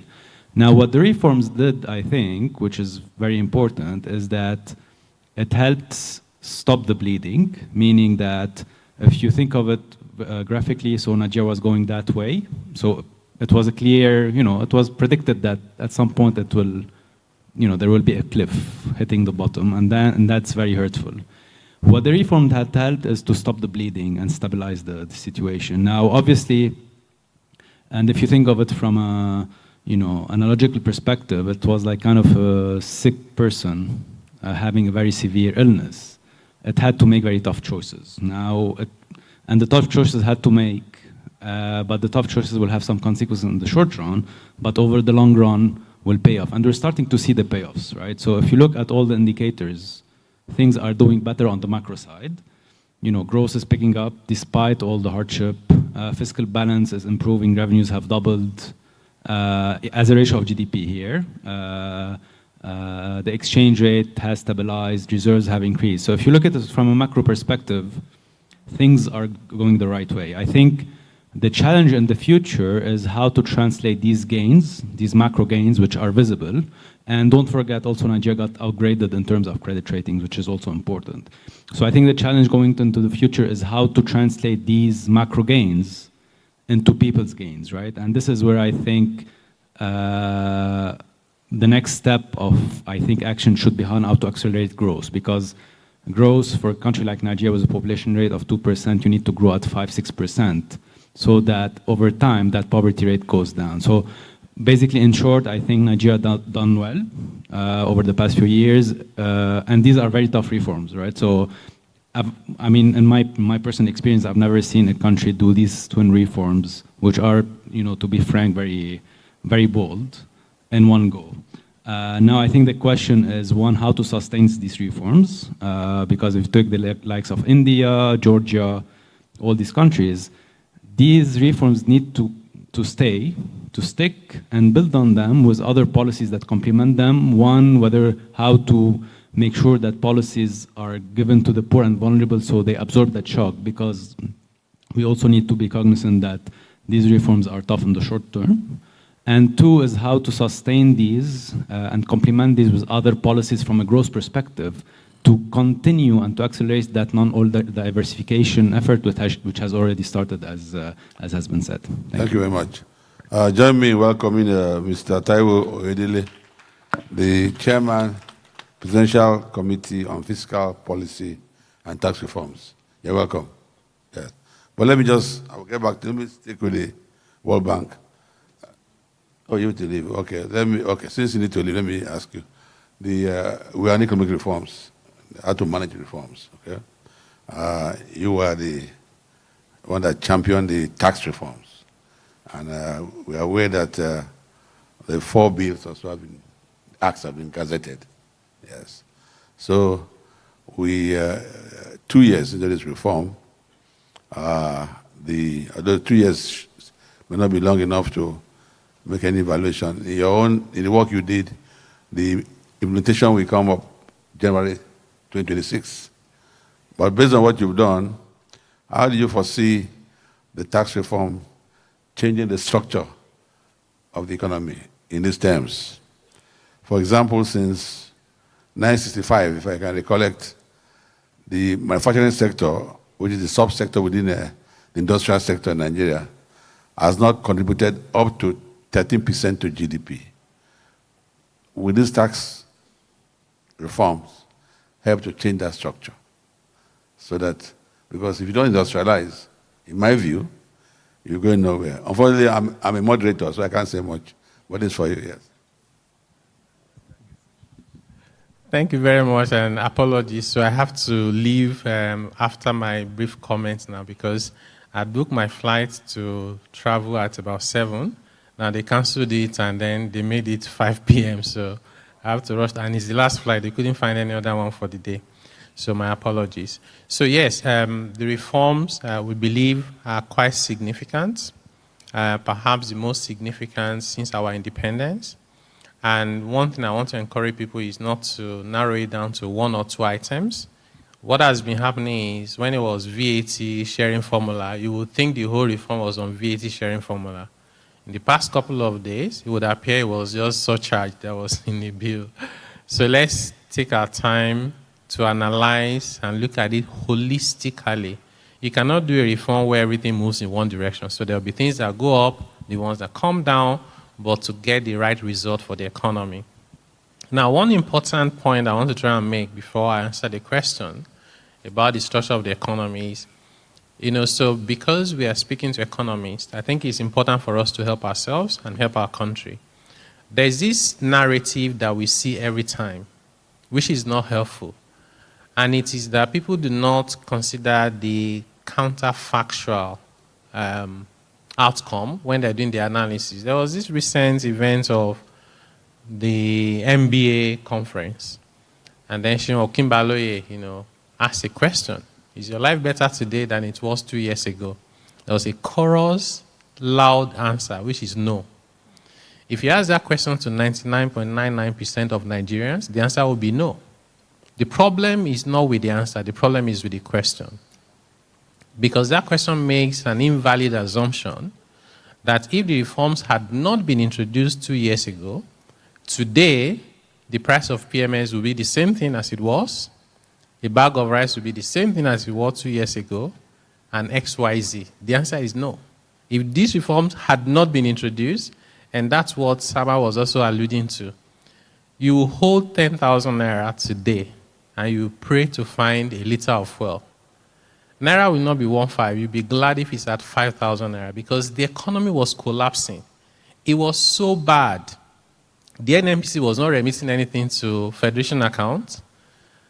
They were taking taxes from the oil companies, including royalty, to subsidize PMS. It wasn't enough. They were using future production. This is why today we barely can boast of 200,000 barrels that is free, because we've committed it. My estimation was that we had less than 6 months left after May. We would have exhausted all future production, and since we can't print dollars, you will not be able to bring in one refined PMS, 1 liter. Dangote would not be working today if that had not been done. So we need to recognize that we have made progress.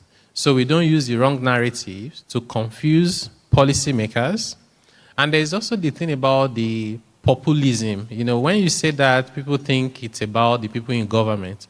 Those of us in the private sector are equally guilty, sometimes more guilty. I was at a session before coming here earlier today, and I said to them, to be honest, this one that they say, speak truth to power, it's actually a lot easier to speak truth to power than it is to speak truth to the masses. If I go on TV now and I say Nigeria is corrupt, there's a lot of corruption, we don't trust the government, nothing, they don't even have time for me. But go now and put a post and say this surcharge makes sense and see the consequences you face. We have to get to a point, those of us who are knowledgeable, those of us who are specialists, to say to ourselves, where do you want to stand? Do you want to go with the populist view? We should make it popular now, but we have the negative impact on the country's subsidy. Or do you want to do the right thing? And the more people that are willing to do the right thing, the better we continue to move in the right direction, rather than moving one step forward and many backward. So on the tax reform, we were very intentional in the design of the tax reform to say this is going to help us short, medium, and long term, because the structure is not working. If you think about formalization, we have a system whereby if you were in the formal sector and you're a 100% wanting to pay your taxes, your personal income tax does not get to 19%. Go and set it up as limited with CAC the following day, and your tax goes up to over 40%. Doesn't even make sense. So look at countries around the world, you find that the top marginal rate for personal income tax is usually higher than the rate for companies. Nigeria is the opposite. And then we're surprised that people are not formalizing. They won't formalize. You say your money is with informal sector and you are chasing people who are doing vulcanizing by the roadside, you know, people who carry all they are selling is on their head. We were being wicked to our most vulnerable citizens. And you find that the people at the top were getting away with not paying taxes. In this tax reform now, we've done a lot to reduce, one, the take-home pay of low-income earners and middle class. We've done a lot to enhance the purchasing power, because what will happen is that the basic consumption, the prices will come down. Zero rates, for example, for VAT, and I like to always explain this. This water today, before the tax laws take effect January next year, is exempt. Exempt means when I sell this water to you, I shouldn't charge VAT. But the person that produced it paid VAT for the plastic, for the label, for the cover. The machinery they use in refining the water has VAT. The vehicle to go and deliver this has VAT. The phone and the airtime to call the customer has VAT. Under the exempt status, that person has to bear the cost. What do you think they will do? They'll factor into the cost of producing water, add their margin, determine their selling price. You can't see VAT on the product, but it's hidden and it's there. What we have done is, it's now zero rated. What it means is, when you're selling the water, put VAT at 0%, means no VAT. But it also means any VAT the producer of this water had incurred in producing the water will be refunded 100% by the government. That brings down the cost of doing it. On the other assets, any manufacturer, any business, services, you buy assets, you get your VAT back. You pay for services. Anyway, it's a lot, which is why I really want to encourage us to spend time digesting and analyzing the reforms. So we don't focus too much on one or two areas where we may not like, right? At the expense of 200 others that, and holistically, when you put these reforms together, even the high net worth individuals that we're asking to pay a bit more tax are going to be better off because they're mostly the business owners. They're mostly the executives. When their companies do better, the profit they have and the bonus and salary and compensation they earn will go up. So that when they pay the marginal tax increases in personal income tax, it's overcompensated by the amount they make from their businesses. So thank you very much for the opportunities and opportunities. And unfortunately, I'll have to leave as well. Thank you very much. You don't have 1 minute for a question? Just one, since you are leaving, just 1 minute for question. Please, from the audience, one question for him. He's leaving, he has challenges. Yes, 30 seconds. Yeah. Yeah. Yes.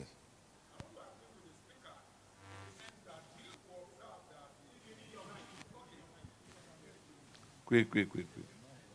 No. I just take that one question and then I'd like to go. Yeah. Well, we can hear you.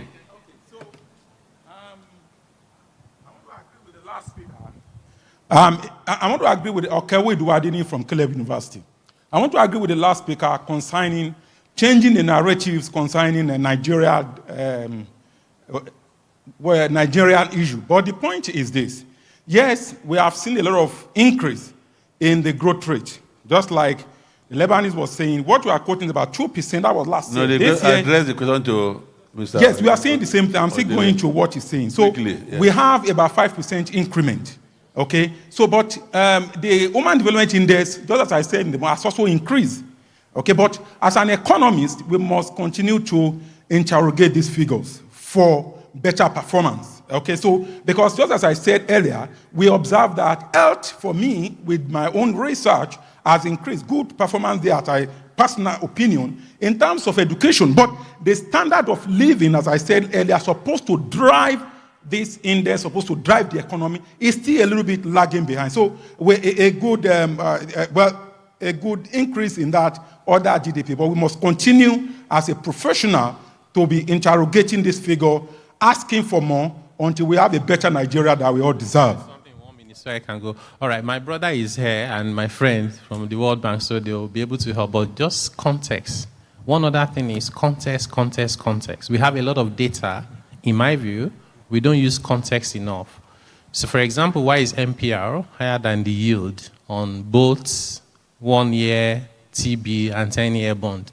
It doesn't make sense. It's supposed to be the reference rate. And then we're here, let interest rate be high, because that's how to fight inflation. How do you fight inflation when you don't have a credit economy? By raising interest rates.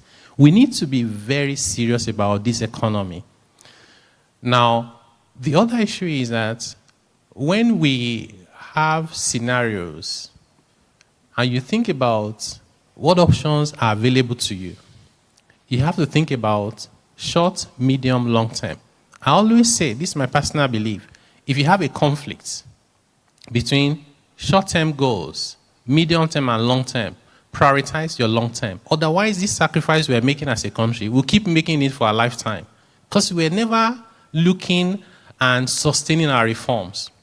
My view about reforms generally, I'll use an analogy and I'll go, is that if you want fruits from a plant, you have to find the seed and plant it.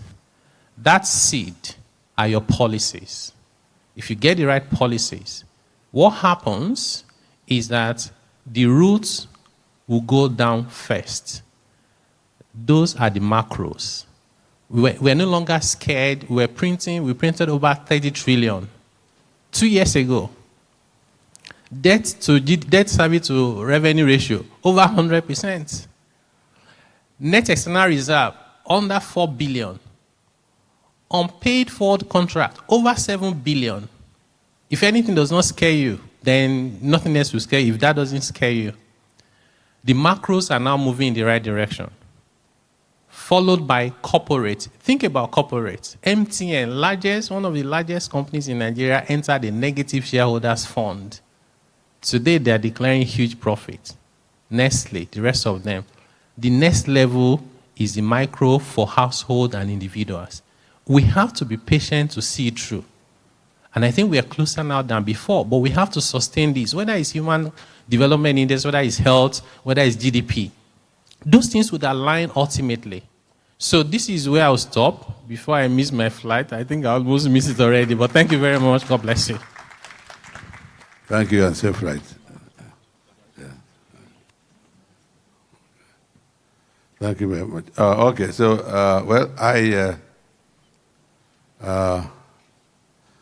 let me pose that question, what I was going to ask to Faswa. The 2 years into the reforms, I think, 2 years. In my view, the structure of the economy has remained the same, in a sense. Because for us to industrialize, we have to look at manufacturing. The data is showing that. So, looking ahead, what is the plan to change the structure? Because now it hasn't changed. Even with the rebased GDP, only services are contributing 55% or so to GDP, okay? While the subsector manufacturing is about 8% with the rebased GDP. This reform, the way it is going, how do you think we alter so that we can be on a growth development trajectory? Thank you, Prof. So my own thinking is, sometimes like Taiwo was saying, it's a case of sowing seeds and actually nurturing those seeds to ensure that they germinate the way you want them to. Of course, also an we inherited a $4 billion economy from the colonialists in 1960. Today, we're talking of $254 billion, plus or minus. At some point, it was $500 billion. We're having to shed away something like a chemotherapy in order to be able to surge ahead more. That is what we have seen. To restructure an economy takes a lot, and takes a lot of perseverance and continuity. The reason why the service sector grew actually in the rebasing to 58% or thereabout is because BS tried to capture more of the new things that are the organic restructuring that's going on in the economy. They try to capture more of e-commerce. They try to capture more of what a lot of our youths do in the entertainment sector, the burgeoning music industry, the little that comes to Nigeria. Because a lot of what happens in the music industry, in our movie industry, a lot of that money stays abroad. Those guys don't bring their money back to this country. But they still try to capture some. The remote economy, a lot of our young people work remotely. They won't tell you. Like Taiwo was saying, good news doesn't sell. One guy wrote yesterday on social media, he said Nigeria happened to him. That he got a job of $216,000. And then one day they wrote him and said he was being terminated, that they did some background checks on him and decided to let him go. They didn't say it was Nigeria, but he said it was because he was a Nigerian. Now the point is that up to the point he got this job of $216,000, Nigeria didn't happen to him. It's only when the Nigeria happens to him that everybody will say. But what is the meaning of Nigeria happens to you? If he comes back, because everybody that's great has seen challenges in life, if he comes back into the sector and it makes $1 million, he will not report back and say Nigeria has happened to him positively. That is what we're seeing. Restructuring an economy is a tough game. So, because the MBS captured more of the services sector, for example, fintech. Fintech was not in that GDP in the last rebasing that was done in 2014. There was nothing called fintech in the whole world. Meanwhile, Nigeria's fintechs are the ones providing services, the Flutterwaves of this world, the Money Point, the OPay. They are even giving the banks a run for their money. And they are dominating Africa, not even Nigeria alone. Now they have captured the body in the services sector. So, however, I'm telling you there's something happening on the ground. I mentioned what's happening in the agri sector earlier on. In fact, let's even look at the rebasing we're talking about. The MBS has done a good job. I commend them. But as an economist, and if you describe an economist is someone who always asks questions, like the man that just asked a question here. We never stop asking questions and interrogating, because the biggest room in the world is the room for improvement. How can Nigeria economy be smaller than Algeria? Algeria has 2 cities. 2 cities only. The first one, Algiers, with 3 million people. The next one, Oran, with 1 million people. Whereas a GDP is not just a function of the human beings, but it is also a function of the human beings and the interaction and goods and services that are purchased in a country and the salaries that are paid in a country in a given year. Sorry, sir, let me land on this. Give me 1 minute. Yes. So, I find it incredible that Nigeria's economy will be smaller than Algeria's economy. But the MBS has given us something very conservative. So, Prof, I'm telling you that, please, sometimes we have to be a lot more introspective in seeing the momentous changes that are happening in the economy structurally. If we want to then bring back the issue of manufacturing and industry, there are several hurdles to cross. One of them is the ideological hurdle. I've heard economists in this country say, we should just stick to services sector.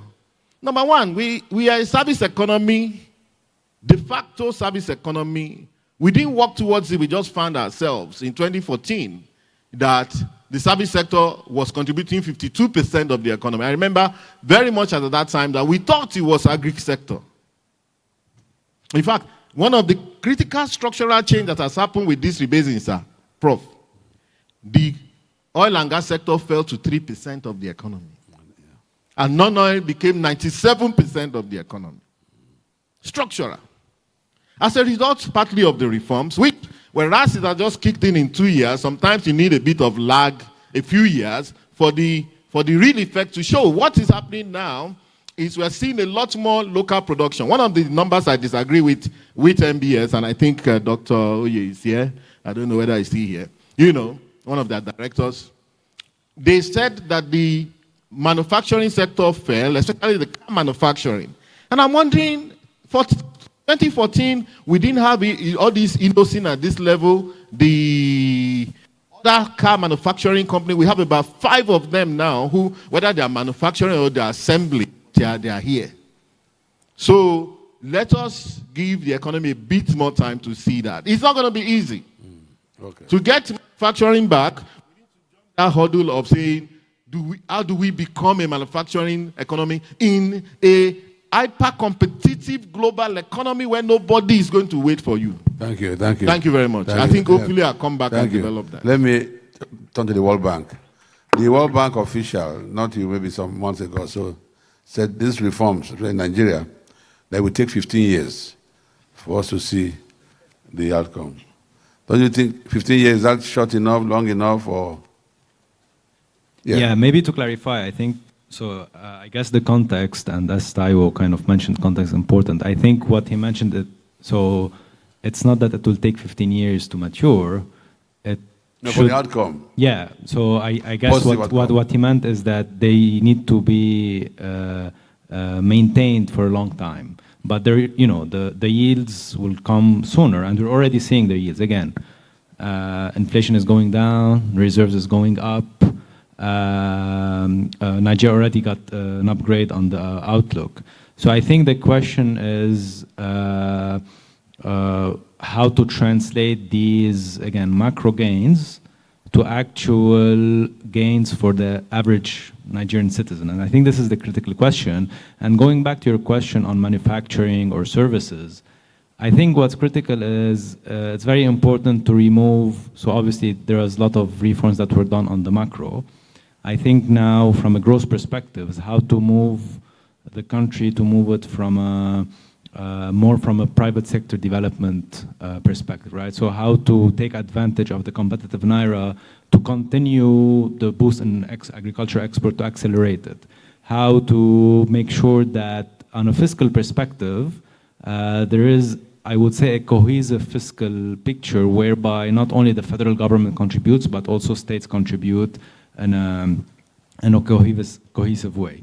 So I think what's important on the reforms is to maintain them, because I think if these are reversed, it will, it will be more painful than before. So it will be important to maintain these reforms, but complement them also with other reforms that are more structural on the private sector development, on power, and that's one of the issues that I think from a manufacturing perspective it's very important. If you don't have the good power to manufacture, then that's a key constraint for you to grow. Thank you. This is a very important topic. Well, let me just say something. Luckily, the tax man left. If you think deep inside the box in macro, it is the aggregation of micro, allowing for some aggregation bias, that gives us macro. Now, I'm getting confused, saying that it is the macro now that leads to the micro. I think it's a problem. I think for some of our, even in economics, we have tendencies. We're not the school of thought. But it is, so when we now look at the macro, being the one to turn out to be the micro, I get confused. But that's by the side. I'm told we don't have much time, but I think it's so important that we should allow the audience to, because luckily for us, Dr. Fasawa is here.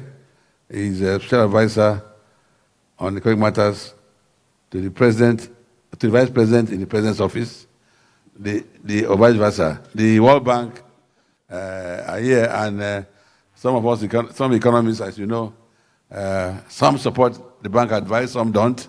That's a fact. So let's go to the audience. I will start from here. Our number 1, 2, 3, 4. 4. Okay. Number 1.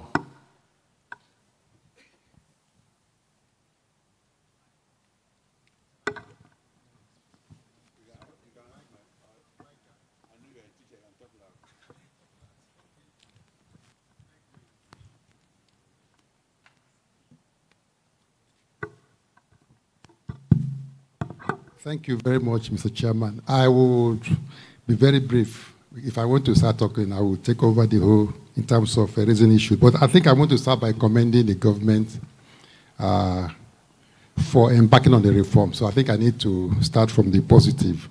But this is not the first reform we've had in this country. We've had so many reforms before now. We've had SAP, we've had other reforms by different governments. But I think it's good for us to acknowledge that the country needed to have the economic reform. So, and I also want to talk about the 2 major reforms that took place last year, about 2 years ago. The removal of subsidy and then harmonizing the foreign exchange rates.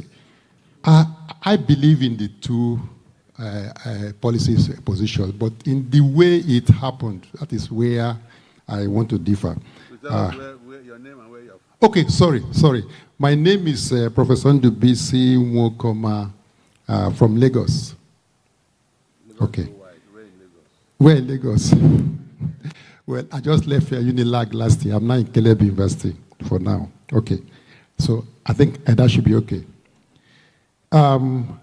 Number 1, like I said, I believe in the reform, and I want to commend the government for taking the bull by the horn. But I think I have a very big problem with the process, which are actually all the problems we've had, being able to. Number 1, we talk about subsidy removal, and he mentioned 4 trillion that was being distributed at a particular point in time. And then the benefits of that reform, to where we have more money to the subnationals. How are they being distributed? And to political office holders. So that is one thing. The ordinary man cannot identify what the benefits are for those, because it's like we've been able to empower the public sector at the expense of the people. Inflation has gone down purely because of rebasing. Largely, it was rebased. I think there are other things we can discuss on that, but I think we don't have time, like I've been told to. And then the issue about the government projects, the reforms actually should be sustained. I believe in that. Why should government be embarking on new projects when there are, for example, roads, for example, in this particular government, very costly road projects. Meanwhile, the one that are existing are in very, very terrible condition. Is there any other issue about that? If you want to travel east-west, very terrible country, but we're having another. There are many issues about projects. I think I don't need to go into all that because we don't have time. Why are the banks not working? The ATMs are no longer working. POS is not the new deal. It's an indictment on the monetary authorities. Why should POS be every corner? You can't really go to your bank and withdraw money like we used to have, and there are issues in that sector. And I think these are areas we need to talk about reforms. The refineries are not working. Government refineries are almost there, despite all the monies being plowed into that sector. These are areas that government should actually have focused on. Borrowing. We talk about debt service to revenue. The level of borrowing in the past 2 years is much more than, from what the records we have, than what happened the 8 years previous. In 2 years. And we can't really see. The cost of governance has been so high. It's actually, and there are other things I think we don't need to take a look at because we don't have all the time. But I think there's need for government to take a look at it. I believe in the reforms, but the implementation process needs to be addressed. Thank you. Thank you. Number two. Who was two? Okay. Please be very brief, please. Thank you, President. I'd like to commend the government first for acknowledging that Innocent can now export cars to Sierra Leone. Innocent car manufacturer or assembly in Nigeria. Yet Nigerian government couldn't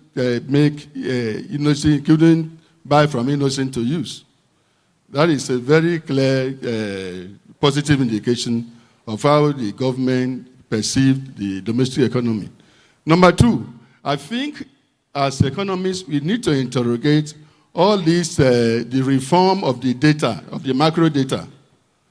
Today, is being touted, inflation is going down. You cannot compare orange with apple. You cannot use a basket of 934 to compare to a basket of 700 and something and say it is going down. This is where this issue should be discussed and a position be made to the government.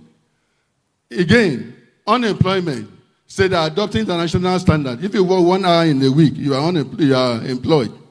Does that make sense in the Nigerian economy? Who will work for 1 hour and earn income that will sustain him for the whole week? So I think it's time that Nigerian Economic Society should be serious and we should make their position known to the government on that. You cannot rig the data. I use that word very advisedly. You cannot rig the data because you want to look good. Thank you. Number three. What's number three? Okay, number two is number three. Yeah, go ahead. You can just take some notes. Thank you. My name is Oluwalaba. And from where? I'm from Abuja. Let me say that. Which institution? I'm an independent person. Okay, go ahead. Yeah. So let me first of all say, Tokwe was saying OGS, the population, Nigeria, cities and population. Population does not determine the size. It is productivity. Let's leave that at that. The second one I want to dwell on is, as a government, what are you doing to private sector to survive within the context of your reform? Okay. Let's look at multinationals at the start. Let's take ShopRite, for instance. When ShopRite came to Nigeria, I think naira to dollar was 80 naira. And they operate and make their revenue in naira. And they will repatriate. I'm just using ShopRite as an example because they have transferred the ownership to Nigerians. How much today will it cost ShopRite to repatriate $1? So the reform may have capital base of multinationals to nearly zero. So what do you do? How do you ensure that within the context of reform, businesses survive? Because that is what exactly drive your... You may go to anywhere in the world to drive FDI. Thank you. But once... Prof, please, one more thing, sir. Then, looking at individuals. Individuals are the indicator of success or failure of reform. Are individuals better off today? If you ask me, no. Because I pay school fees in dollars. In those days, when I want to buy $8 in Naira, I know what I buy it. I know that now I'm 2/3 or 60% worse off. So how has reform impacted me? If I cannot see the positive impact of reform on me, I don't see it as reform, I see it as punishment. And you cannot punish individual with inefficiency of a system. Thank you. Thank you. Number 4. Who's number 4? Now I'll come to you, don't worry. Number 4. Oh, were you? I counted 4. You were one of them? Okay, 1 minute. Sorry. 1 second. Let's allow him. I'll come to you, don't worry. Okay, sorry. Go ahead. Okay. Please, very brief. Good afternoon. My name is Abdullah Jamili Show from Umaru Musa Yar'Adua University. My question is the same as what the Prof talked about. The question is that as a student of economics, I have been following the update of Nigeria concerning the inflation and unemployment rate. But actually, I was always thinking that what is the actual source of the data that the economy is using in calculating that rate that we are always reading? Because as a student of economics, I can't explain that to an ordinary man, which it can take him a decade before you understand how does his economy calculate unemployment rate for the economy. Thank you. Thank you. Then go back to, then I'll come to Prof. I'm Mbomene Chukunalu from Delta State University, Abraka. My question goes to the man from World Bank. I want to ask, are the measures put in place to check how loans given to Nigeria, are there measures put in place to monitor the use of such loans? I saw one of your record here, they said in June 2023, in June 2024, 1.5 billion of social protection, e.g., cash transfer. Do you check what these borrowings, because majority of the borrowing come from the World Bank. Do you check how this money are being distributed and how it is affecting the life of the common people? This issue of cash transfer, we heard what our man from Ondo State said. We have opportunities in cocoa production. Why not teach Nigerians how to use these proceeds? We can get individuals from each of the local governments, send them to Israel, train them on an agricultural technology. They come in, we train them in different cash crops production, get the knowledge, put them into practice, then grow the agricultural sector, because that is the base we can fall back to. We have the resources, we have the land resources, we have the manpower. So please, I want to beg the World Bank, check the purpose for which loans are collected and ensure that there are monetary, there are provisions made to monitor how this money is being spent, and create indices that will help check if the life of the common man is positively affected. Thank you very much. Thank you, thank you. No longer. Okay. Since the Prof is no longer, let me take Professor Taylor, and then the one at the back. After, I will take him. Okay, don't worry. Go ahead, quickly, please, Taylor. Brief. Thank you, Mr. Chairman. My name is Sharif Din Taylor from Babcock University. I think we do make mistake about all this exchange rate thing. We say they have marked the exchange rate, but the problem really is devaluation of the currency from 400 naira to $1 to 1,500. So it's not as if it's just the merger, it is the devaluation, because government needed money and thought that when they monetize the oil money, they can get more money to spend. So we shouldn't, as economists, we should be able to let them know that we know that what is happening is about devaluation, which is a big problem that has thrown everything into chaos. Before, Nigerian labor is the worst paid in Africa and one of the worst paid in the world. Before the exchange rate was devalued. That was when they agreed on 70,000 naira per month.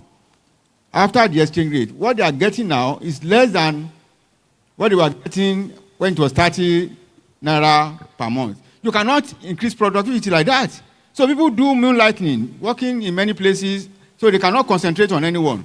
And therefore, there's need to encourage productivity, which of course will lead to increase in production. And when that happens, of course, it will lead to employment. So we should look at all those areas. Government should look at those areas and make sure that that is when things will start flowing to the grassroots. Thank you very much. Thank you. Last question. Give the guy in suit. The last, yes, that's the last. Okay, good afternoon. My name is Chijoke Chilemele. I'm a business analyst based in Port Harcourt. Thank you very much. I've listened throughout these sessions, including this one, and my questions are these. One, we've heard about all the reforms, which we believe that on a long-term basis are fantastic. But how do we communicate these things to the people? Dr. Taiwo spoke about the tax reforms, and then also Dr. Fashua spoke about the oil subsidy removal. But the pains are much. How do we communicate these terms of the immediate pains and then, of course, the long-term benefits? We need to communicate it politically, economically, business-wise to every nook and cranny of Nigeria. Then the second one is, how can we see the real benefits of subsidy removal? We hear, okay, petroleum product prices are coming down, inflation is being tamed, but in actual facts, everybody I know have complained. So how do we really truly, government has to find a way of making sure that that is it. Then finally, how do we link up every government policies and then the economists, the experts? How do we link up those interventions so that there's synergy, there's better result, there's more productivity? And of course, also all the talks we've had in this conference, how that is properly linked to the industry and all that we are doing. Thank you very much. Thank you, sir. Now, let me just give the World Bank, since you are leaving, a few minutes to respond to whatever concerns you. And Thanks so much, and thanks for the very good questions. So on just the question on the cash transfer, just to say that all the support we give is based on requests from government, whether it's federal or subnational. And just to clarify that all our projects are usually audited, so everything is checked, and you can ask about it. So it's like we follow up from a fiduciary perspective on all the loans that are put in place. And I think related to that, because I think there's a misperception about the debt in Nigeria. So just to put it into context, debt, internationally, we never use debt in nominal terms. We usually proxy that as a ratio of GDP. And I think one of the things that people miss in Nigeria is that Ways and Means, DMO included Ways and Means as debt in June 2023. That was debt. It was just not reported debt.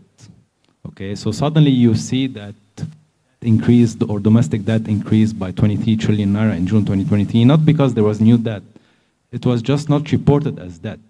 And if you look at the debt to GDP ratio, right? So in a way, I think after the bracing, we're about 40% of GDP. I guess the problem is it was accelerating at a rapid pace, but at 40% of GDP, it's not that high. So again, I think there's a little bit of misconceptions about debt in Nigeria. It's not only in nominal values, but it's as a ratio of how much your economy can produce. And it's a very important thing to mention that the increase in debt that happened in 2023 was not because new debt happened, was just because reporting from Ways and Means has been reporting from non-debt to debt. We at the World Bank, we always counted as debt, but for some reason it was not counted as debt in the past. And I think the last point I want to make when it comes to, I think, the discussion between cash transfers and agriculture, we're never saying that, it should be this or that, right? So we have a lot of projects. Actually, we have more projects that are supporting agriculture than cash transfers. I guess the question is, when a person doesn't have the means to absorb a shock, and the poorest of the poor don't always have the means to absorb a shock. So what do? Do you just leave them, without any means, or you support them in the short term while at the same time you put other initiatives to improve agriculture, to improve education, to improve the productivity of the economy? So So from my view, it's not cash transfers versus agriculture.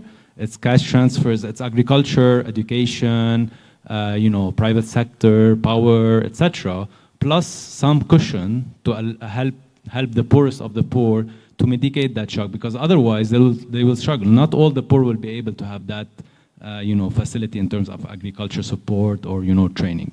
Thank you. Thank you. Pastor. Okay. So. Yeah, thank you very much. And Sama wants to leave only me on this panel.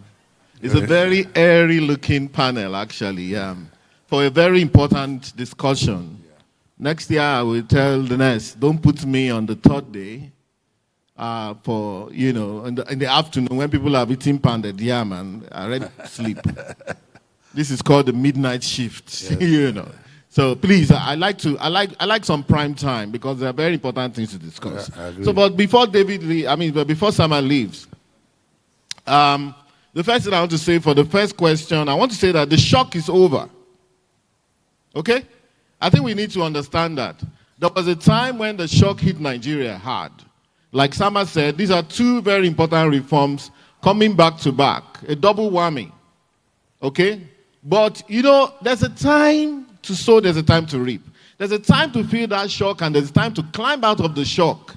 And I believe that's where we are. See, let's be sincere with ourselves. Okay, I want to ask some questions from the people here. Just by show of hand. How many people are married here? How many people are married? Show of hand, show of hand, show of hand. I'm married too. See, let's say 80% of this room is married. Now, the second question I'm going to ask is this. How many people have more children than their fathers?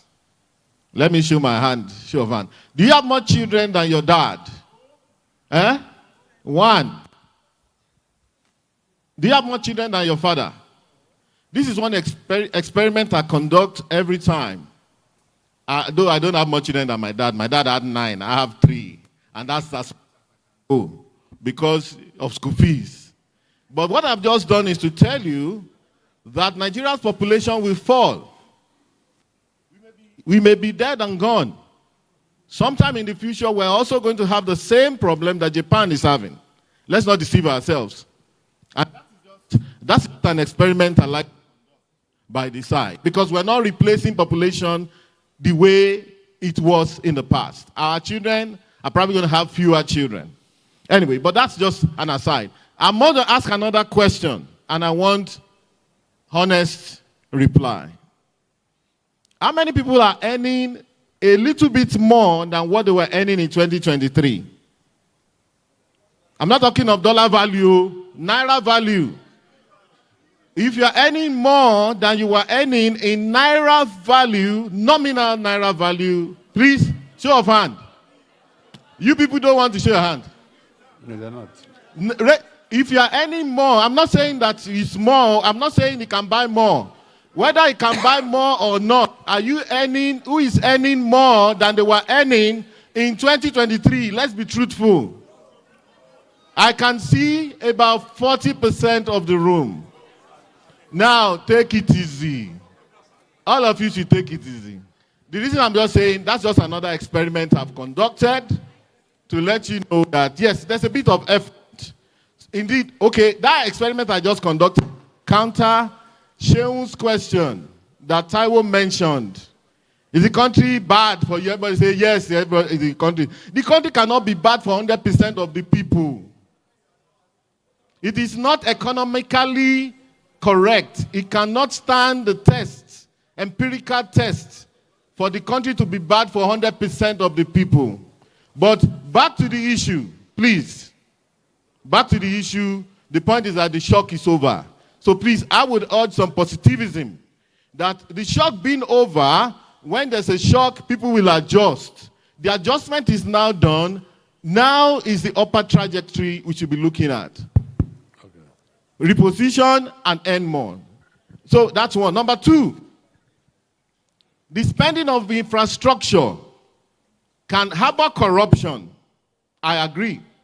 However, it is only infrastructure spending that can reduce multidimensional poverty, QED.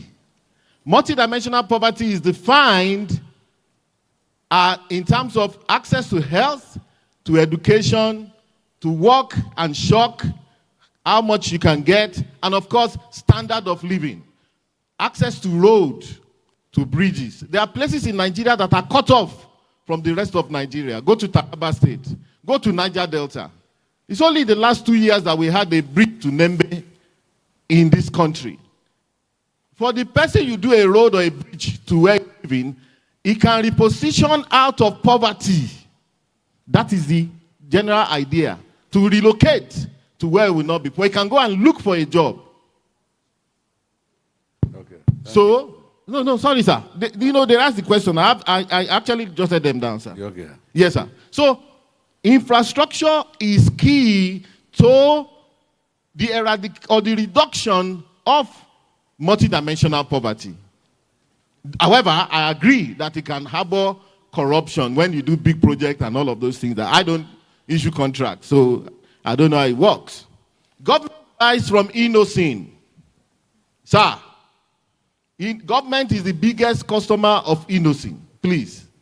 Including Nord, including Changan, including all of these new ones. In fact, what I'm seeing from my desk is that more and more of the requests coming from government agency is going in that direction.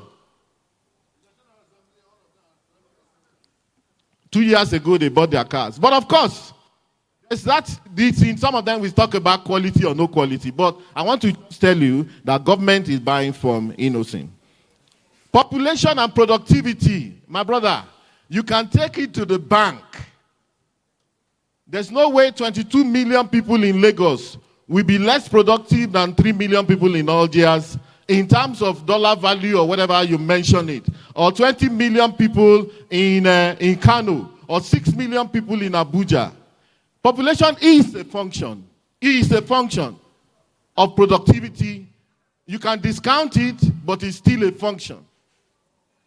Okay? Now, so ShopRite and other local, look, ShopRite is a very, very bad example because what you are saying, in essence, is that we should be importing goods and small things from South Africa to be selling to our people. The model did not. They have a small section for Nigeria. Go and check what's going on in even places like Ebano and Co. The Nigerian supermarkets have taken over that business from ShopRite. They couldn't cope. What works in South Africa does not have to work here. And of course, you also indicted yourselves, the man in green, by saying you are paying dollars for your children abroad. Okay? You put yourself in trouble. You took an exchange risk. Okay? You took an exchange risk. I will annoy you, actually. Because you took an exchange risk, you put yourself in. Let me tell you, sir. 2 weeks ago, I was coming back from UK, the same UK. I was in economy. Deliberately, I asked for economy and I was in economy. I was sitting next to one man from King's College, UK, King's College, London, who was coming to establish a A-level school in this country. Of course, you know about Charterhouse. How come we have British schools coming to set up in Nigeria now? We want to continue in sin and expect the glory to abound. You cannot talk about you want to be paying dollar school fees. Did we go to dollar school fees? We went to local school. Open public school is where I went. Village school, Ondo State University, now Ekiti State University. I'm proud of it. Okay. I think, sir, 2 more to go. Quickly. Please. So it's a very bad example. There's Charterhouse in Lagos now collecting 42 million naira per annum per child. Yeah. A British school. We want that because we want to reverse the flow. Let people bring money and spend in this country as well. Lastly. Mr. President has taken a big risk, sir. Yeah. Please, a bit of patience. We may be able to benefit from this. Our young children are benefiting, working remotely. The dollar, they know that if they pay them $1,000, which is nothing, here is 1.5 million. Many of them are making the money. Some of them are getting paid in cryptocurrency. You will not know. Your children will not tell you how much you are earning. Devaluation versus depreciation, sir. I can say, prof, sir, with all due respect, What happened was depreciation of currency. Devaluation is when there's a deliberate decision of government to reduce the value of a currency. Yes. Depreciation is when you leave it to the open market. Let me give you a fun fact, sir. I personally, I wasn't in support of floating of currency. And I was happy the day that I saw the policy started to shift. Because I know that manage will be better. Manage float, yes. Okay, and lastly, Mr. Ejile Mele, who was the MD of Zenith Bank in Sierra Leone and other places, my friend of 33 years, you know, communication is key, sir. This document they are giving you now is one of the things I worked on in my office to say, let us continue, because everybody is an information junkie now. If you don't give them your own information, bad information will overtake good information. Bad economics will take over from good economics. And lastly, Prof, thanks for the floor, but I want to say, we are not saying things are perfect. What is the ideal Nigeria we envision? Sometimes I hear Nigerians say, because of the resources we have, we should never suffer again. No. Go to America. See people sleeping on the streets. Go to UK. A lot of Nigerians are jackpot. They are roaming around the streets of the UK now. I'm telling them, please, if the UK people are pushing you out now because they don't want you anymore, when they wanted you to come and help them do care job to take care of old people, they say they opened the system. People carried their first class and went there. People sold everything they had and went there. Now they say they don't want you. Come back home because this country will accommodate you. This is a loving country. And this is a country with all of everything we want. If only we will stay positive. Thank you very much, gentlemen. Thank you. Let me close by first saying that I want to assure the panelists that when people raise issues about reforms, it doesn't mean that they don't love the country, okay? They want to get clarification and to move forward. Unfortunately, I'm a moderator, so I can't say a lot of things I want to say. And you know, as an economist, that there are tendencies. So when we ask questions, it doesn't mean that we don't love Nigeria. It means that we want things to be done. We want to have an input and things to be done perhaps differently. We know that 2 years will be too short to see some of the reforms. But let me tell you, the research I have done, only about 20% of Nigerians, okay, are benefiting for now. Yes, and that 20% is highly skilled, and in any country you cannot have 100% impact in the economy. Yes, so and then there's an issue I want to raise, but there's no time. As you said, the exchange rate float, money flow is the best way to go. But the question the economist asks is that when you say the rate is now 1500, for example, you normally have to ask at what level, you know, and the impact, because they pass through to inflation. But the point is that we all agree that we should build a better economy. As the wise people say, east or west, home is the best. One economist, Keynes, said, in the long run, we are all dead. Another economist said, yes, we are all dead, but not all at the same time. So let's keep hope alive. I want to thank my good friend, Dr. Tayo Fashao, and the World Bank rep, Sama. You are, and then I want to plead also that next time, such an important session should take place, perhaps before lunch, because it's very crucial. Nigerians are eager to get answers on some of these issues. Let me thank the audience for your patience and clap for yourselves. Okay. Thank you very much. Thank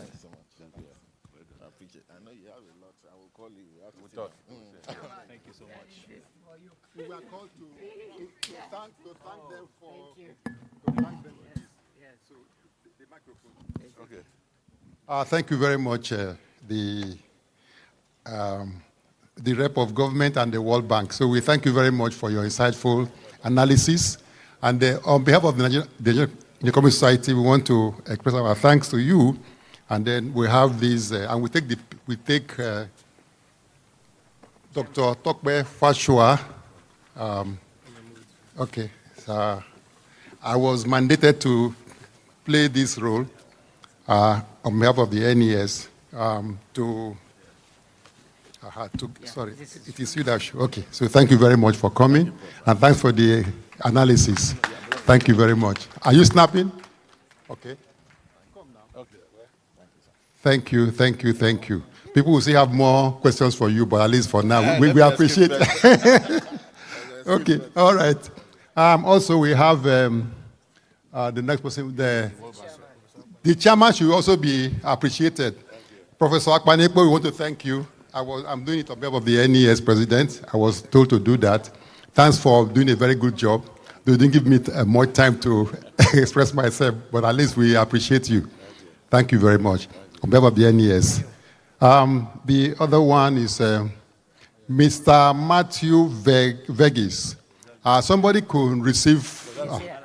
okay, sorry. So we want to thank you very much for the incisive analysis, the World Bank position. People still have questions, but we appreciate your comments. Thank you very much. The last one. Okay, all right. So thank you, Mr. Chairman. Thank you very much, Mr. Chairman. And a big thank you to all of our panelists. Ladies and gentlemen, we've come to the end of this plenary session. It is now time for the concurrent session, which will be the final activity for today. So we're going to split back into the previous way we were split in the morning. So room 1, room 2, room 3, and then 4, 5, 6 in the banquet hall, 7 and 8 in the boardroom and the office above the restaurant, respectively. So if you have a paper presentation or you were scheduled for a presentation yesterday and couldn't make it, please find your way to any of these places and you can make that presentation. Thank you very much.